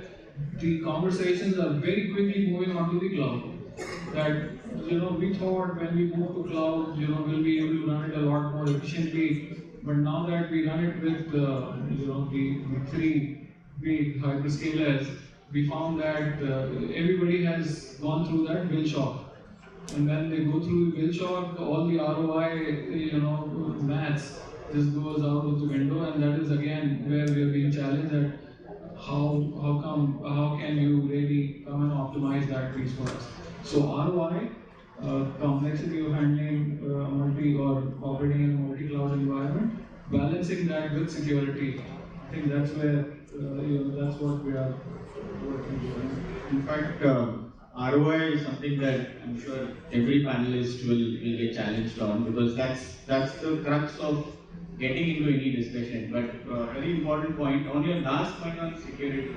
Again, if I could come to you, you have security, a cyber security solution that you are driving as well, and very specifically for data centers as well. How important is this discussion on cyber security? Any innovation that comes in, I mean, if it has to be deployed on ground, it has to be secured, encrypted, and customers have to be safe, and they have to trust. Transparency is one thing, they have to trust the solution as well. So could you elaborate more on what kind of work have you done on this area? Yes. So basically, again, the security here is based on the key exchanges that happen, the QKD, the quantum distribution. So what we are seeing is more and more data centers, they want to be, they're adapting two methods here. Okay, so one is a post-quantum cryptography, which is like they're changing the cryptography so that when the quantum comes, they are secure. But I don't know how the amount of confidence you can have on it, because we don't know what quantum is, what kind of algorithm we can come up with. And the second one is the quantum key distribution. It's a hard part, but it is 100% hack-proof. Like when the key distribution happens at the photon level, so then it's very difficult to have the data center. So the cyber security, see, data center is where the first word is data. There's huge amount of data, okay? And securing that is very important. And what happens to the next generation of cyber attacks, what we are seeing, the most of the hackers are collecting the data right now. I mean, they're not decrypting it. They don't know how to decrypt it because it's not possible with classical computer. So, but what they're doing is storing those data, and the moment they can decrypt, they have all the data decrypted for almost like decades of data decrypted for them. So that is the biggest danger today in the cybersecurity space. So to avoid that, we have to make it, quantum ready with QKD, and of course, Indian Army has implemented. So we are working on a single photon detectors, which is the heart of QKD, where encryption happens at the photon level, not at the bit level. Okay, so that is one thing on the cyber security, and the second thing is the processor. See, because the biggest link is not really the communication today; it's about the compute. Because we have Intel x86, there are two flaws. One is this Spectre meltdown that has shaken bigger cloud thing. And there was one incident where Amazon and Apple are using one of the vendors' board, and there was a small chipset that was on the board that was transmitting data. Okay, so those kind of hardware security is absolutely important for data centers. Say for example, if you are using some of the board in the compute server which you're building, most of the compute server Amazon builds is a proprietary one, and they use one vendor who builds a server, and what happens there is you don't know how many chips are there on the board. Okay, some of those chips can be malicious. Okay, so then that security has to be checked that the chip count is correct and there are no extra chips and they're not transmitting any data. So there is a communication security that is required, compute security, absolutely important. Okay, and we're also building a quantum secure CPU, Prakhar in Sanskrit is one. Okay, so those kind of securities are what we're seeing in next 3 to 5 years, not long. Okay, so those kind of securities are absolutely required in data center. Thank you. Prasad, if I could move you from your vantage point on driving innovation in designing data centers, you did mention about how you have not only designed different centers but also optimized them.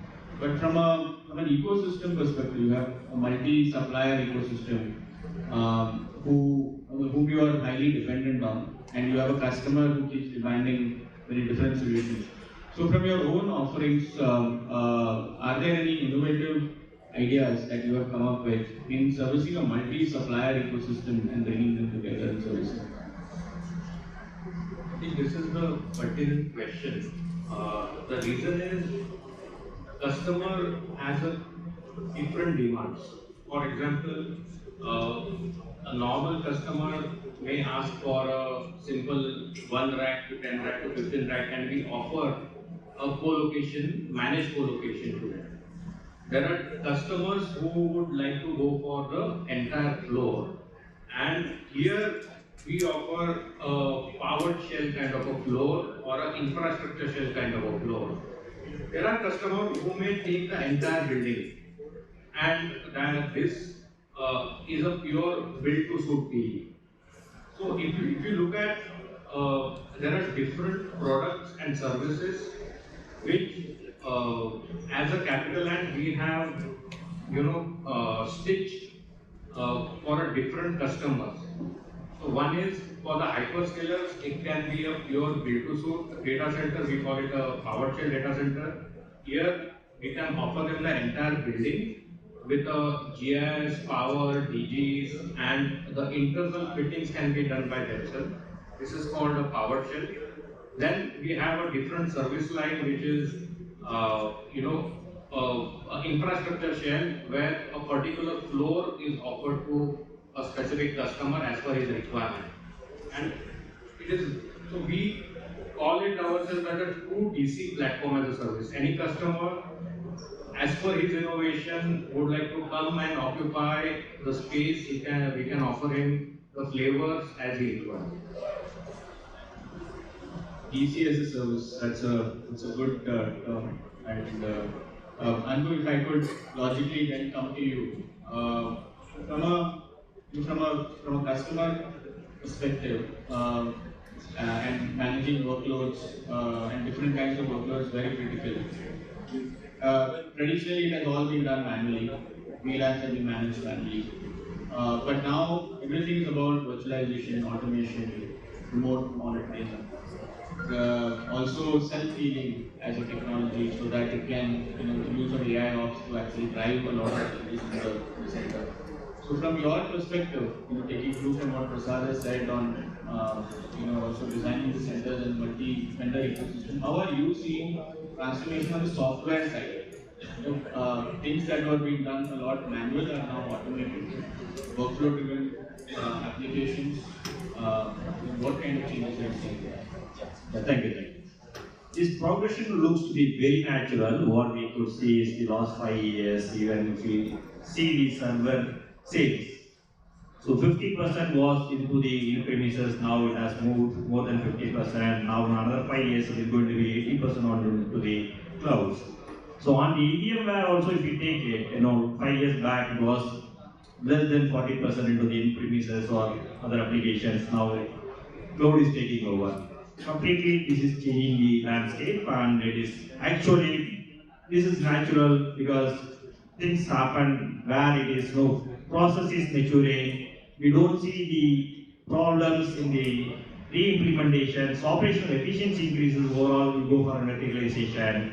So repeatability of the processes, dependency on the personal capabilities. These are all reduced. Obviously, the natural progression takes over.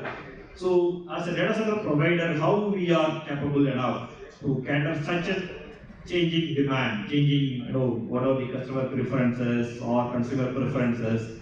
We look, as Prasad has already covered, that we keep the flexibilities. We always see as a person, right?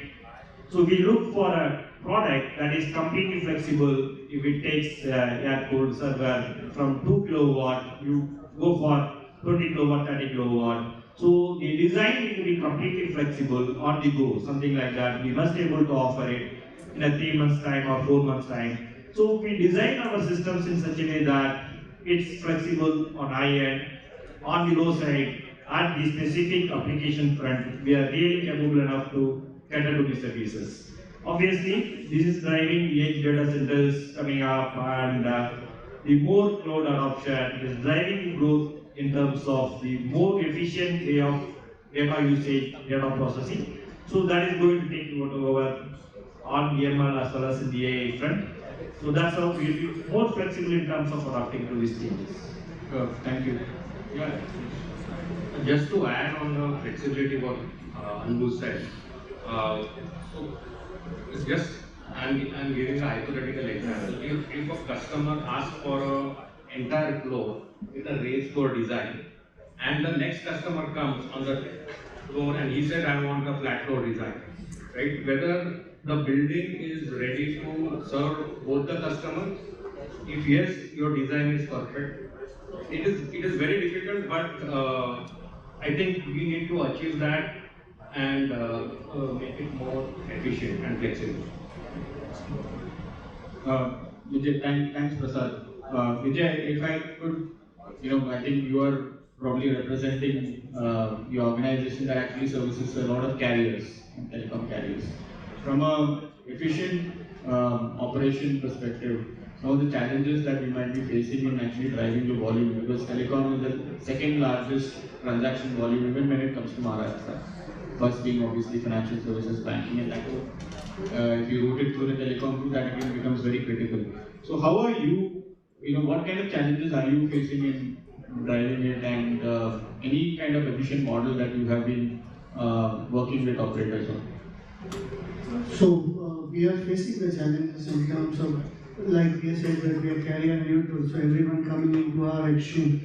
There are a lot of cables which is coming inside our premises. Management of that cable entering and then going back on a backbone is something which is completely focusing on. And with respect to even the telecom service providers, they have the internal connectivity or internal cables which runs through.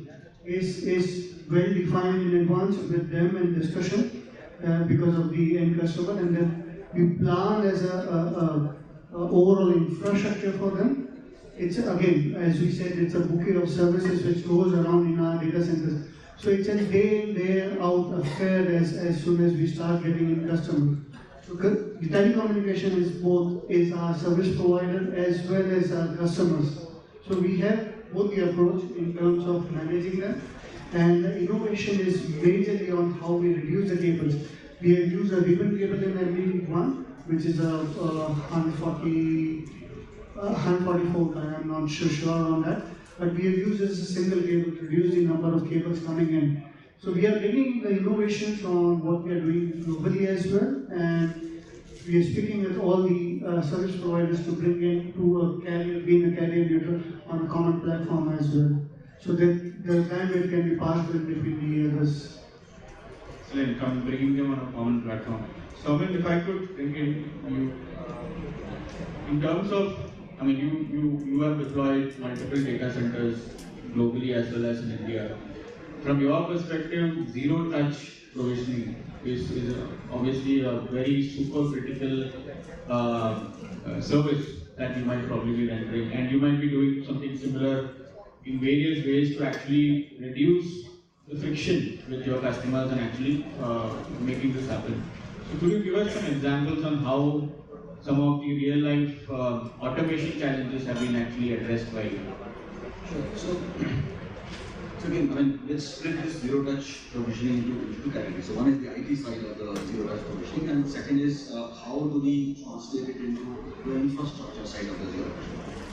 So IT side is happening, it's real, and the key drivers for this is faster time to market, first time light operation, right?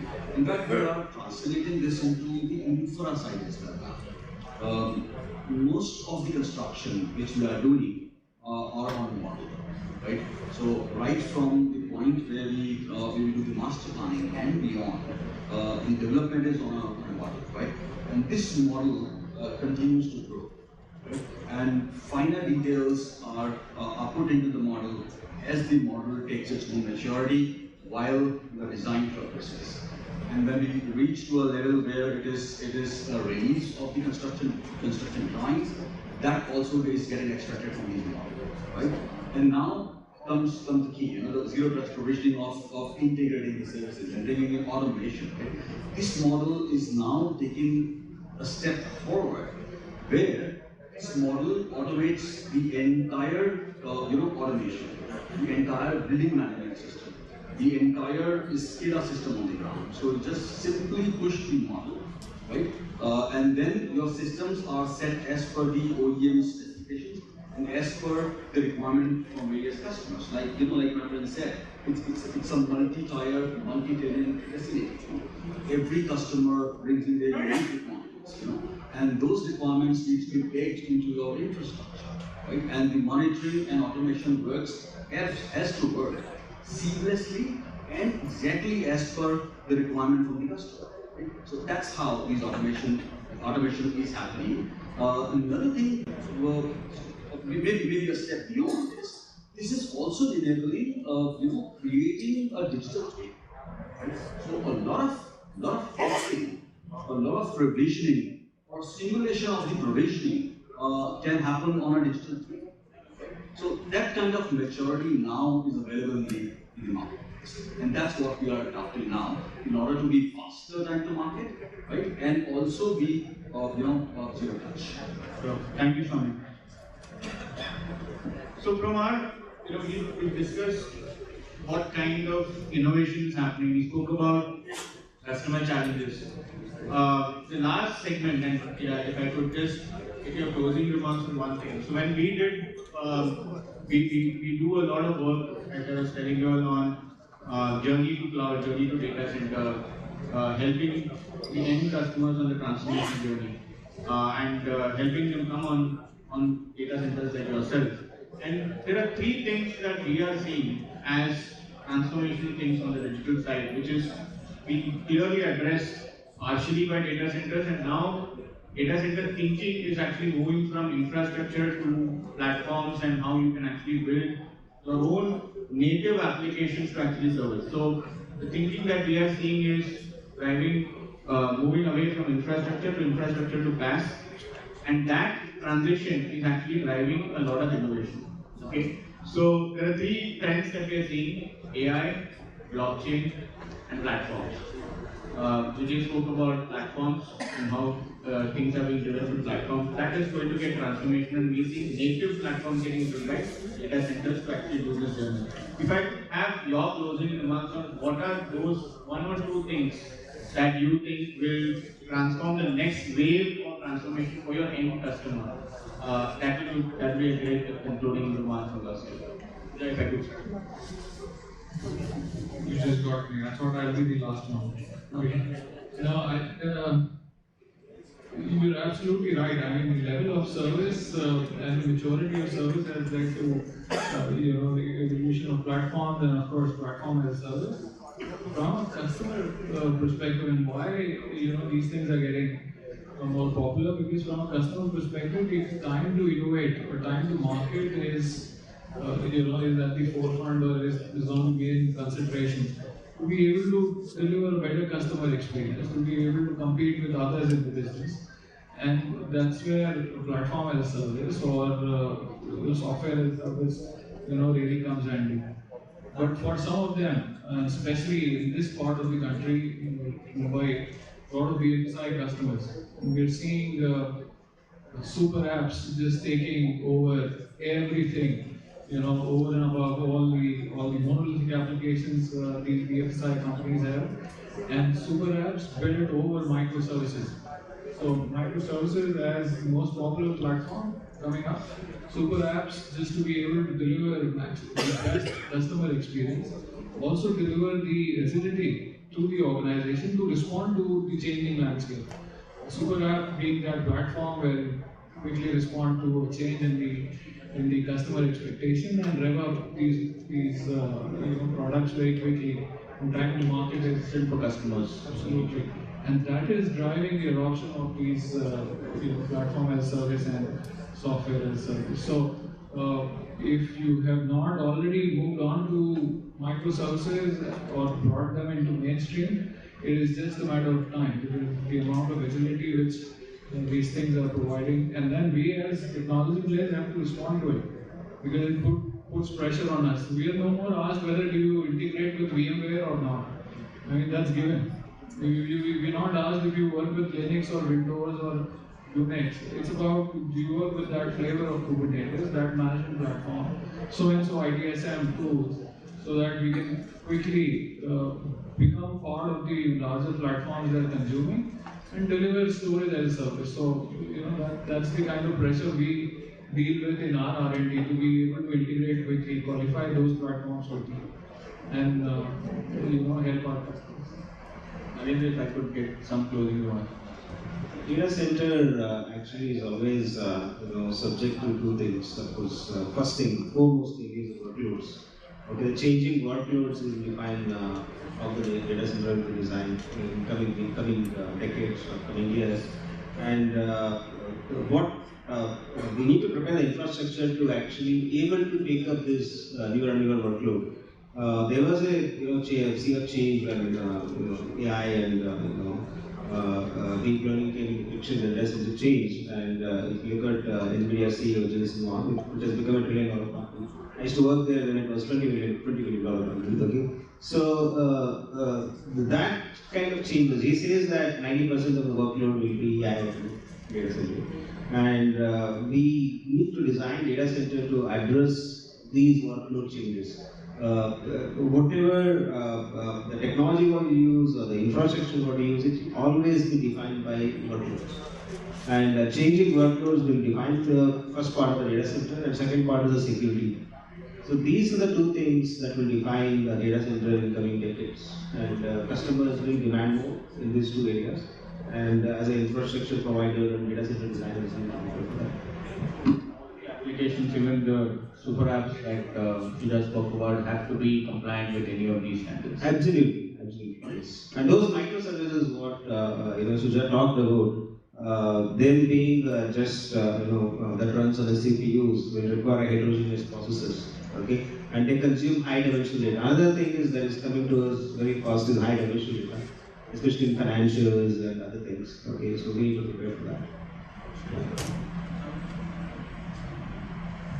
I think it all started with how to increase per square feet revenue, and I have lived that journey in my erstwhile company. So we started with a co-location, and it used to consume a certain amount of space. Then how to increase the revenue in that space, so add bare metal as a service. Further, if you have a bare metal as a service, further slice and dice that server and increase the revenue within the bare metal. Then top up with the managed services, add connectivity services, and then per square feet revenue increases, right? So it's a natural progression, and we see 50 to 60% of the data center providers will use this kind of a model, where it is not far that from basic co-location, managed services, connectivity, managed security, platform as a service, and cloud as a service. Cloud can be offered by a co-location service. Yes. India is always in a unique position that will be the cost leader always. Globally, if you take the data centers, it takes $9 million per megawatt of capacity to take any region. Right? In India, we could able to do it in $5.5 million per megawatt or $6 million per megawatt without compromising on the reliability metrics, whatever globally is being set. So that means there is some value chain we already have, right? So be it on the equipment, be it on the UPS, be it on the DG sets, cooling systems. So these are the ecosystems, right? You know, this is developing. So if you see last 2 years, this capacity of this industry is almost tripling up. So what we are not seeing at this moment is that, the other region, that, the semiconductor industry, server assemblies, these are not moving to India as of now. Probably that will be the bigger point we will be getting in as we see this progression. So more data centers coming in, more adoption is happening into the cloud. Probably that will be the industry will be moving forward. So overall it will become like IT service industry. So the hardware industry or data center industry also will be globally surveying. That will be the biggest opportunity we are looking at. Thank you. This is a round robin, to be very precise.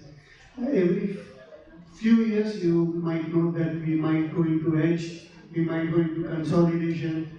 So it's nothing but an ROI, what Suja has indicated, which goes into a whole demonstration of whether it is an edge or consolidation. Again, the same is what we are happening on IS, PAS, SAS.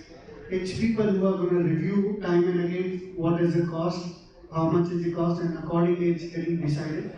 However, again, what we are discussing for so long, IoT is coming, artificial intelligence is coming in, gaming is increasing on day-to-day basis, a huge amount of chunk on the media which is getting on. It's going to be a distributed services again, it's not going to be a fixed on particular model. That is what we feel. In your closing remarks, cover the enterprise side. I think Vijay covered the B2C side. So I think if you look at like Ashish said that microservices model, microservice delivery model requires a platform to develop those microservices, and then the platform requires the hardware, and the hardware requires the infrastructure. Now, if you have to cut this, if you have to slice this through, and see what is the most efficient way to deliver an app. At the end of the day, you are consuming an application.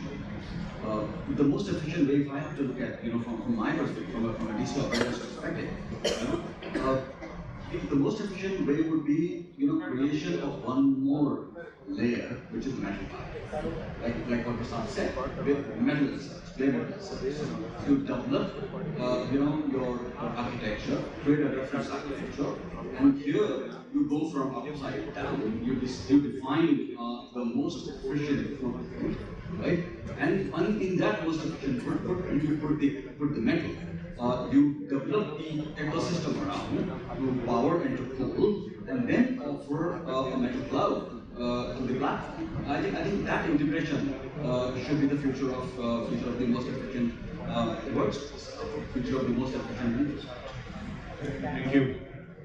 It's been a wonderful discussion. If I get the opportunity to conclude and summarize what we've actually discussed in the last 1 hour, when it came to some of the challenges or opportunities that are actually driving innovation, we heard about the changing workload scenario, database, the data dimension, which is undergoing a change. We spoke about accelerators like 5G and technology that is actually bringing about some of this change, and also accelerators that are also helping in driving latency. We also spoke about seamless innovation, getting seamless integration between on-prem and cloud. But what kind of innovation is actually coming in? We heard about 3 things: how chipset designs are getting redefined, how certain technologies around chiller and also within the data center around automation is getting redefined. We also heard about how automation is actually driving monitoring mechanisms. We spoke about digital twins and a very innovative way of actually using machine learning for doing a lot of monitoring which would traditionally have been done manually. And finally, we also heard a very important point about how Maharashtra can actually become the talent pool because of the kind of market share that data center providers have in India. The talent pool is going to become the talent pool for India and for the world. And with that closing remarks and that positive statement, I'd like to thank all the panelists and this opportunity to be moderated. Thank you.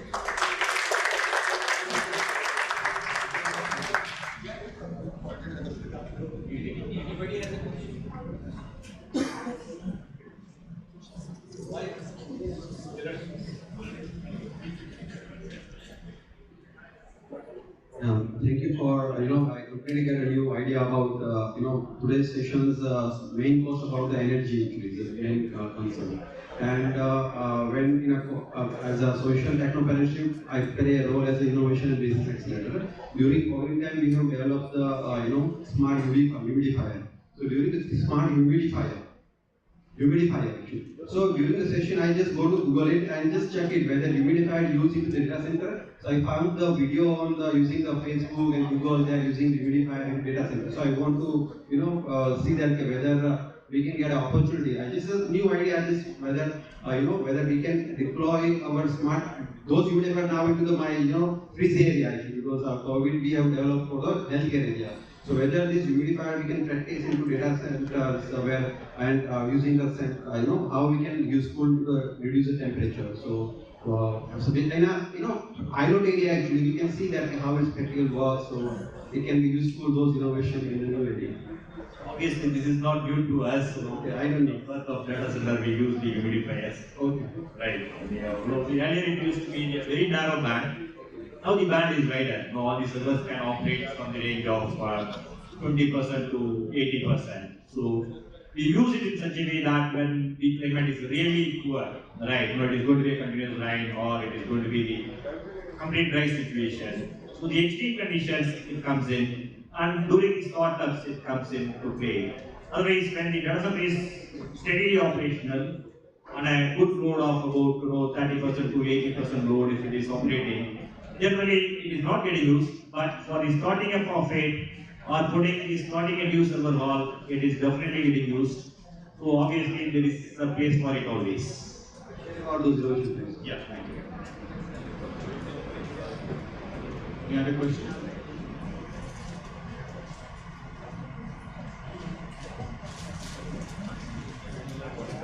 Thank you.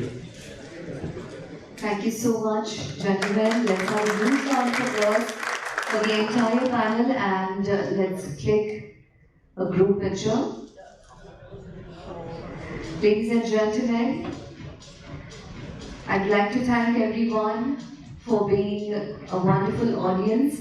With this, we conclude our 5th edition of ASSOCHAM India Smart Data Centers and Cloud Infrastructure Summit 2023. We hope that you had a productive day of learning and networking. Let's continue working together to make Maharashtra a global hub for data centers and cloud solutions. With this, Anchor Mayuri Malka signing off. Thank you so much. Have a great evening.